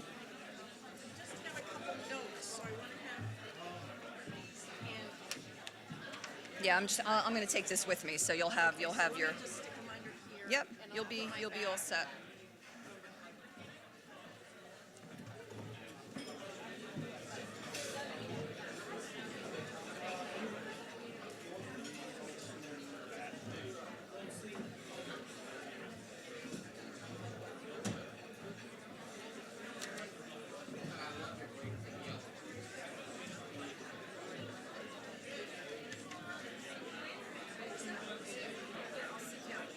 No problem.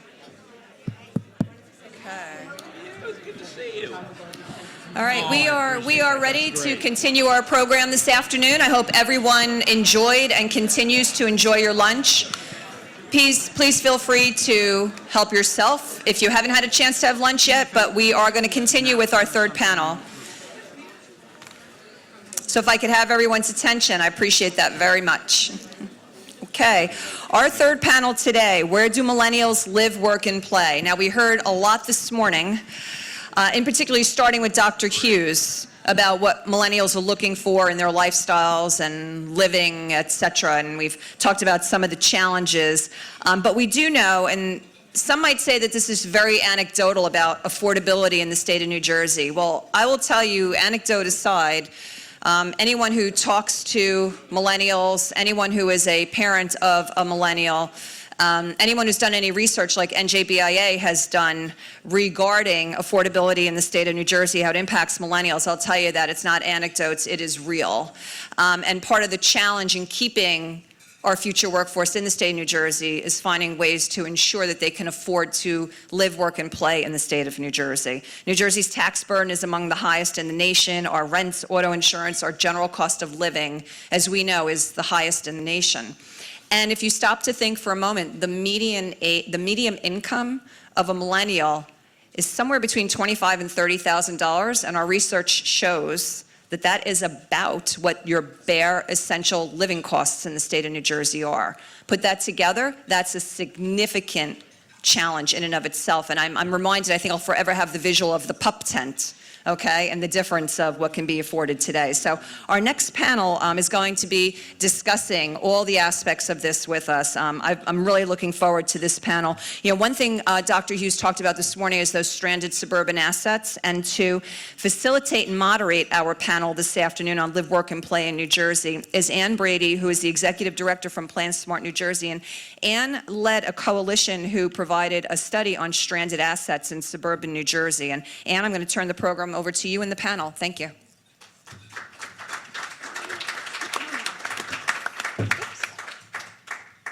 Well, thank you, Michelle, and I would also, is it okay? I'd also like to say that Michelle was on the steering committee for the project, and we spent a good part of a year studying what we're calling stranded assets, underutilized office parks and retail centers, and it's a big problem for New Jersey, and it's contributing to the lack of affordability in New Jersey. But we also believe that it presents a great opportunity to potentially repurpose these sites in a mixed-use fashion that would help people live in that live, work, play, walkable kind of environment. So, just to get started here, I would like to introduce the panel. The panelists that we have today are Michael Goldstein from HHG Development Associates, and he is doing a mixed-use project in Trenton.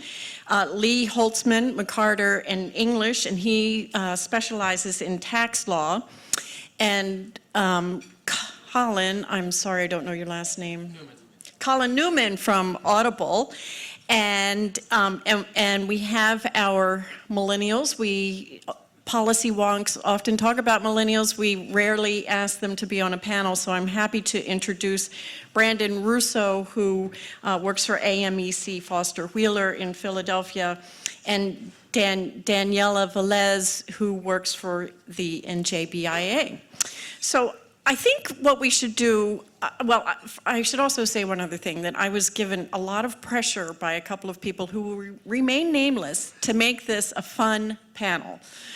And I also recognize that everybody's just eaten lunch. You've been sitting in this room all day long, so we'll do our best to make it fun and lively, and so here we go. But I'd like to kick off the panel by asking Daniela and Brandon what challenges they faced in making their life decisions. And so we'll start with Brandon. If you could tell us a little bit about yourself, where you live, where you went to school, where it is that you work. So I graduated from Rowan University in 2015 with a Bachelor's of Science in Chemical Engineering. And after much time looking for a job, I ended up working for AMEC Foster Wheeler in Philadelphia. And I do currently live in Haddon Township, New Jersey, which allows me to take the PACO line into the city. One thing I can say about that is I'm actually a minority in my group of friends and colleagues, is that most of us prefer to live in Philadelphia, and I even have a few friends who work in New Jersey but live in Philadelphia because it's about the same price and they feel like they get more for their money. And I think affordability really is the main issue. I mean, you're looking, even if you come out with, get a decent paying job at $50,000 a year and you still want to afford rent at probably around close to $2,000 a month, and then you still have $400 to $500 student loans, and then you want to also pay for a car that's another $300 a month, it really makes it nearly impossible to live off a wage, even when you're making something higher than the average in New Jersey.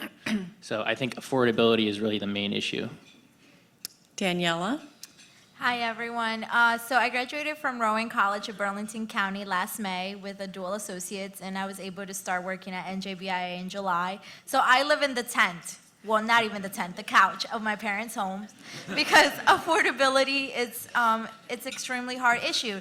Trying to, buy the car, pay insurance, pay the phone bill, try to go to school, and then try to live on your own, and only, the electric bill, the internet bill, and all of these. If there is no one else to do it with you, like a roommate, it is nearly impossible to do it at 23 years old and trying to, take over the world and continue on with higher education. So, I have a couple friends of mine that decided to move out of state, and then there's some of us who are still living in our parents' homes, and sometimes we're like, well, how long is this going to be? How can we make this better for ourselves? Is it working 3 jobs and not going to school? Or is it going to school and working 1 job, but then can that job actually help you get where you want to be? So there's a lot of imbalanced questions, and, a lot of us feel like sometimes we're not heard. There's so much you can read, there's so much that you can know, but if you don't sit one-on-one with one of us who are sitting in this situation, you don't really understand what it is to sometimes not live on 5 hours of sleep because you're working 2 to 3 jobs, trying to go to school and trying to move on and live your life at 20s, in your early 20s, late 20s. So it's important to have a panel like this where, you have our stories and you hear our voices and you see it from our perspective, not just, the millennial perspective, the pain in the butt perspective, but from us who are living the everyday life, who this is what we do. Okay, well, moving right along, we're going to go back to the policy wonks. But no, I would actually like to ask Michael a question that, we've seen a substantial revival in some of New Jersey cities, in Hoboken, Jersey City, and Newark, and even with the introduction of the Grow New Jersey tax credit program, there's been major investment in Camden, which is, of course, right across from Philadelphia. But growth in New Jersey secondary urban areas like Trenton, Passaic, Patterson, it's been much slower.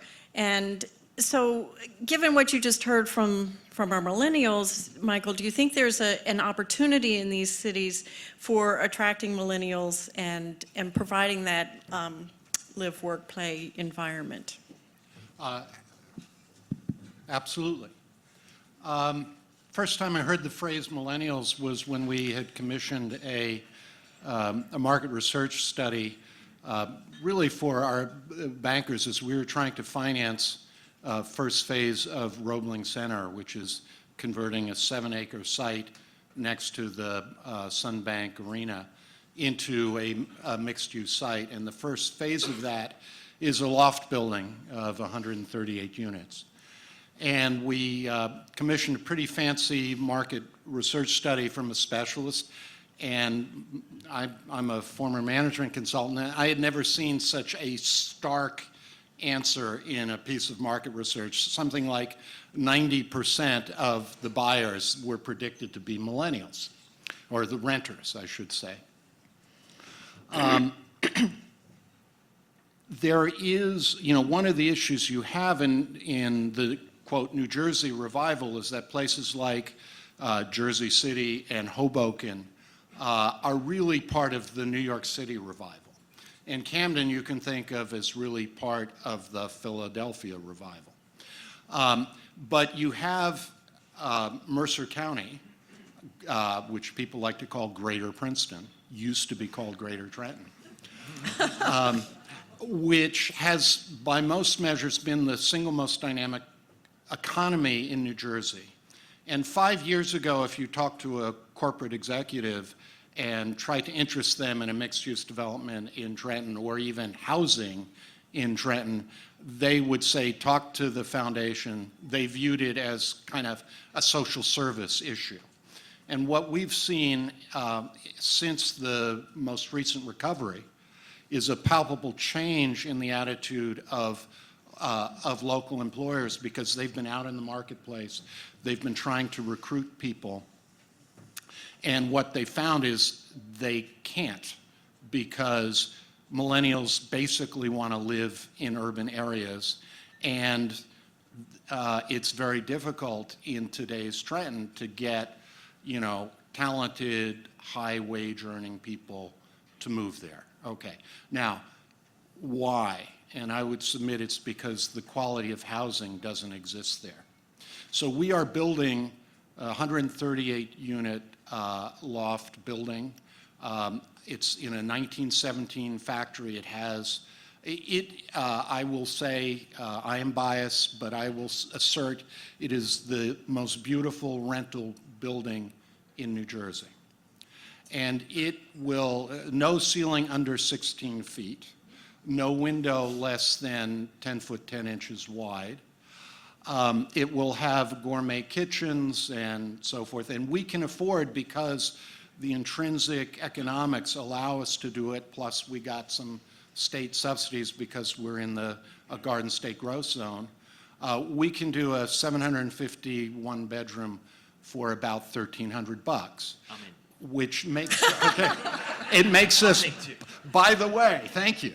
It makes us the most expensive rental housing in the city of Trenton. But if you were to try and rent that same unit in Jersey City, it would cost you $7,000 a month. I mean, I exaggerate not. For starting at about about $1,600 a month, you can get a 2-bedroom, 2-bath unit. And so now if you've got a millennial couple, or just 2 roommates, at $800 a month, they can afford to live in the most beautiful loft they will ever afford to live in, making $35,000, $40,000 apiece. So there is a role for these urban centers which have been generally neglected and kind of out of the picture. Well, guess what? They're coming back. And the cool thing is Trenton has actually undergone some fundamental changes. It's reversed a 60-year decline in population. We are where we are, which is on the edge of Chambersburg. All those Italian restaurants you used to go to and don't go to anymore are now either Guatemalan or Mexican or El Salvadoran restaurants. They're targeting the local community, but they're great fun. They're extremely inexpensive. They offer wonderful food. So you've got all the ingredients that a classic millennial psychographic wants in terms of walkability, hipness, diversity, authenticity, which actually you often don't get in Jersey City, and just a phenomenal living space that's affordable. Well, and if I could add to that, anybody living there is within walking distance to the train station, right? You didn't say that. I'm sorry, there are a lot of things I could say. Well, okay, yeah, I'm going to cut you off, though, because we have other panelists, and you can jump back in later. We're right on the river line, okay? So you walk out your door, you're on the river line. You can get to one stop to Transit Center. We're 4/10 of a mile from the Transit Center, or you can commute to Philly, heading south. Right. So I'd like to turn to Colin. Audible chose to locate in Newark, and despite what Michael said, I'm not sure that Newark is experiencing the hot market that Jersey City and Hoboken is, or, I know it's coming. But my question to you is, have you had trouble attracting talent in Newark? And if so, are you having to provide kinds of incentives to bring young talent to Audible? Is this on? So yes, absolutely, Audible hires a ton of millennials. We moved to Newark about 10 years ago with just 100 employees, and we've grown to about 800 in Newark right now. And that's mostly the growth of software development engineers for our consumer app. And we certainly agree with Michael that Jersey City and Hoboken and that the growth that they've seen is an extension of that New York market. And for us, it's really about bringing the millennials further out into New Jersey, into Newark. And while we've been successful at recruiting a lot of top talent millennials, we are trying to do more to make Newark as hip and walkable and a real true 24/7 lifestyle, the way a lot of the millennials have in Brooklyn and Manhattan and Jersey City and Hoboken. And in Newark, we've done that a lot recently by looking at getting more of our employees to live in Newark, getting more of our employees to play in Newark, and also to serve in Newark for the full life cycle of adding to already working there. And I think we're seeing a lot of progress. It really speaks to what Michael spoke about in terms of the ecosystem in Trenton and what we're trying to do around the Broad Street train station in Newark, attracting, for example, the hip bar Barcade, which is in Brooklyn and Jersey City. They're going to be opening up a location right across from our headquarters in Newark.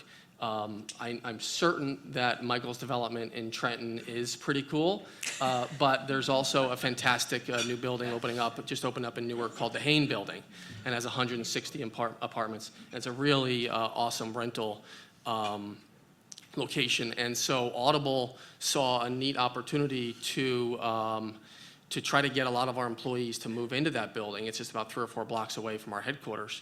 And so we've incentivized our employees by creating a lottery where 20 Audible employees will get a free apartment for a year for a 2-year lease they signed. And so it was about a $500,000 investment. You'll take that one? Yeah. There's a lot of demand, though. There were 64 employees who quickly signed up for the lottery of 20 slots, and we had a really fun lottery randomly picking employees. And a lot of the employees we found were coming from Brooklyn and New York, but also Jersey City and Hoboken. And so we saw it as a great test to try to see if we can get more employees to live in Newark as more amenities come online. Whole Foods just opened up in Newark. Planet Fitness is opening up across from our headquarters as well. So much exciting stuff happening that we really see a lot of progress towards making Newark as hip and cool for millennials as the other urban places that are also expensive, but so far have been the spot where millennials want to be in Hoboken, Jersey City, New York, et cetera. Thank you. And I know the focus of this is affordability, but some of the research that PlanSmart New Jersey has done about changing demographics, there's some indication there that not, and I don't want to take anything away from millennials, but baby boomers are looking for a different kind of lifestyle than what they've grown up with and are looking for more experiences. And so I guess a question to Brandon and Daniela, I know you said affordability is everything, but I mean, do you want to move to Newark now or to Trenton? I mean, They have no comment. Well, to me, I honestly always wanted to move to New York. That was my goal. I graduated high school, I'm going to New York. I'm going to the Big Apple. And then my mom sat me down, she's like, how are you going to pay for it? Where are you going to work? Rent in Manhattan, in Queens. And then I'm like, oh, wait, no, it's not happening. Now that I'm working, I would love to move to Newark and Hoboken, but I still can't afford it. So it's just like budgeting. I'm budgeting everything. A great deal of $800 for each with if I had a roommate, $16,000 for a 2-bedroom apartment at a loft, then what about car insurance? What about gas? What about my electric bill, my internet, the cable? So yeah, it may be cheap rent, but everything else that comes with it, I'm gonna be in a worse debt than I really am. Plus trying to go to school. So I think that, we say $800 for a millennial, and my face went like, no. because I can't afford it. But that's the thing, is just finding that balance. And you're right, you know, when we go to New York and when we go to Hoboken, we see the baby boomers at the same bars, at the same local shops that we go to. And my friends and I are like, what is going on? Like, hold up, it's past midnight. What's happening? But it's a different atmosphere. Like, they enjoy, and they're getting exposed to culture, and they're getting exposed to diversity. So at the first, we were like, we may need to find another bar. But now they're like, yeah, like, let's go till the bar closes. I'm like, okay, fine.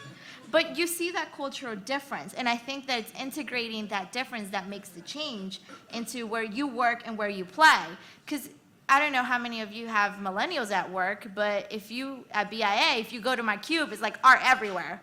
And then everyone else's cube is different. But if you walk into mine, you know I'm a millennial. I have like quotes and papers and sticky notes and everything. But that's my culture. That's how I express myself. So it's finding that balance of, you know, expressing yourself and, you know, where do you want to work? Where do you want to play? You know, you have a lot of millennials that are like, nah, I'm okay in the suburbs because they don't like the city.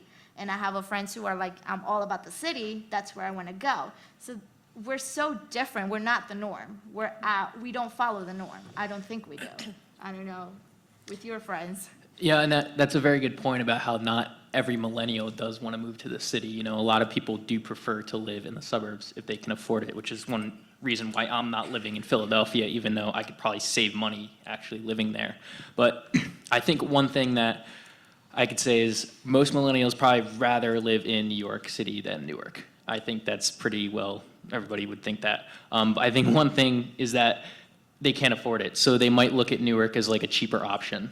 Say maybe, you know, I'll go there as a stepping stone to get into the city. And in that, they might realize, you know, hey, Newark's a pretty cool place. So I think more opportunities like this where you're building affordable apartments in areas just outside the city or even close to it, kind of going more into New Jersey, give millennials good opportunities to kind of make that step to where they want to be. And along the way, you might keep some of them there.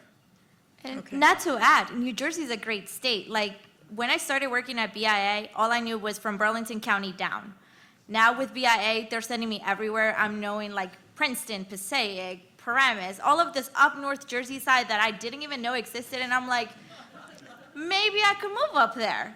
But it's a great exposure. Like, I didn't think New Jersey was cool. My idea of cool was New York. But now being exposed because of the job I have, I'm like, oh, well, there's cool spots in New Jersey. And I think it's getting that exposure. So what I'm hearing is it is affordability, but there also needs to be a cool factor for your future place where you live. You're not just gonna, you're not interested in an apartment building on the Route 1 corridor, maybe. Yeah, I know. Like, you go to New York and you see these little studio apartments, and you're like, that's cute, kind of like the Urban Outfitters, put your art and everything and light the candles up. And then you come to Jersey and it's hard to find. Like, it's like the one bedroom. So we have to look at it in a holistic way, like Audible is, in that they chose to locate in Newark, and they've chosen to invest in Newark to make it a more livable community. So let's go to Lee. We haven't heard from you. I like this conversation. I'm good. Well, it is in large part about cost, and as a property tax attorney, maybe you can give us a little bit of insight. I know from our work with our stranded asset study that with companies leaving the suburbs, it's been a big hit on the local economy, and many corporations that own those properties are looking for tax abatements, and that's a huge hit. And we know that the taxes are going to drive up the rental costs. So if you could elaborate on that a little bit. So I represent, I'm with the law firm of McCarter & English. We're the largest law firm in the state of New Jersey. That's my plug. So I represent a lot of the corporations that you were just talking about. And whenever I'm involved in a lot of these discussions, whether it be with property owners or businesses, I actually practice in about 30 different states. So it's very interesting to discuss affordability in New Jersey versus the 3/4 of the rest of the country that I also do work in. And so the hard truth is that in New Jersey, homeowners pay the highest property taxes in the entire country. okay? That's the brutal reality. I'm the Debbie Downer for a minute. So what does that mean for millennials? Because that's the subject of this conversation today. It means it's very difficult to buy that starter home. And when they go to buy those starter homes, because I have clients just like this, they say, hey, I can afford the mortgage, right? I'm just married, I'm in my late 20s, we can afford the mortgage. And then they get hit with the property tax reality. And all of a sudden, it bumps that $1,500 a month mortgage to $2,500 a month, right? And I just don't understand how that can be. So there's a lot of first-time home buyers who are struggling. And then you have another category, which is even a little scary. And that category is the first-time home buyers that say, you know what? If we pinch here and we pinch there, right? Maybe we won't buy a new car, we'll keep the car we have. I can afford that home now at $2,500 a month mortgage, right? It's high, but fine, good. We want to start a family, right? We want to grow. This is what we're supposed to do. We want to live the American dream. And then a few years after, and this happens more often than you realize, property taxes in that municipality go up. Maybe because there's a revaluation, which means the town comes in and tries to raise everybody to what they call fair market value. And all of a sudden, that mortgage that was $2,500 a month that they were just barely able to afford, but did it responsibly, is now $3,000. And they just can't afford to make the payments. And then they say, oh God, I have to sell my house. But who wants to buy the house with the $3,000, with that monthly nut? And that is a huge dilemma. And that's a dilemma that I don't know if colleges discuss finances with students who have not yet graduated enough. I don't know that. They should. I don't know if employers have conversations with new employees, the millennials, to discuss financial planning. I don't know if they do or they don't, but they should, because the stress factor is tremendous. And I'll just veer off the property tax subject for a second and talk about the student loan topic, right? Which I'm familiar with because I had to borrow out the wazoo to go to college and law school. My dad was a high school English teacher. I didn't come from money, right? So what do? You borrow. And nobody, in my personal experience, talked to me about what it means to graduate with $100,000 in student loans. What does that mean?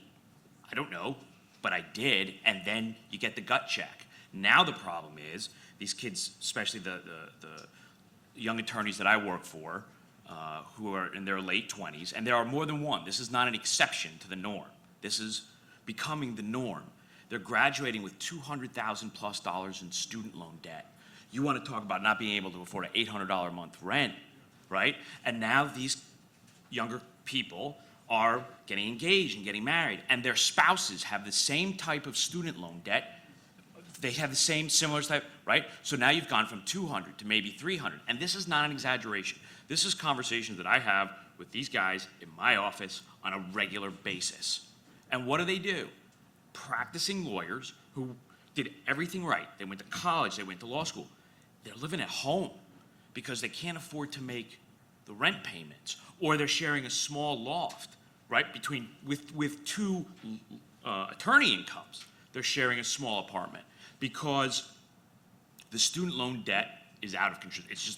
This is an absolute crisis. This will be the next balloon. And I don't mean to get off on a tangent, and I'll veer back and sum up in a second, but we're here talking to, I believe, right, there's colleges here, or maybe employers here. It is vital for these higher education to teach or educate the students coming in and or the students who are graduating, maybe all the way through, what debt really means, right? And what are the ramifications of that debt? And maybe for employers, maybe even Audible does it, I don't know, just any employer, to counsel these guys. Okay, well, if you're thinking about buying or renting an apartment, here's where you might want to go. Here's what affordability means. If you're thinking about buying a home, don't just look at the mortgage and the electric payment. The property tax bill is coming, and it may go up over time. So you better make sure you can afford all of that.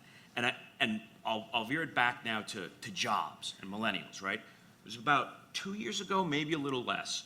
Mercedes had a headquarters in Montvale, New Jersey. They were there for 43 years. They employed about 1,000 people. They left. Why? Because the corporate tax structure in New Jersey is not business friendly. And they said property taxes there played a vital role. Where did they go? Georgia, where their cost of doing business is half. Where did the 1,000 jobs go? Where do the millennials go now? They're not all moving to Georgia. Where do they go to look for jobs, right?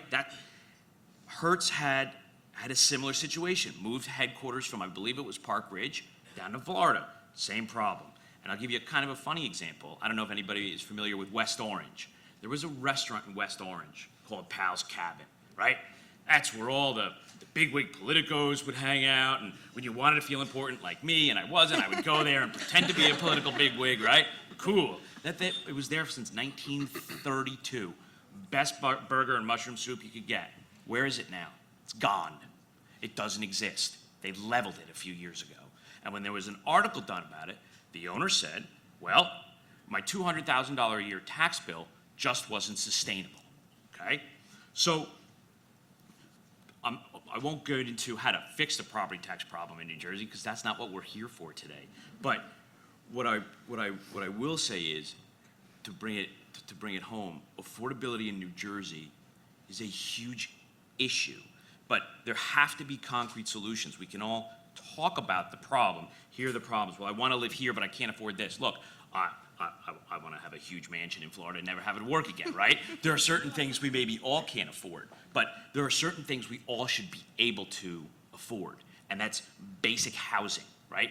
That is when you do things right, when you go to college, when you graduate, when you get a job, when you work for Audible, you should be able to feed yourself and live in a place that's nice, right? It doesn't have to be grand and glorious, but a decent place to live.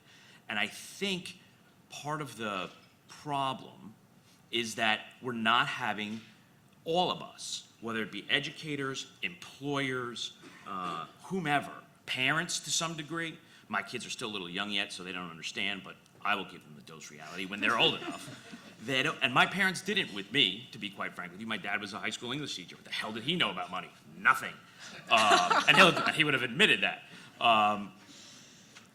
We all have a responsibility to the millennial generation, if that's what we want to call it, to discuss this issue with them and say to them, look, maybe you shouldn't take that $100,000 student loan right away. Maybe you go to work first. Maybe you go to work before you even go to college. I don't know. There isn't one right answer, but what's been happening is, from my conversations with the kids who are in their older 20s who are working, and some cousins who have just come up, and employers, right? I represent a lot of large corporations, some of the largest corporations, I'll say, in the country, massive corporations, and we have these discussions. And it just seems that those coming into the workforce now, have been there for just a few years, don't understand, and it's not to their fault, they haven't had the education, whatever, some do, maybe it's a little bit of an overgeneralization, but they don't understand what the impact of these student loans means. It's affordability. They don't understand that, look, maybe I can't move to New York right now, maybe I gotta live with my parents, I don't wanna live with my parents. Save the money. Save the money. Don't buy the biggest and the best yet. Their day will come. But the problem is we haven't been having that conversation, at least not to the extent that we need to be. And because, in my humble opinion, we haven't been having that real serious conversation, the result is I've got this bill to pay, this bill to pay, this bill to pay, and a student loan bill of $1,000 a month, $2,000 a month. Sometimes these student loan bills combined are over $3,000 a month. And so I'll just sum up and say that the conversations have to be real, they have to be informative, and there has to be just an understanding that, look, there are certain great places to be in New Jersey. I was born and bred in Sussex County, I'm right near Action Park. I was 3 years old and I was skiing, so I'm from the mountains, right? I thought this was like Georgia to me, this part of New Jersey. Speaking of, I had never been to South Jersey. What do I know about South Jersey? I didn't even know there was an ocean in New Jersey. I didn't even know what that meant, right? So the point is, the conversation has to be one of, I'll call it a gut check, a reality check. It's the same kind of conversations I have with my clients. And I'll just say one other thing when it comes to the affordability issue, when it comes to renters, right? So what happens now more and more is we have renters in a nice, let's just say, ex-apartment building, okay? And they're paying $1,000 a month. Fine. That apartment owner has expenses of his own, okay? That's all factored into the rent. Then all of a sudden, the apartment owner's taxes go way up. They just do. That's where, who pays it? The renters. Who are the renters? These guys. Now all of a sudden, they can't afford the rent. They can't afford their basic rent. So they gotta look for another place to live. And that makes them very anxious and concerned. So my point to all this is not to be a Debbie Downer, because I think New Jersey really is a great state. And it has, the one thing New Jersey has that a lot of other states, in my humble opinion, don't have, and I've done a lot of traveling, is the workforce. The intelligent workforce, the brain power in the state of New Jersey is just tremendous. And it needs to be kept here, right? The pharmaceuticals in New Jersey, massive. Why? Because we have so much brain power in this state. Well, thank you for trying to bring it Make it around better, from right. not being a Debbie Right. Downer, which you have been. Right. And Listen, my wife says the same thing, so whatever. as a land use planner, I think there are a lot of issues here, and I'm not willing to completely buy in that that there is nothing that we can do to address this. And I think Correct. Michael is about ready to jump in and talk about how living in a place like you're creating, that you don't have to have an automobile. Yeah, absolutely. You know, you said we need concrete steps. Right. Well, one thing you can do to save money is not own a car. It turns out that there was a Huffington Post ran an article about a year ago. New Jersey is the 48th in terms of ranked from least expensive to most expensive. We are the 48th state in the union in terms of cost of owning a car. Typical, if you own a newish car and pay insurance and maintenance and all, that's $700 a month. Now, the way you can get rid of a car, of course, is to have your work walkable. And I want to commend Audible for locating in a center city. But if you can, but there, in our experience, there aren't that many employers right now that are willing to locate in either a Newark or downtown Trenton. And it's not like the incentives don't exist. We're developing 170,000 square feet of office space in our development. We're in a Garden State growth zone, which means we get the highest level of incentives in the state. Effectively, someone who would rent one of those places can live, an employer could open an office rent-free for 10 years. But it's still, I can tell you, it's not an easy lift to get people to move into downtown Trenton. Now, we think we're making some progress. But if you can make, you know, one of the issues is, while the millennials want to live in the city and would love to be able to walk out their apartment door and walk across the plaza and go to work, the decision makers are often boomers who haven't quite wrapped their mind around that, or they're Gen Xers, and they're still focused on their commute, not their employees' commute. But yes, Michael, can I jump in there for a Sure, second? please. So our CEO of Audible, the founder, Don Katz, is still the driving force and vision behind the company and behind our move to Newark and our commitment to Newark, which of course makes my job easier for convincing other parts of the company of the financial benefit of making some of these decisions. He helps pave the way, but it's really good to be able to back it up with hard numbers. And so, you know, beyond the 20 apartments for the lucky employees who get a year's free rent, every employee who lives in Newark in perpetuity will get $250 a month, which is just about $3,000 a year. So for some people, that moves the needle. For other people, it's a small amount, but that's something we're going to do across the board. And for our CEO who gets the vision, you know, he was a driving force behind it. But in convincing other folks like the CFO of the company and other financial folks of the financial benefit, we have about half our employees who drive in and half our employees who take public transit, either Broad Street train station or Newark Penn. And so by having these people, these employees live in Newark, we no longer have to provide free parking for the employees when they come to work. There's a savings of $70, $80 a month. We also don't have to then provide free public transit on the train. There's a savings of $70, $80 a month. There's a productivity benefit, which more analytical minds than mine can calculate the added productivity of an employee who has a 6-minute commute to work through a park as opposed to an hour and 20 minutes on a train or on a highway. So, so a lot of those decisions, while they feel good, they also make dollars and cents. And so getting the employees to live close, as Michael was talking about, has real serious business benefits. And what percentage of your employees live in Newark? I mean, you said half drive and half take public transportation.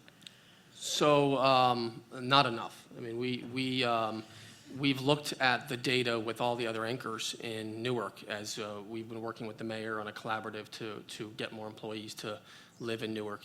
And while our percentage of employees that live in Newark are higher than the other anchors, it's nothing to rave about. And so that's why we really take this effort seriously.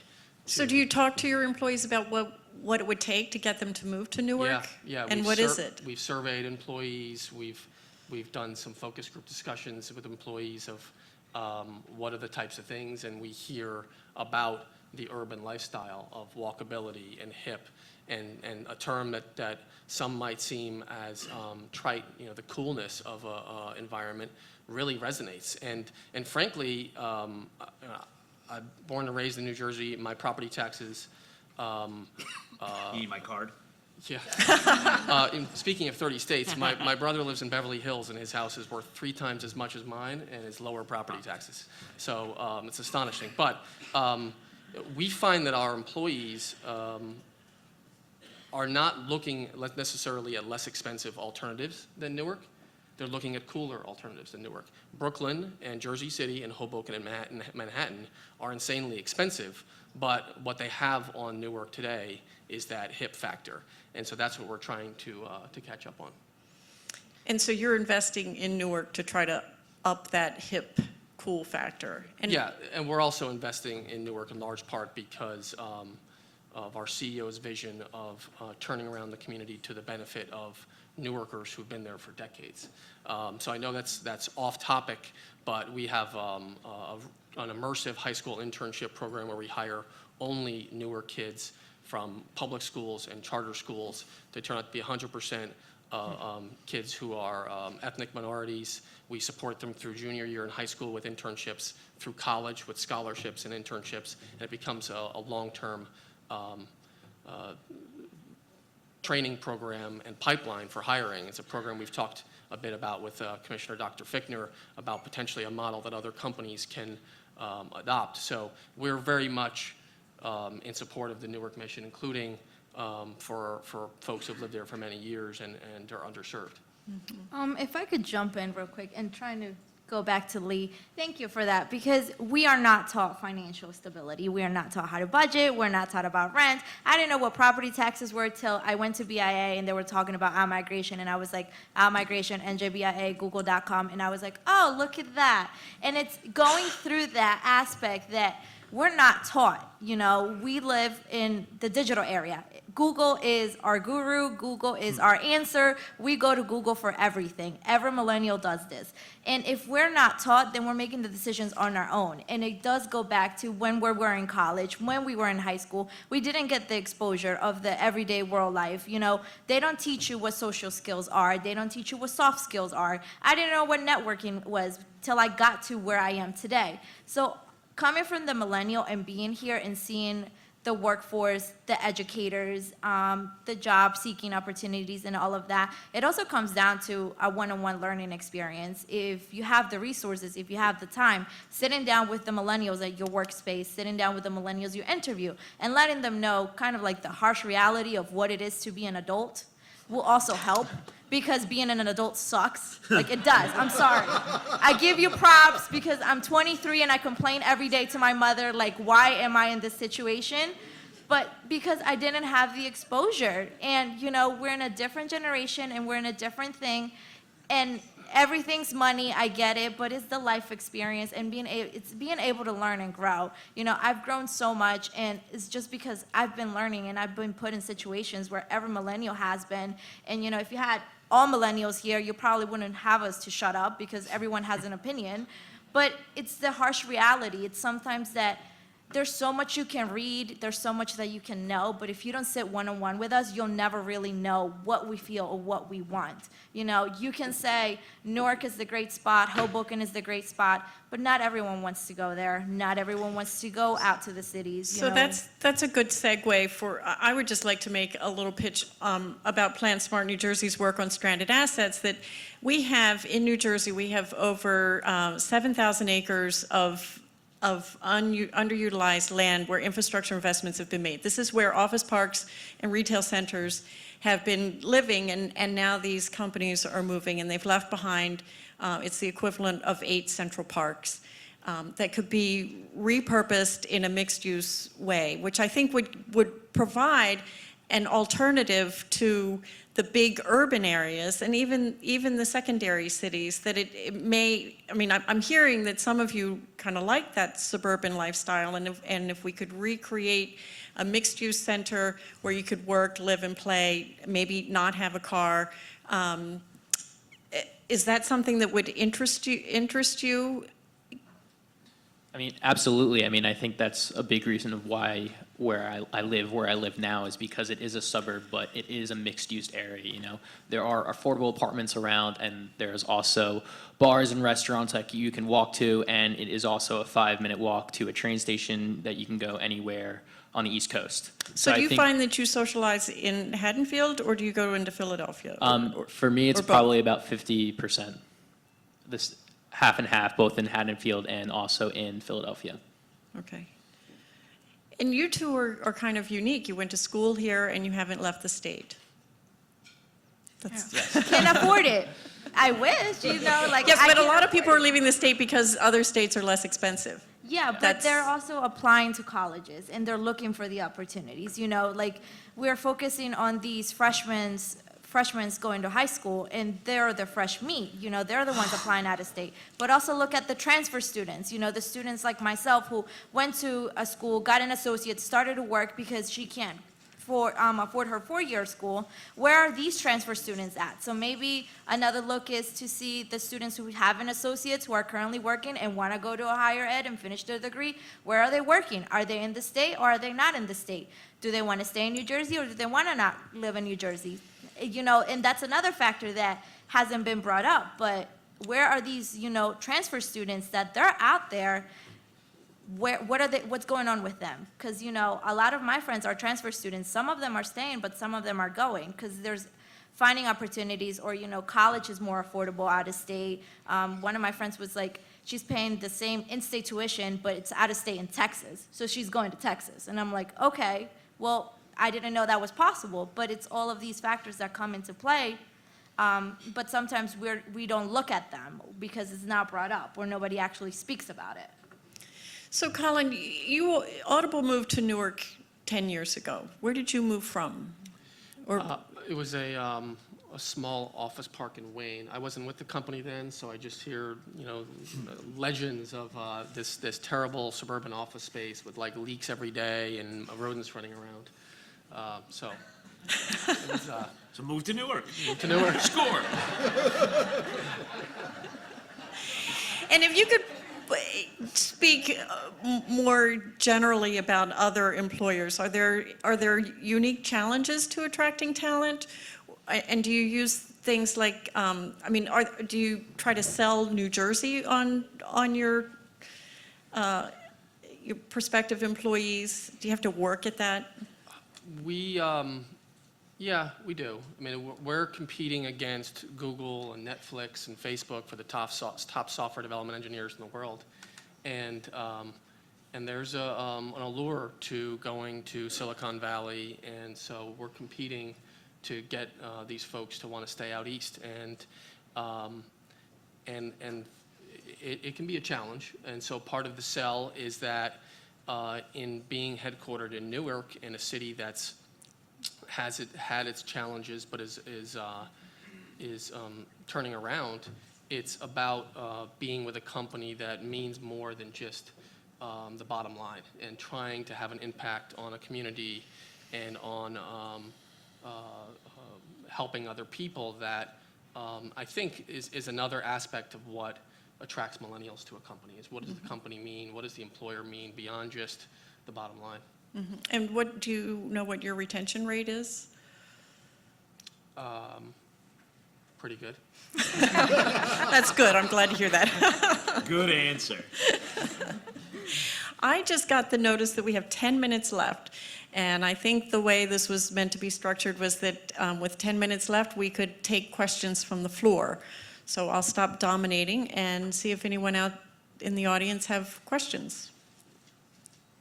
There are a couple. I think they're going to bring a microphone to you.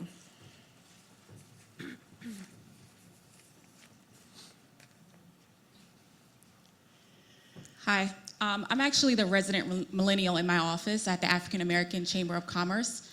I am born and raised in Trenton, New Jersey, and educated at Fairleigh Dickinson University for my undergrad and graduate degree. And like you all said, I don't live on the couch, but I'm still at home.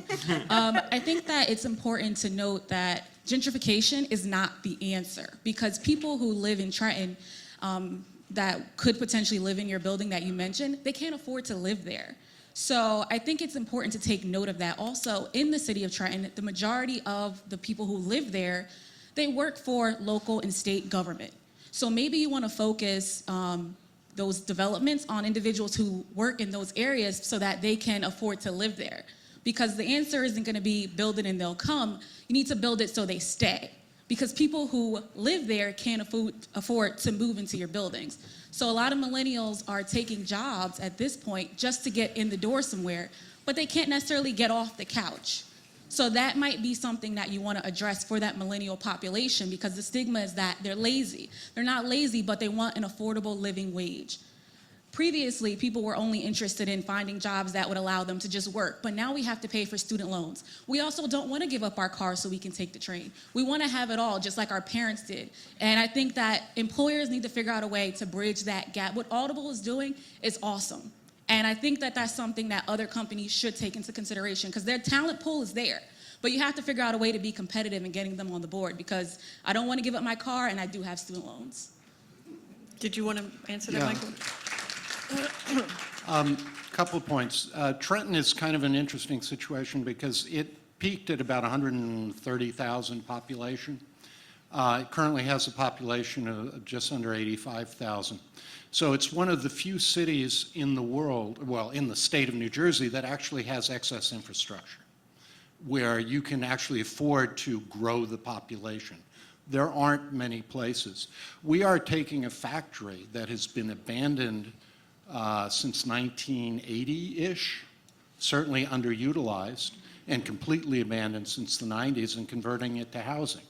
So we're not displacing anyone. We're not gentrifying anyone in the classic sense of taking an established residential area and building it up and then driving anyone out. No one is being displaced by the development that we're doing. And if you look at City of Trenton, and I'm a resident of the City of Trenton. I've lived in the City of Trenton for 15 years.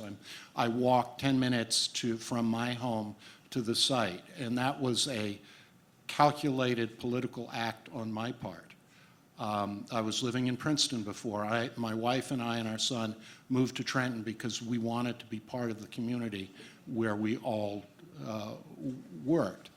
And if you talk, Trenton has actually a very successful black middle class. It has an increasingly successful Latino middle class. And I can't tell you how many of those parents say, hey, we're so glad you're doing what you're doing because there was no housing for my kids to move into in the city of Trenton. The issue in Trenton is that we have concentrated poverty.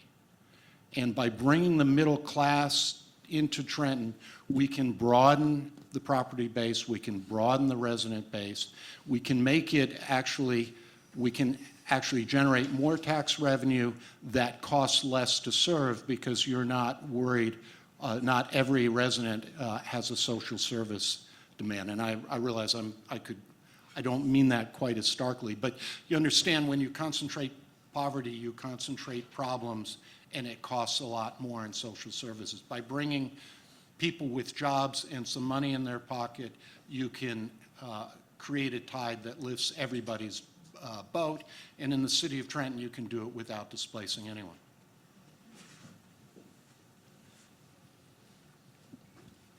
Thank you so much.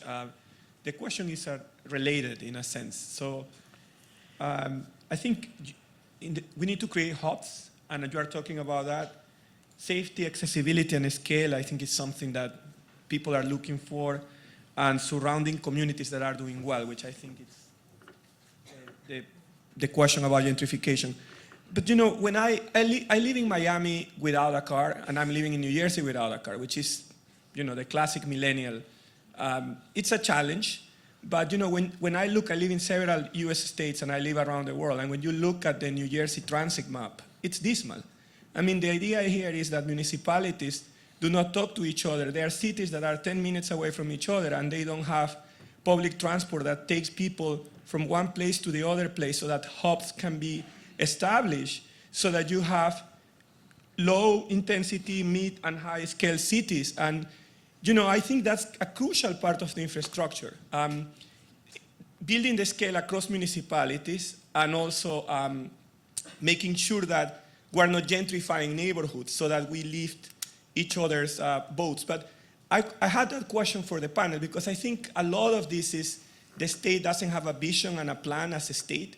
And again, if you have a 50,000 people city next to a 40,000, next to a 30,000, and then you have 3 different bus lines. You look at places like La Paz in Bolivia. I mean, you look at extremely underdeveloped South American countries, and they are building trams like the Swiss across mountains, where indigenous populations can actually come down via trams to go to work every day in a way that is affordable.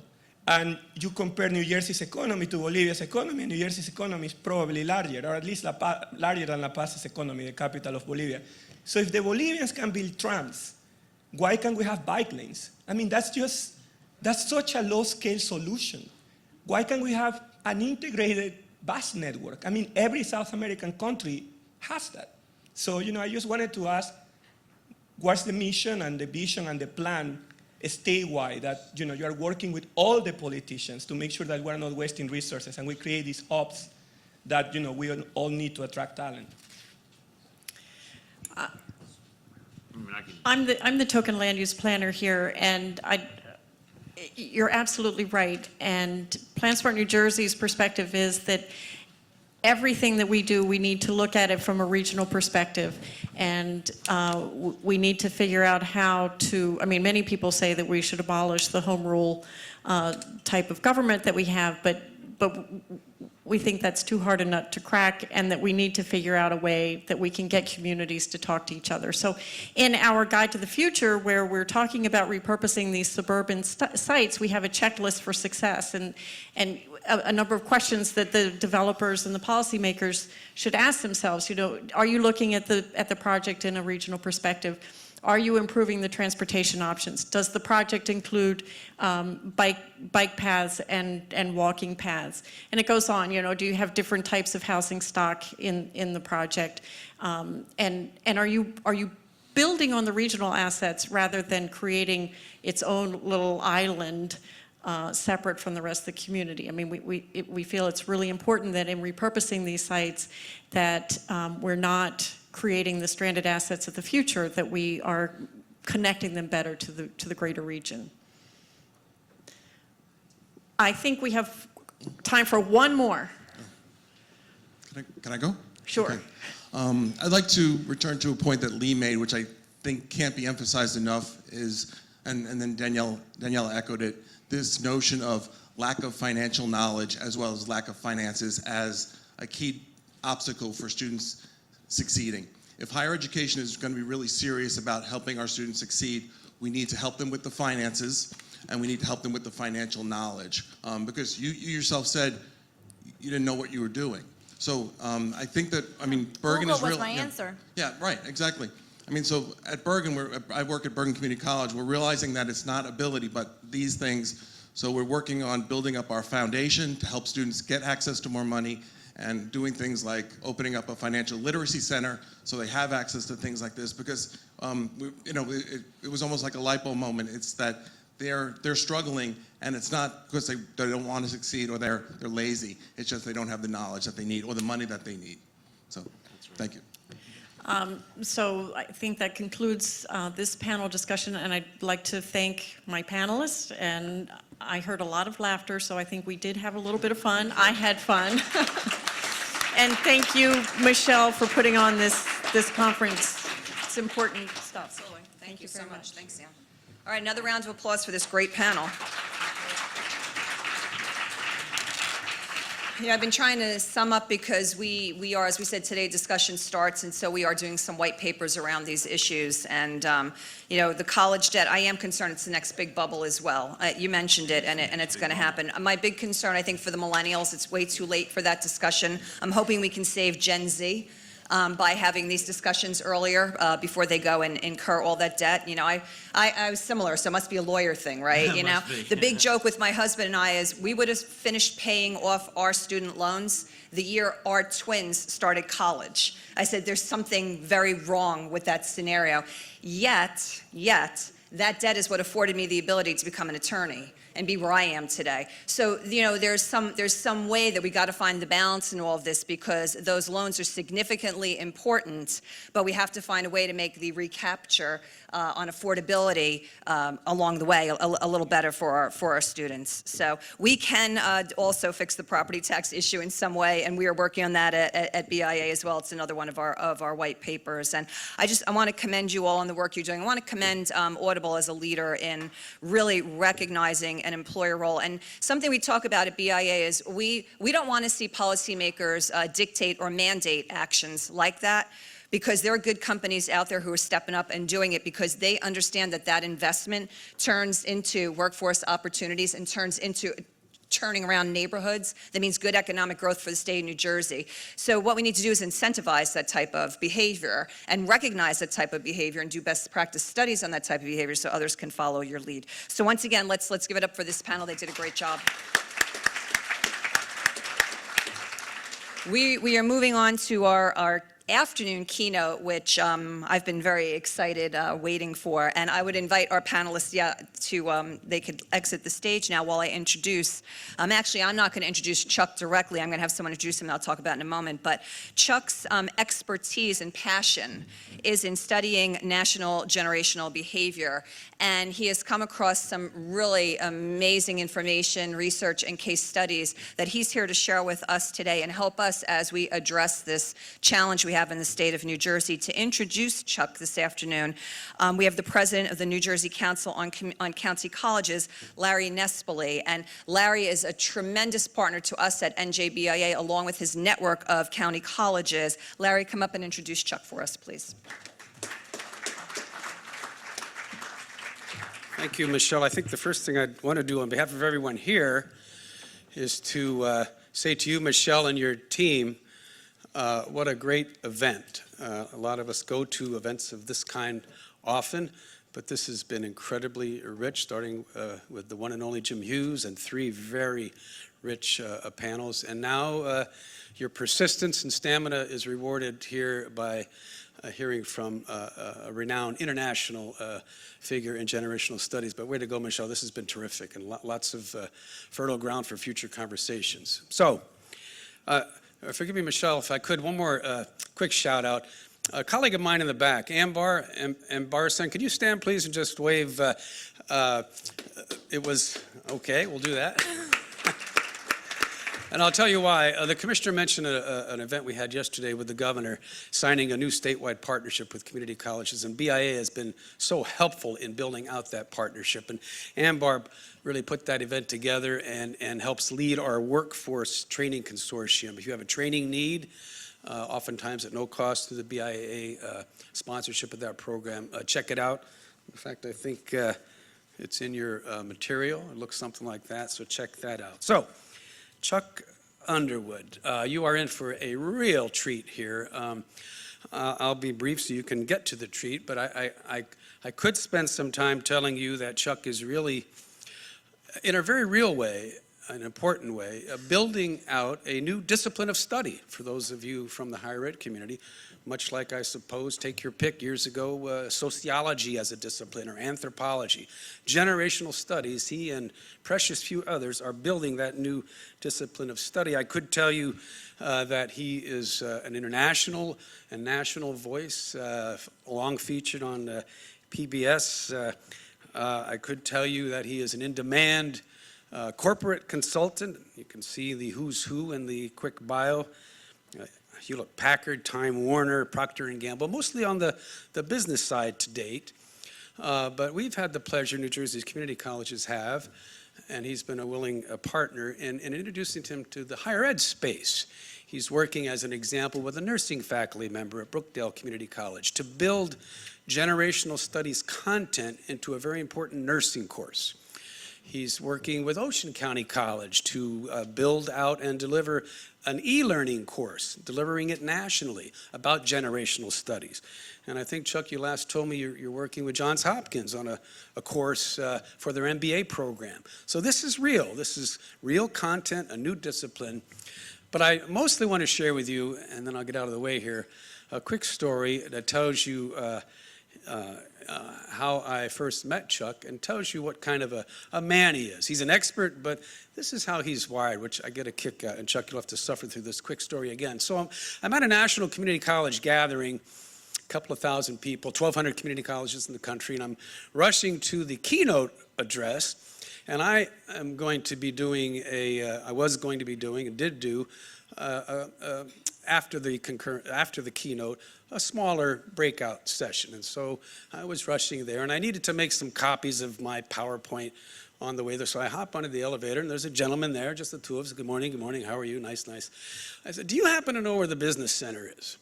As a matter of fact, I do. You go down to the mezzanine, get off, take a right, take a left, take a right. And so the elevator stops, and I was clearly expressing directional confusion, I suppose.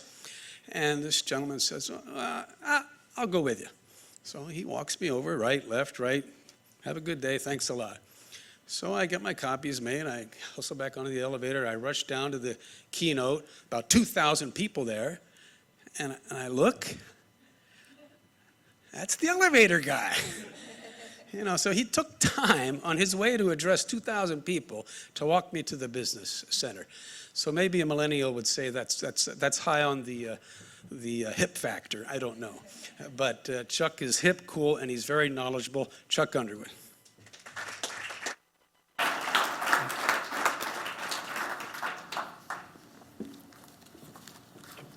Good afternoon.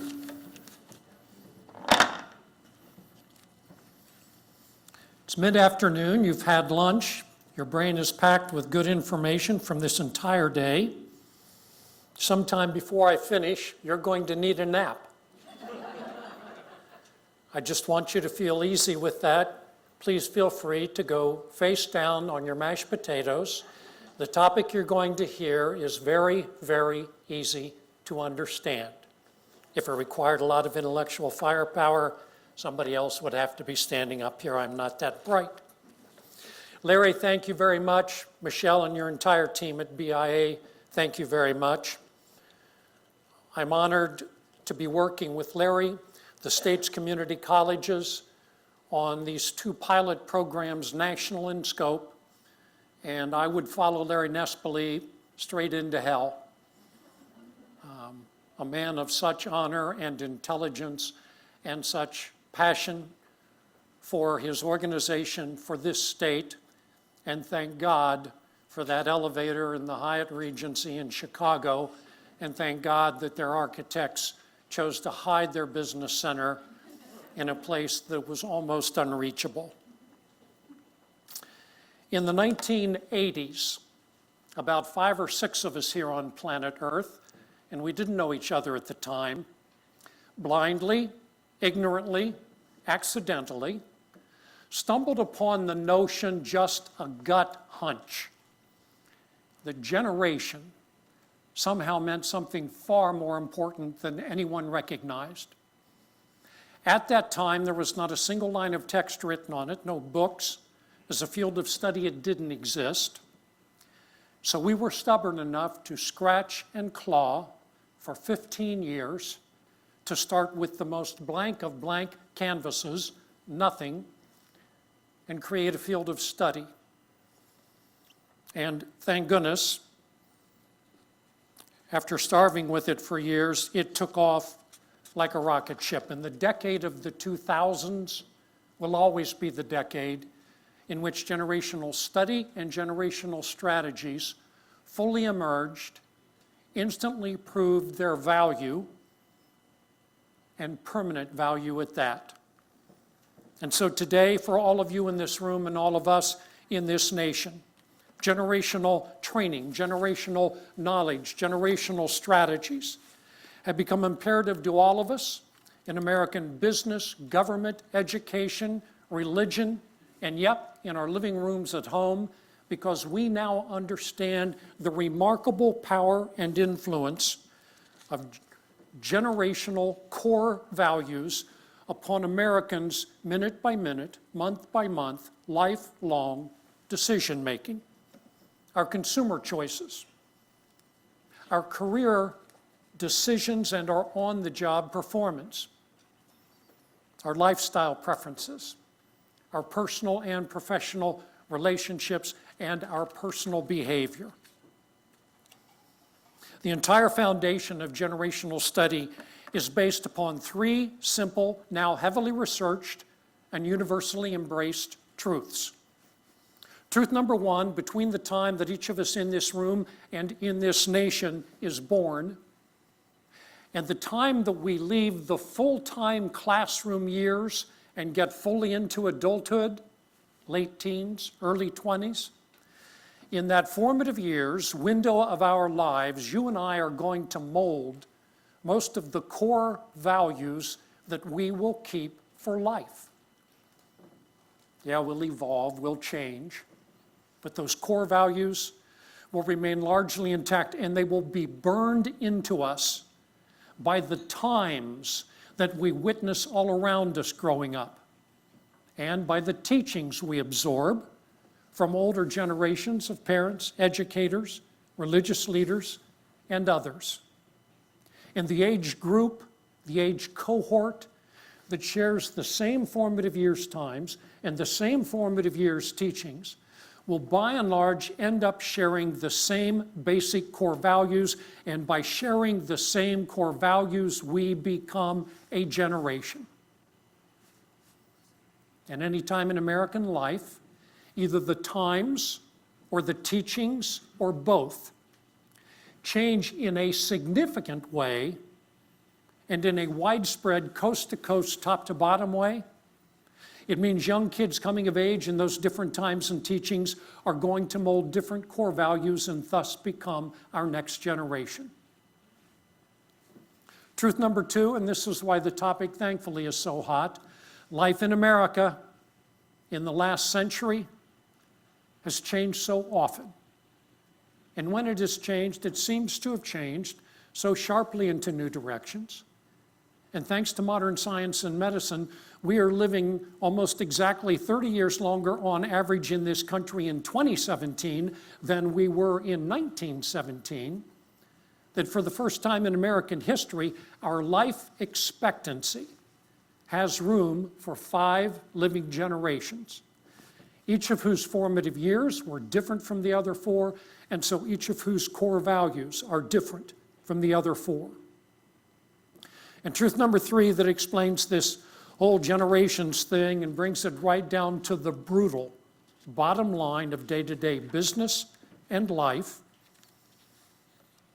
and explains its importance is this: the unique core values that each of our 5 living generations molded during their unique formative years are now going to exert remarkable influence on their minute-by-minute decisions for life.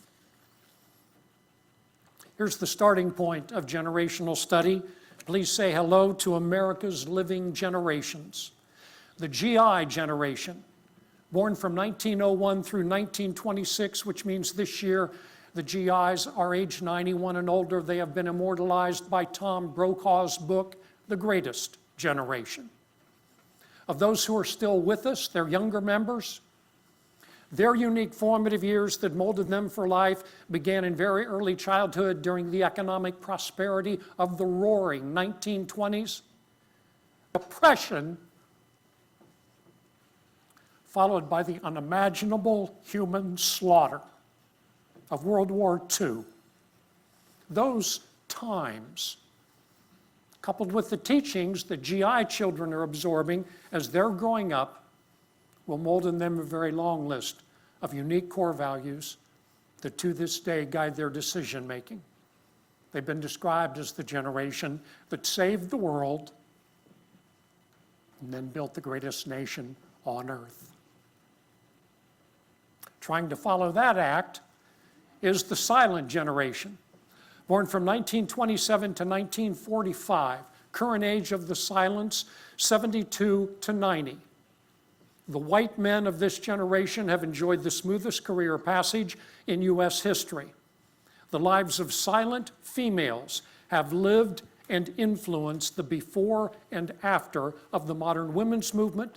The lives of silent generation minorities have lived and influenced the before and after of the modern civil rights movement. The silence gave America during their career years a bumper crop in the so-called helping professions, skilled classroom educators, architects, engineers, attorneys, accountants, salespeople, customer service people, the healthcare professions, doctors, nurses, and others. Helping was their brilliance. But the white men of their generation, when they took their turn at the top of America during the decades of the 1990s and the very recent 2000s, were never prepared by their formative years for leadership. And it's unfair to speak the following sentence because it takes an hour to explain it. And by the way, that hour is our newest PBS national television show. They gave America some of the worst leadership in our nation's history.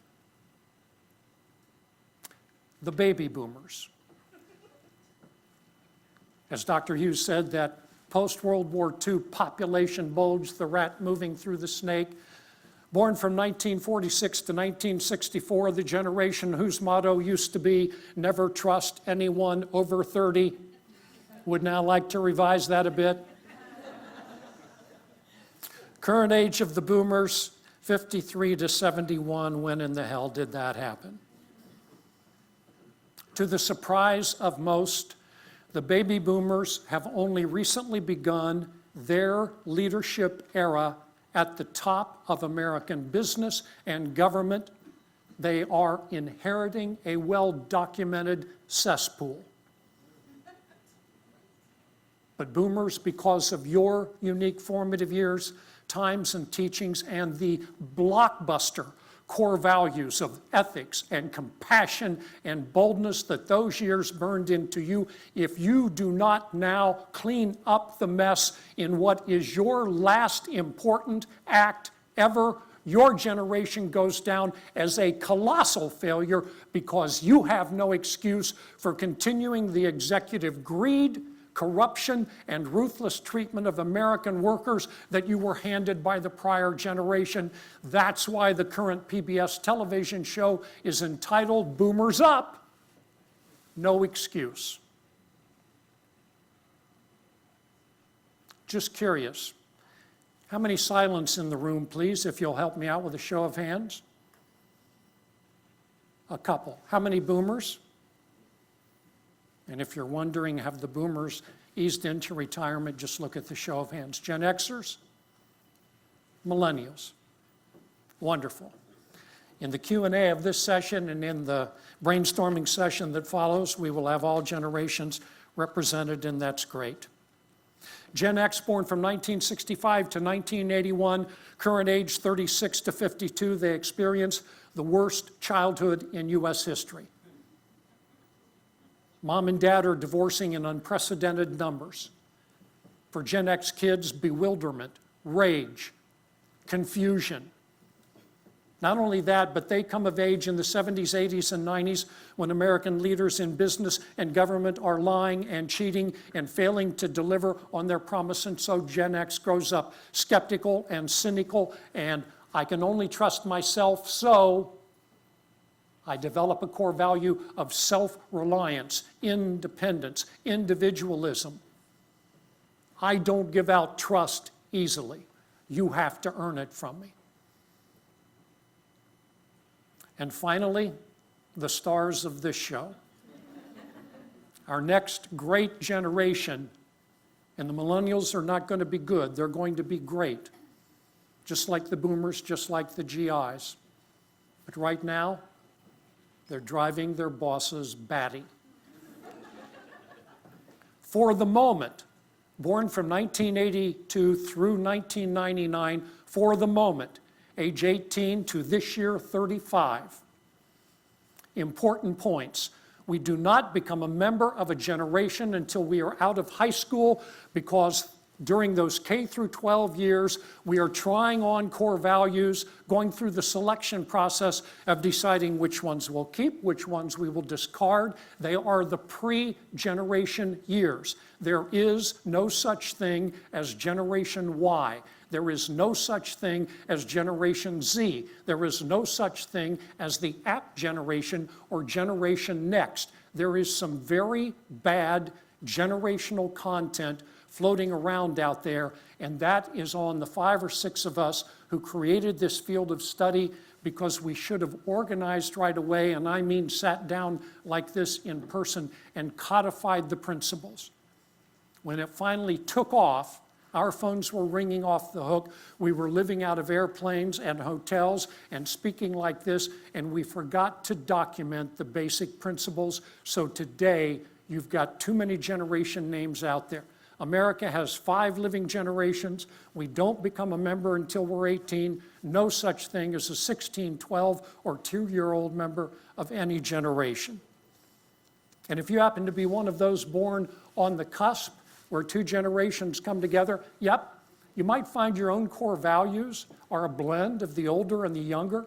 It can get a little gray out there at the edges. And what about immigrants? Well, let's say today you are 40 years old, born in another country, came to the States at, say, age 3, and with guardians who encouraged you to embrace American life.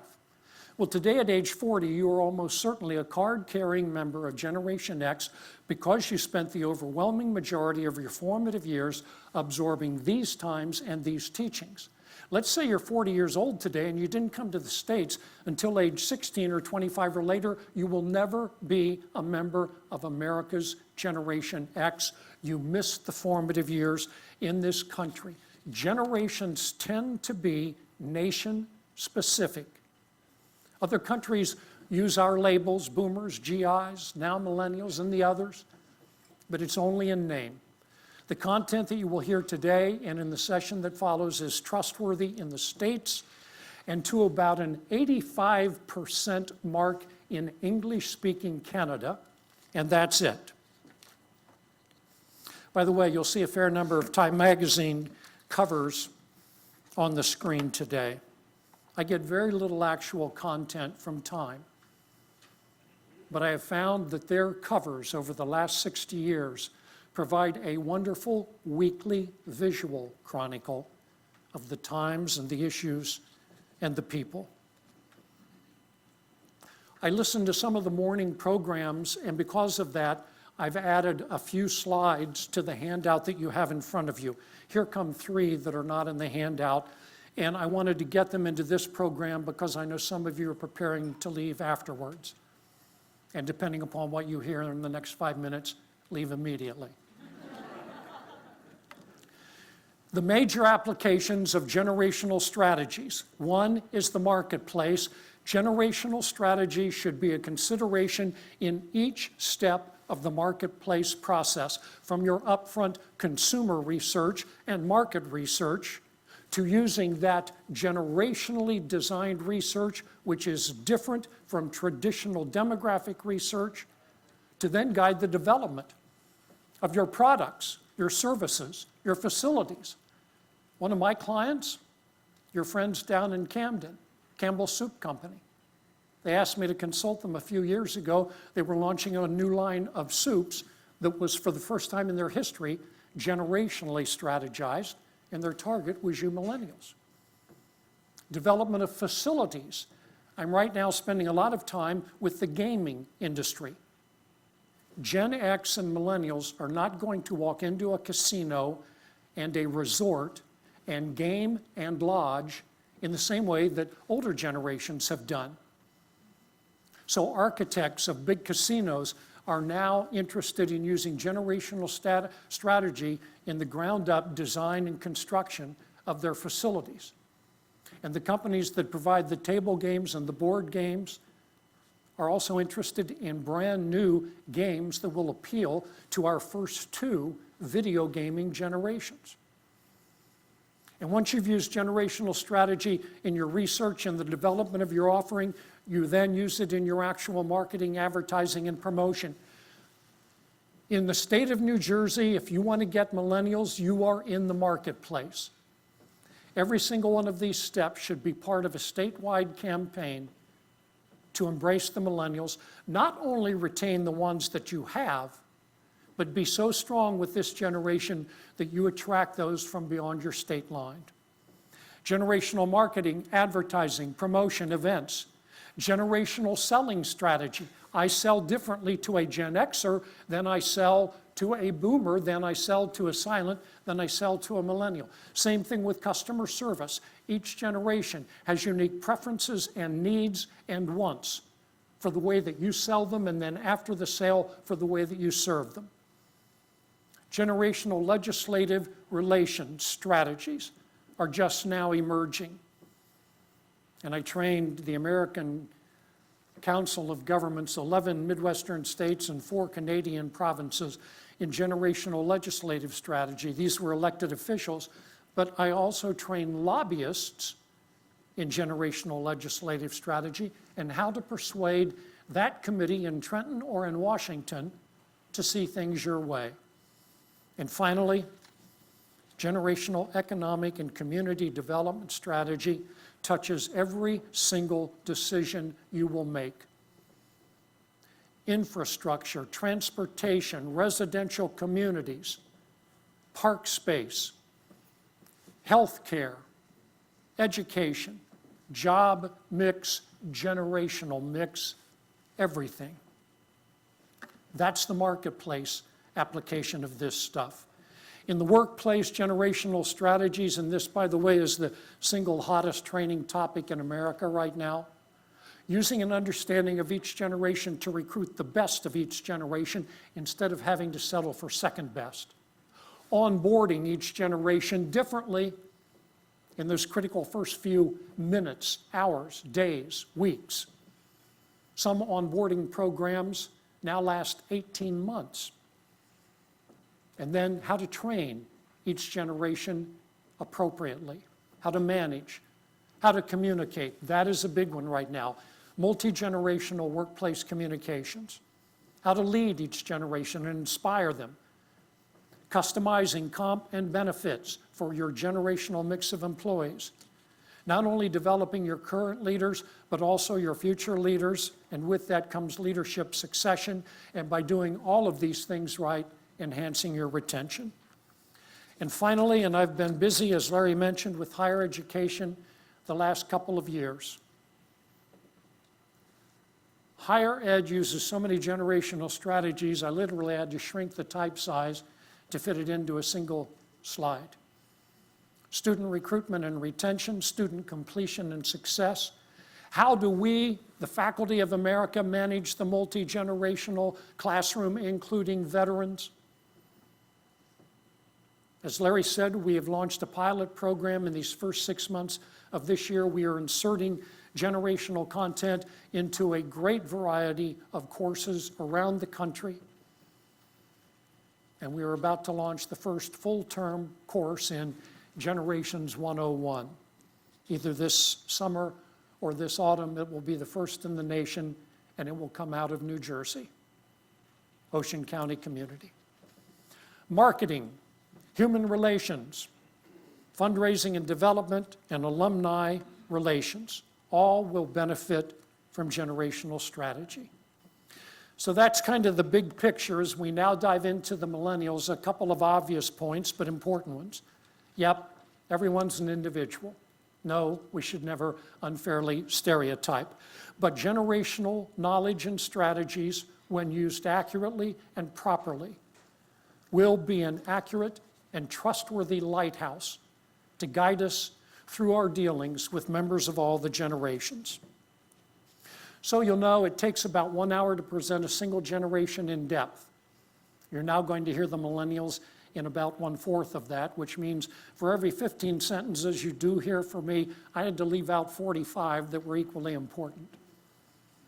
And a basic training program in the multi-generational workforce is a 4-hour to 8-hour session, but this gathering is a perfect way to introduce it. Hopefully in a way that will have you walking out the door today with actionable information, especially if you stay for the second session, but also in a way that you will be intrigued enough to seek more information on this and learn it more deep. And with that, I will begin by hitting each of you in this room right between the eyes with a 2x4. What you're about to hear is so critical to understanding the millennial generation that it is a part of our newest PBS television show, even though that show focuses almost entirely on the older GIs, silents, and boomers. It is about the generational leadership of America. And I genuinely apologize to you for the cuss word that you are about to hear and see on the screen.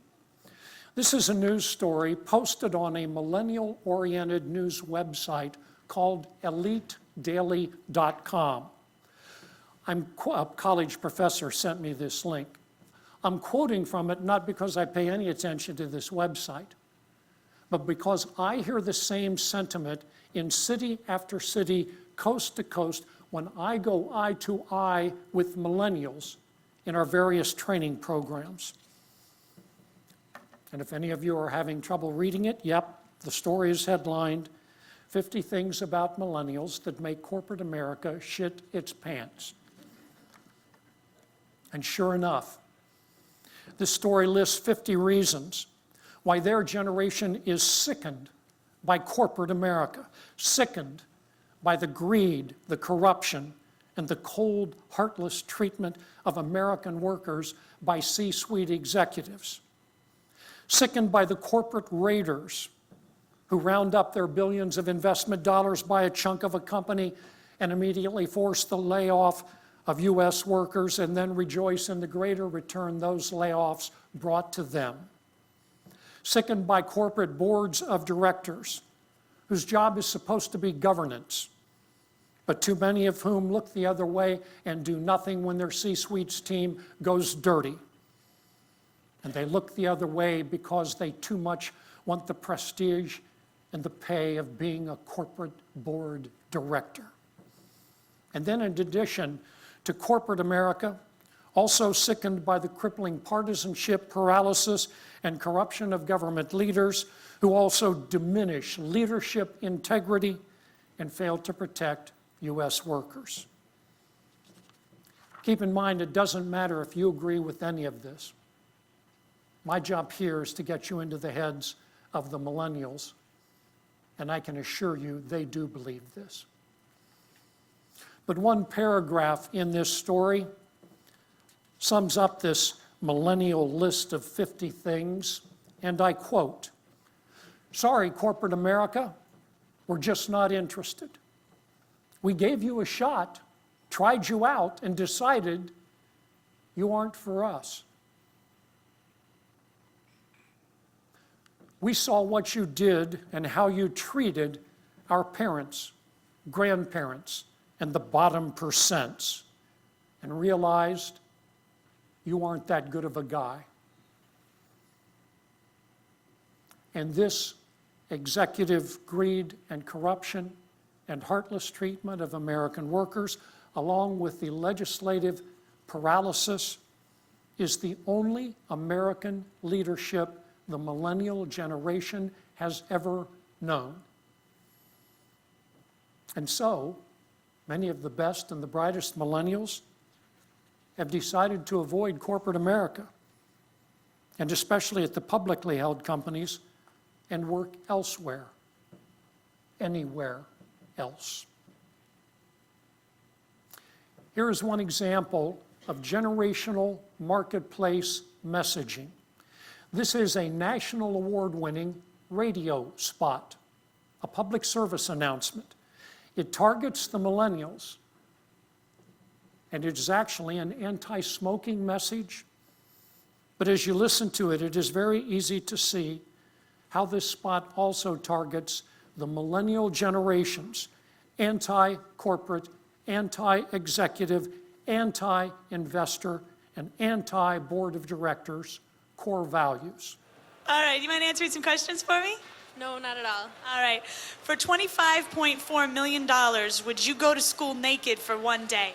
Oh, yeah. Yeah, definitely. Would you eat roadkill for $25.4 million? I think so, yeah. You're vegetarian. Well, I know, but still, that's a lot of money. Would you end every single sentence with, "That was a stupid thing to say," for $25.4 million? Yeah, I could do that. That'd work. Here's your final question.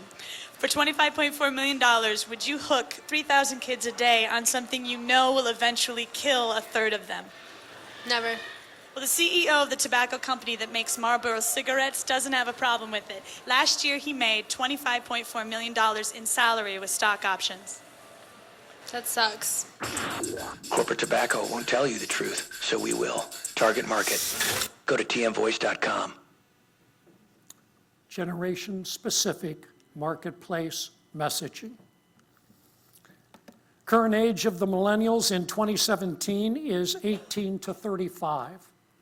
Their generation's unique formative years began in the 80s, and for the very youngest of them, continue at this moment. Again, this generation is still coming. At this time, it looks like this year's American high school senior class will continue the millennials, but we're not sure. And we do not yet know which year will be their generation's final birth year.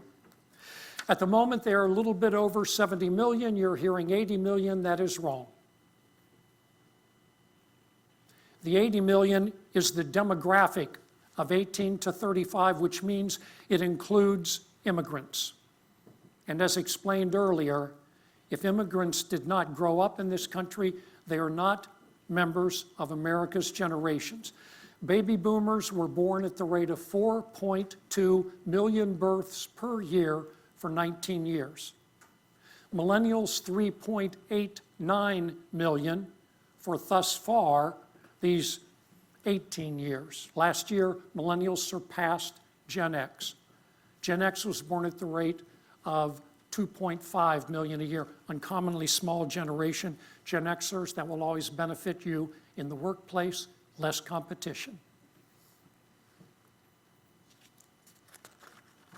Gen X, you will always be our first computer generation, but you millennials are our first full-blown tech generation. And here's what we're finding, and millennials, by the way, know this. There is extreme good and extreme bad to the impact of tech on the millennial generation. And the negative impact shows up in the workplace, and it creates a long list of problems for employers. In our next session, we will list those problems. Beyond their control, millennials come of age as the guinea pigs of the tech revolution. This means they are the generation, and with their parents right beside them, who must conduct the trial and error to find out what works and what doesn't work in handling this revolution. Each generation had at least one revolution.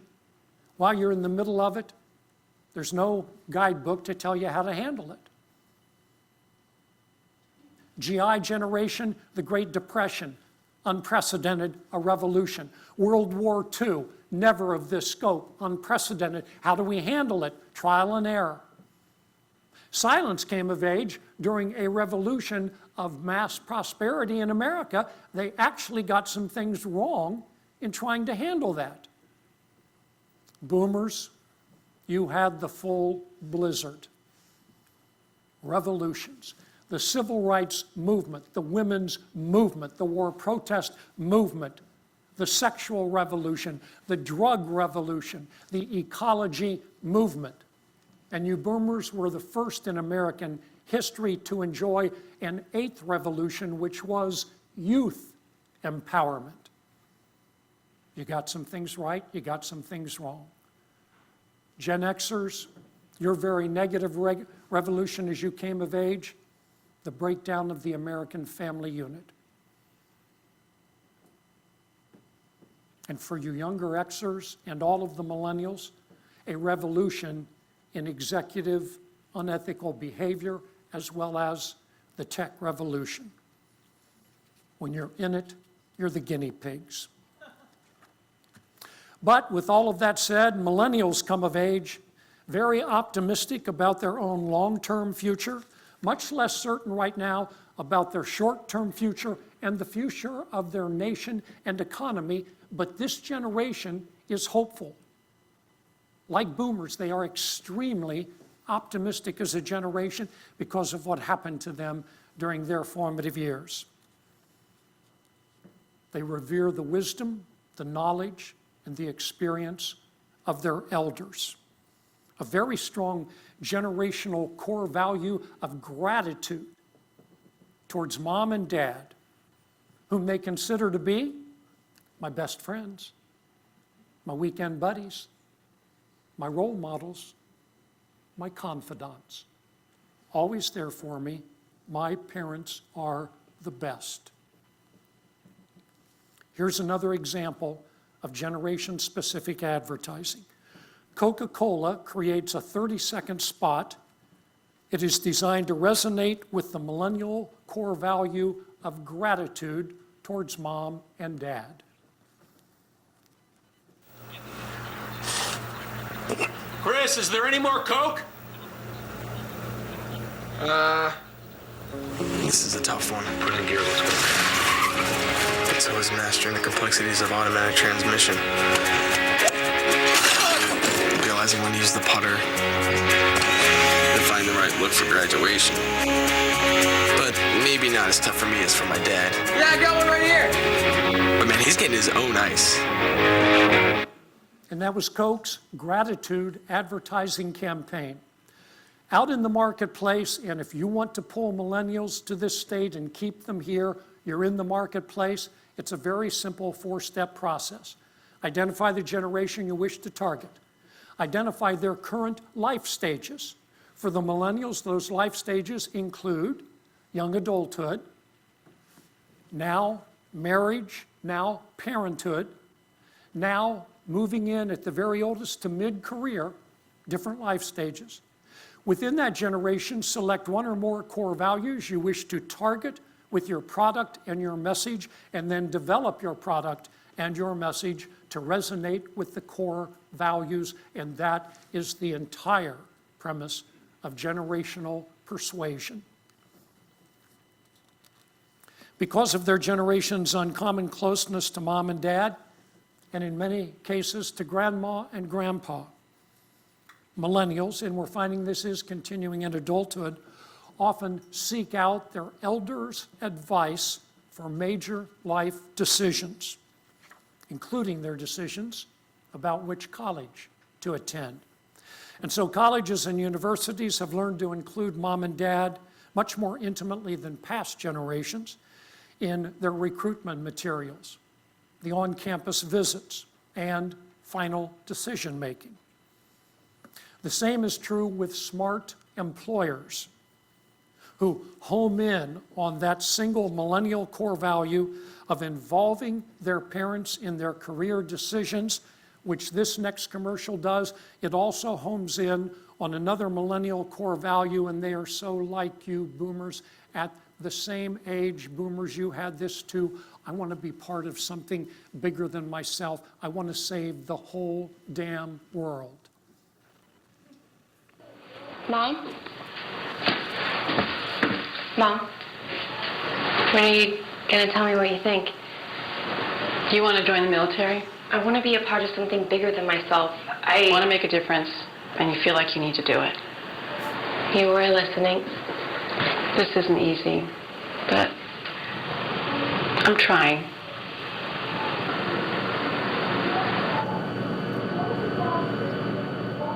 My best friends, my weekend buddies, my role models, my confidants. You want to get millennials to New Jersey? Get their parents involved. I was training the combined Georgia and South Carolina Nurses Association in generational workforce strategy. We finished. One boomer woman, an executive at a hospital, stood up, 400 people, looking around for millennials, and she said, bottom line, what can we, boomer leaders and now Xer leaders, do to keep you millennials here in South Carolina or in Georgia? One millennial woman popped up and gave this story. I'm from Pennsylvania. I moved down to South Carolina to take the job opportunity. My mom and dad back home are about to retire. You find a way to help mom and dad retire here, and I stay here. Several historical events will always define this generation and give millennials such a sense of being a generation. Again, boomers know they're a generation. GIs know they're a generation. The other two, not quite as strongly as they were growing up. But millennials know that coast to coast, their age cohort has a shared center, a common core, as a result of having shared unique formative years, times, and teachings, such as the attacks of 9/11, when millennials are aged 2 to 19. Hurricane Katrina, which occurs when millennials are 6 to 23. Millennials also know they are the school shootings generation. Columbine, the massacre at Virginia Tech, Red Lake, Minnesota, Northern Illinois University, Craighead County, Arkansas, and all of the others. And outside the classroom, we had these events: the earthquake in Haiti, the oil spill in the Gulf, the tsunami and nuclear meltdown in Japan. And because most schools now make community service a more prominent component of the educational experience, millennials come of age learning to be socially active, involved, engaged in their communities and in their nations.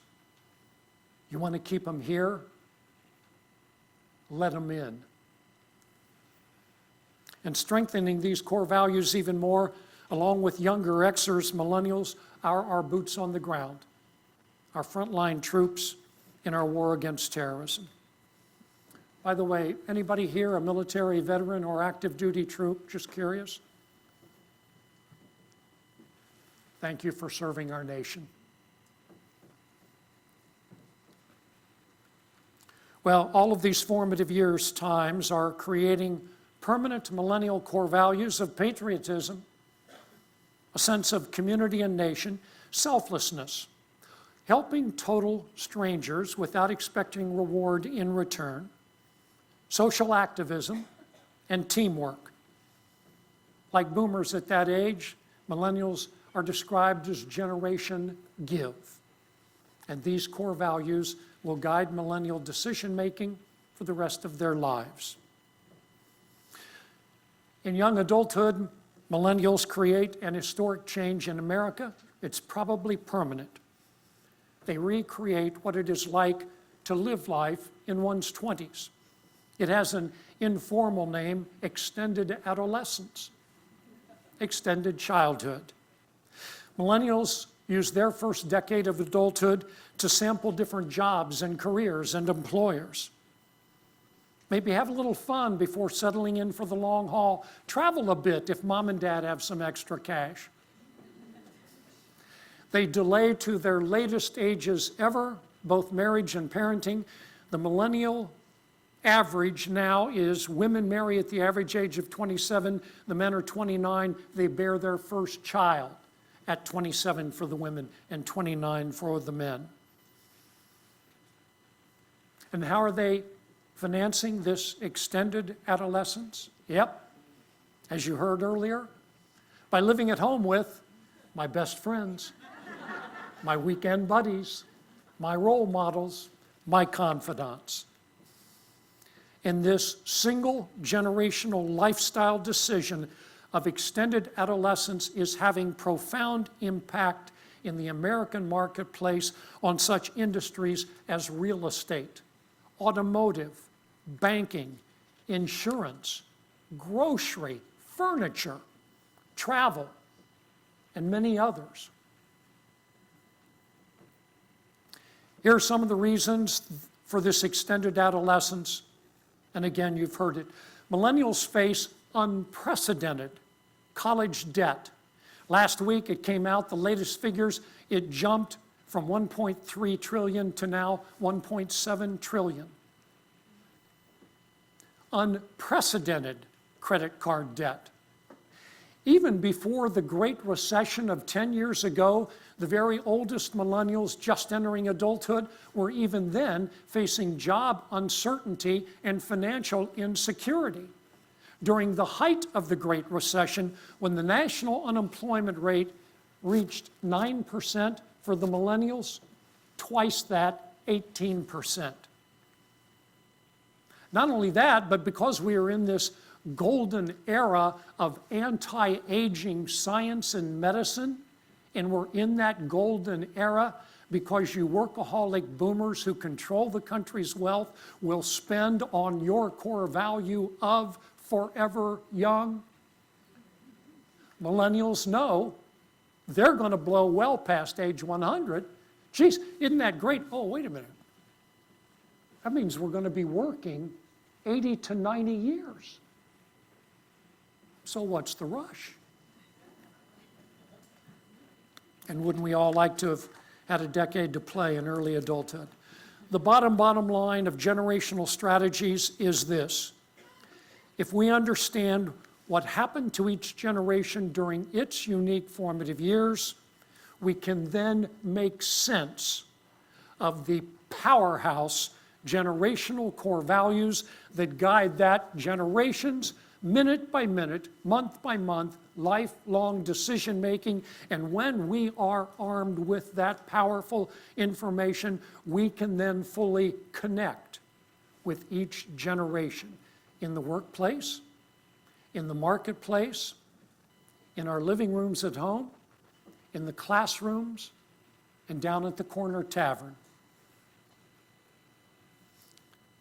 In our next session, after a 15-minute break, which you have earned, and then some, we will discuss more specifically the millennials' performance thus far in their careers and in the higher ed classroom and in their lives, and then what New Jersey can and should do to succeed with millennials, and also very bluntly, how you and all other states can screw it up and fail with millennials.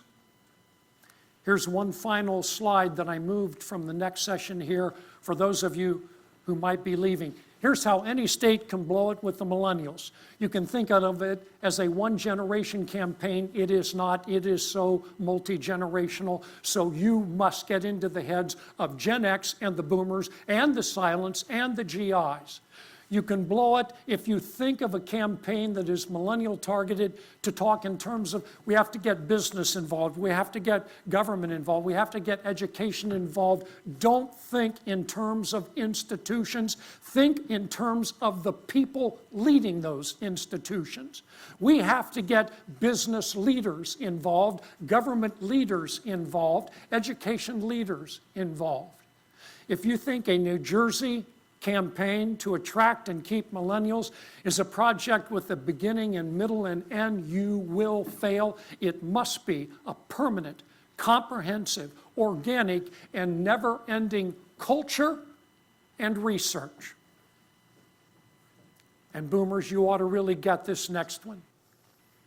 If you fail to understand that the millennials dream very, very big, and you have to enable not just this piddly-ass shit of getting them a job and getting them a house, but embracing their dream to save the whole damned world. If you don't get that, they're gone. And finally, with this generation, if you come up with a great campaign, groundbreaking. The New Jersey Millennial Campaign is now being copied and replicated in all of the other states because it is so bold, so visionary, so strategic. But if you do that quietly, instead of in a very splashy, high-profile manner, you will fail. You have to think big. You have to show off big when you've got your program right. There's too much clutter out there to get the millennials to turn their heads in the direction of this state. You can't do it quietly. In whatever time we have left, I will welcome your questions, your comments, your insults, your accusations, your threats. Lots of content out there. The book on the left is the most comprehensive book ever written on generational business strategies, and I finished it last year. The DVDs on the right are 5 of our PBS national television shows. They are not business videos, but companies use them at lunch and learns. They're the life stories of the silenced boomers, Gen X, and millennials. And on the far right, the brand new show about the generational leadership of America. Why and how were the silenced poor leaders? Why do the boomers, whose core values will guide this country through the 2020s, have no excuse for failing to clean up the mess they've inherited? And if after today I can be of service, my direct contact information. I thank BIA, I thank Larry and his team at the community colleges, and all of you. I hope it's been worthwhile, and I now welcome your questions. Thank you.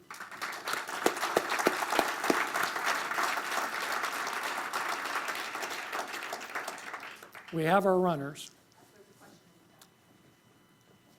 And if any of the rest of you have a question or comment, if you can get Joseph's attention with a raised hand. Sir. Yes, very interesting. We're addressing the current flock or current crew of millennials, of which I am not one. The problem is this: these millennials will get older, and there'll be another crew coming down the pike.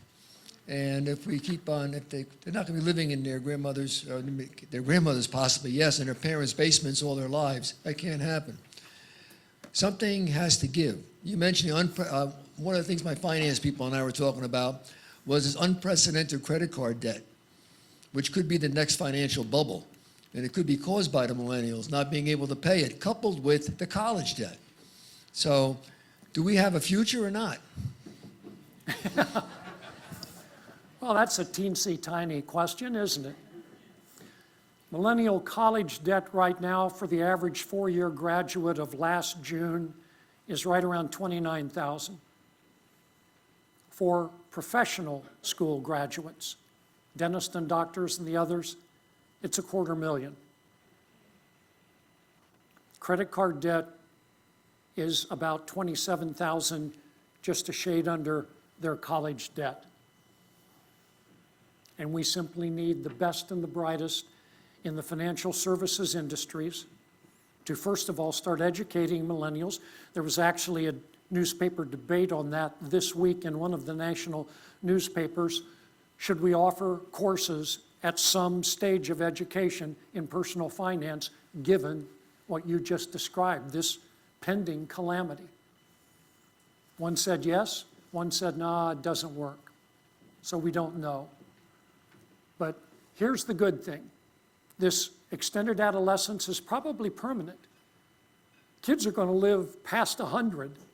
So, okay, they take their 20s to, first of all, step into adulthood after you graduate from school only knowing how to do one thing. You know how to sit in a classroom and take a test. You step into adulthood, you are in the first grade all over again. It's adulthood. How do I handle this? Well, maybe I live with mom and dad, so I take financial pressure and the pressure of renting or owning away. I delay marriage and I delay parenting, which is probably going to be great for the kids we have because we'll be ready when we finally do it. And then we turn, as millennials and perhaps future generations, to our elders whose wisdom and knowledge we revere, and we turn to them for help. Help us get the hell out of this debt that we find ourselves in. I'm not a financial guy. I don't know the answer. And I just took 3 minutes to say that.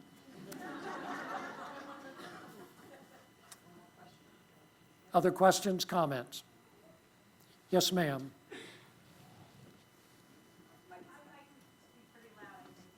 We need you to use the mic, if you will. Thank you. My question is about the current political climate.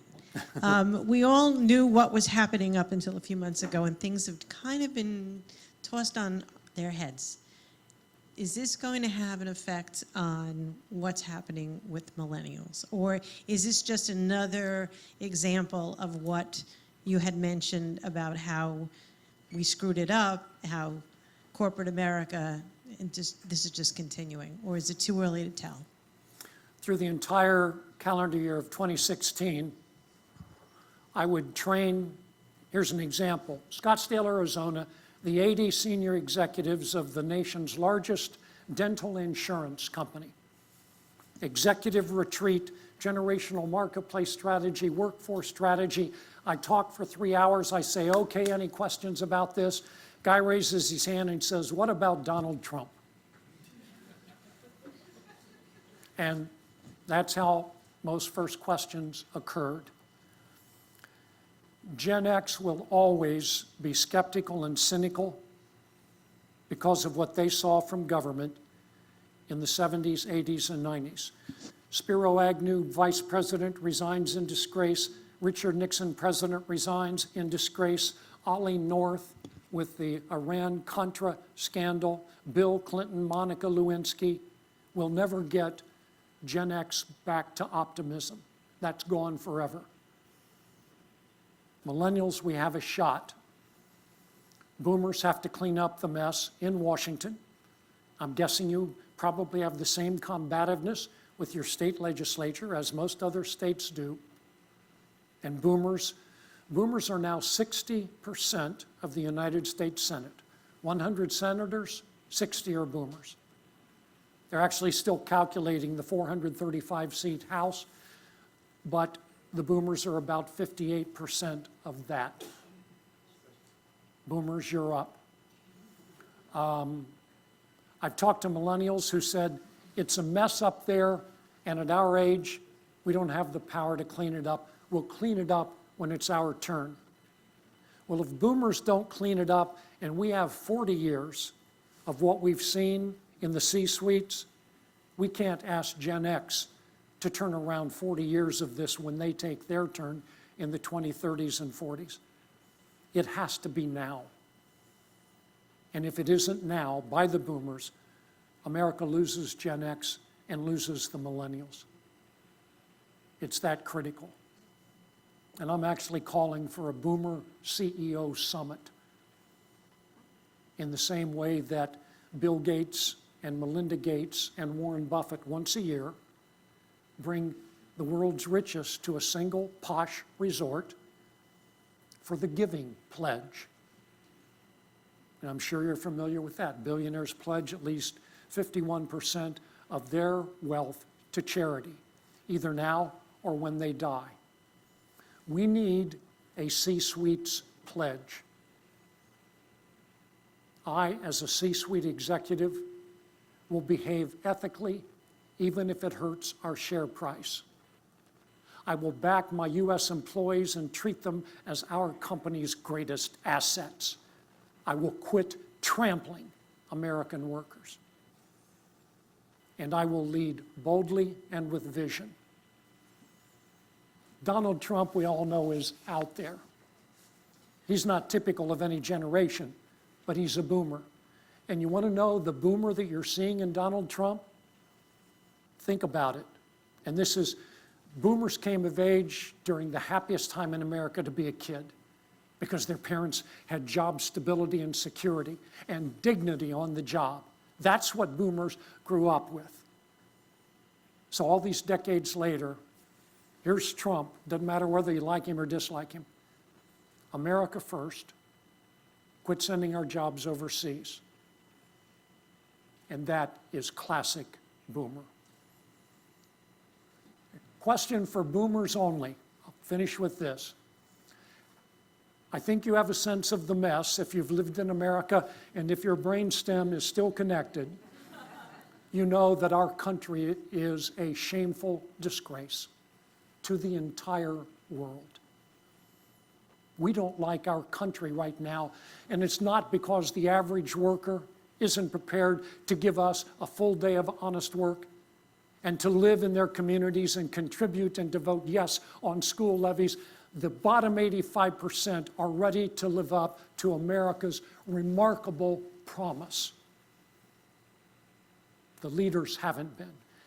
Be honest. How many of you boomers think your generation, during your turn at the top, the final 15 years, are going to clean up the mess and return America to the nobility and the honor that you boomers experienced as a kid?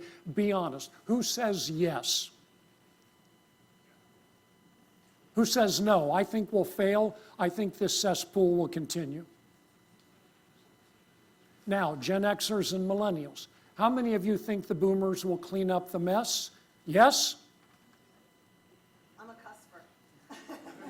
How many of you, I don't think they're going to clean up the mess? Many, virtually everybody but two.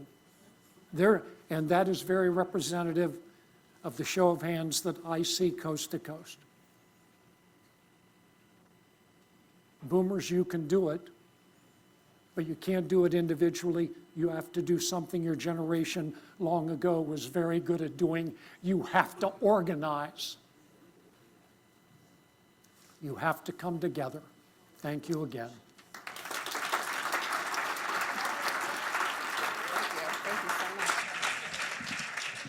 All right, I said it'd be provocative today. So let me say, because, so number one, I'm a cusper. I was born in 64, and so I'm always right when you hear people talk about generational. I'm a consummate optimist, okay? People who know me know that. My glass is always half full. So as a leader who's a cusper boomer, I know that I can make a difference, right? And then as a Gen Xer who knows that we have leaders who are optimistic in the boomers, I feel confident about that. That's my glass half full. So we always finish positive, regardless of how provocative and what a mess we think we're in, right? But let me tell you why New Jersey's not going to fail, okay? Number one, New Jersey does nothing quiet, okay? True? New Jersey does nothing quiet, okay? Number two, what did we talk about all day today? We talked about partnership. And yes, we talked about partnership amongst business, government, and academia. But we know who talked today, the leaders of business, government, and academia, okay? So we've got a lot going for us here in the state of New Jersey. Number 3, we're listening and we're paying attention. And number 4, through BIA, we have a sense of urgency, okay? And when we have a sense of urgency, we take action. And why today was the beginning of a discussion is because we feel the sense of urgency to keep New Jersey's future workforce here and to make sure that we sustain for the benefit of New Jersey business and New Jersey's economy. So I would say all those things create a nice agenda that we will continue to lead, and we will have continued stimulating and provocative discussion. And you will see our white papers that will come out on this, and many of you will partner with us on these discussions as we go forward. And I have to thank some folks before we do the formal break, and then I invite everyone who's going to continue in the workshop, because it's going to be good, so if you can stay to move forward. But of course, I want to thank all the panelists today and our moderators. They did a great job. Let's give them a round of applause. I want to thank our sponsors, because again, without our sponsors, we can't make this happen, so let's give them another round of applause. And today I have to give an extra special shout out to the BIA staff, because this program was not an easy one to put together, and we spent a considerable amount of time.